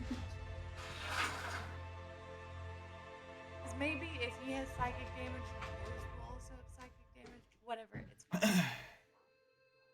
So what are you doing? I said psychic damage. Okay, He's well I getting didn't hear psychic the damage part. How much you're doing it to pork chop, so tell him how much damage you did to him. 12. It was 12. 12. Okay, One- 12 points of psychic damage as Maze just hurls her spell at pork chop, hoping that it'll target the ghost, but alas, it in fact does not. Well, maybe it'll fix his sinus. Who knows? All right, so Maze, do you want to do anything else? No, because I don't fucking know what to do in the slightest. So. All right, so that will end Maze's turn, bringing us to Torin with the ghost on deck. Torin, what do you want to do? That other ghost it's not dead, right? No, the other ghost is not dead. Eldritch yet. Blast. Eldritch Blast? Okay, go ahead and roll your Eldritch attack. Blast. Alright. For 23 to hit. 23 definitely hits. Alright. And then 1d10. Which one is that? Let's see, this one? Yeah, 1d10. For 7 points of Eldritch Blasting. What type of damage is that? That's a good question. I don't know, actually. It doesn't say. Fire, maybe? Force? I don't know. No, not fire. It's Eldritch Blast is force. force. There we go. Force. Force damage, okay. So, 10? Yes. 7 damage. Eldritch Blast.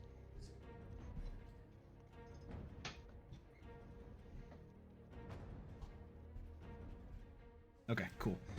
As you zing your nice Eldritch Blast energy right from your palm, hitting directly dead center of the ghost that was just possessing Link. You want to do anything else? Oh. Wait. Hold on. It says this spell creates more than one beam when you reach a higher level. It says 2 beams at 5, 3 beams at 11. So 3 times 7. I don't know if that's how that 3 works. times but 7? That's what it does. Yeah, that's what it says. Stop it. It says a beam of crackling energy streaks towards a creature within range, making a ranged spell attack against the target. It takes on a hit, the target takes 1d10 force damage. And then it says the spell creates more than one beam when you reach a higher level. Yeah, you get multiple beams as for Eldritch Blast as you get higher level. Yeah, it says you can direct the beam at the same target. Yep. Or at different ones. So, same target? Oh, make a separate. It said, and it does say make a separate. So I need to roll 2 more times. Yep.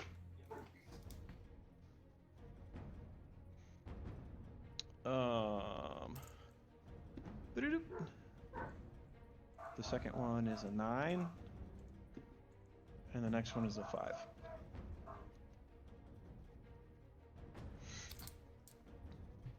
Sorry, say that again. So 7, 9, and 5. Oh, So yeah. that's Okay, so you're good. As you zing your Eldritch Blast energy at the ghost that was possessing Link just but a moment ago, you watch as whatever mystical energy was holding it together, it begins to flicker, and then the ghost just disappears. Gone. bonk. Yeah, pretty much. He did. He did. Very much so. All right, so do you want anything else? Nah. I am thoroughly satisfied with Perfect. my Eldritch Blast that I just used for the first time. Nice. Yeah, no, Eldritch Blast is great. All right, perfect. So that will end Torrent's turn. That brings us to the ghost number 2, which is in Porkchop's body right now. Is going to immediately move to you, Torrent, and cast Withering, or not cast, but use Withering Touch for a... Oof. I get lucky on that one. For a 12 to hit. As it tries to reach out, Torrent, you kind of just dodge out of the way, because I know 12 doesn't hit you. Nope. So as you kind of just bob and weave as it's trying to touch you, but it does not in fact connect, so no energy is expended. That will end its turn, bringing us right back to the top. Oh, I'm sorry. No, Link. Link is back. Link is back. He is back after being possessed by a singular ghost. What do you wish to do, my friend? Target the dickweed that occupied my body. That one is dead. It Oh, damn it, that is the one that's dead, yeah, dead? it immediately flickered right in front of you before it dissipated into a cloud of mystical energy as Torrent smacked it 3 times with his Eldritch Blast. Okay. So this is a 20-foot cube, but I want to do it in a way that only grabs flute. It's web. Okay, that's easy enough. So you cast Web to try to just target Porkchop specifically.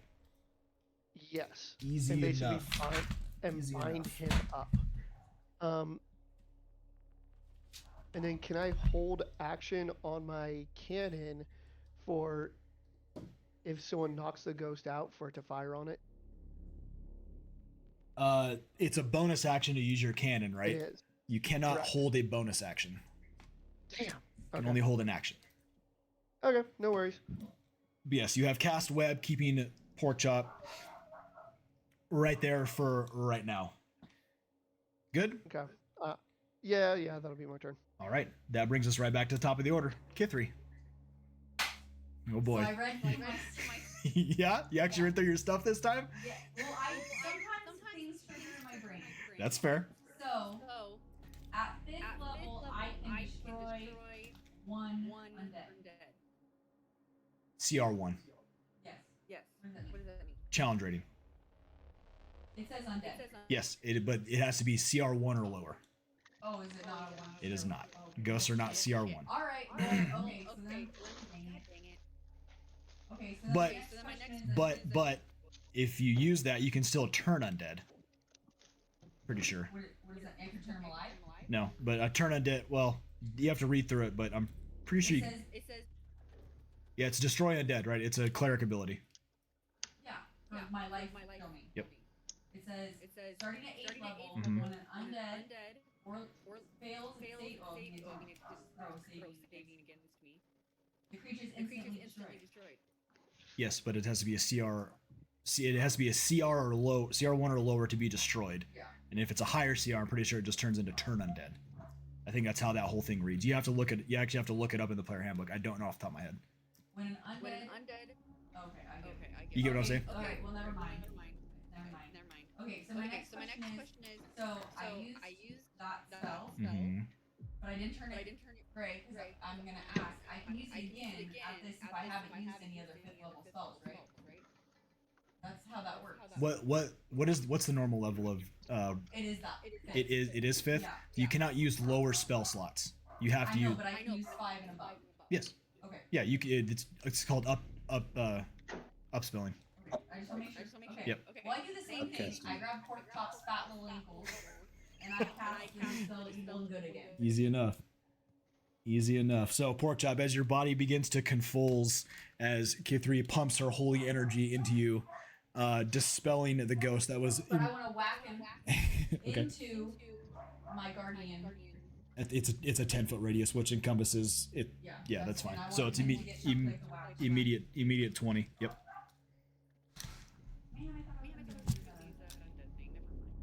That's really good when you have like a horde of zombies, because zombies are super low level. Right. Pretty much. All right. You want to do anything else? And now I want to get out of there. Because all I've done, all I You want? Okay. Do you want to? Where do you want to move? back up. And I'm hoping that one of them will destroy You're pretty much gonna hide behind Maze right there. Okay, cool. That brings us to Maze. What you want to do? That other one's still alive, right? It is. You can now actually specifically see the ghost. Cool. I'm gonna damage to him. I'm gonna try and do disintegrate. Disintegrate. Yeah. Okay. Disintegrate's a great one. It is. Thanks. Disintegrate. I'm pretty sure it's a saving throw. I don't know. No idea. Yeah, it's a dex save Oh, yes. on sorry. me. It's a dex save on me. So what's Yeah. your spell save DC? For that one, it's 16. For 16? Okay.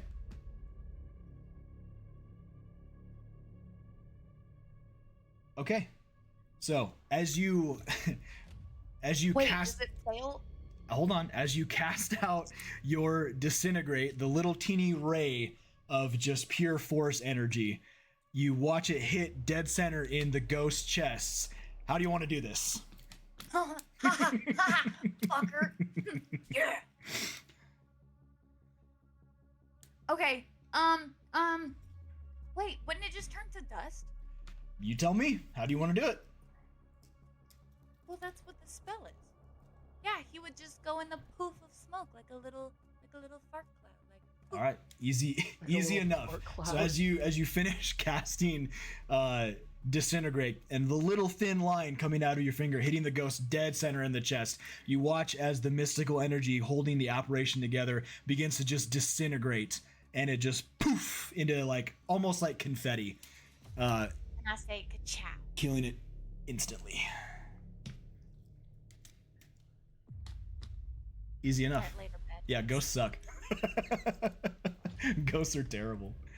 So with that, as the dust settles, Mighty Misfires, you are still within the flooded cave. What do you wish to do? As of right now, there are no other entities for combat.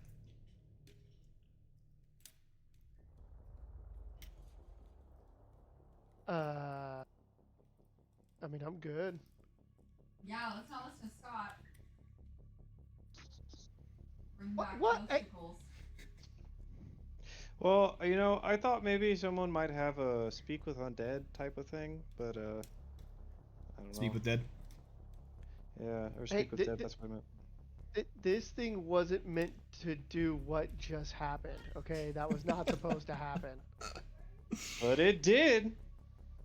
Yeah, I don't know why. So now I know if we ever see ghosts, it's an automatic blast to their ass.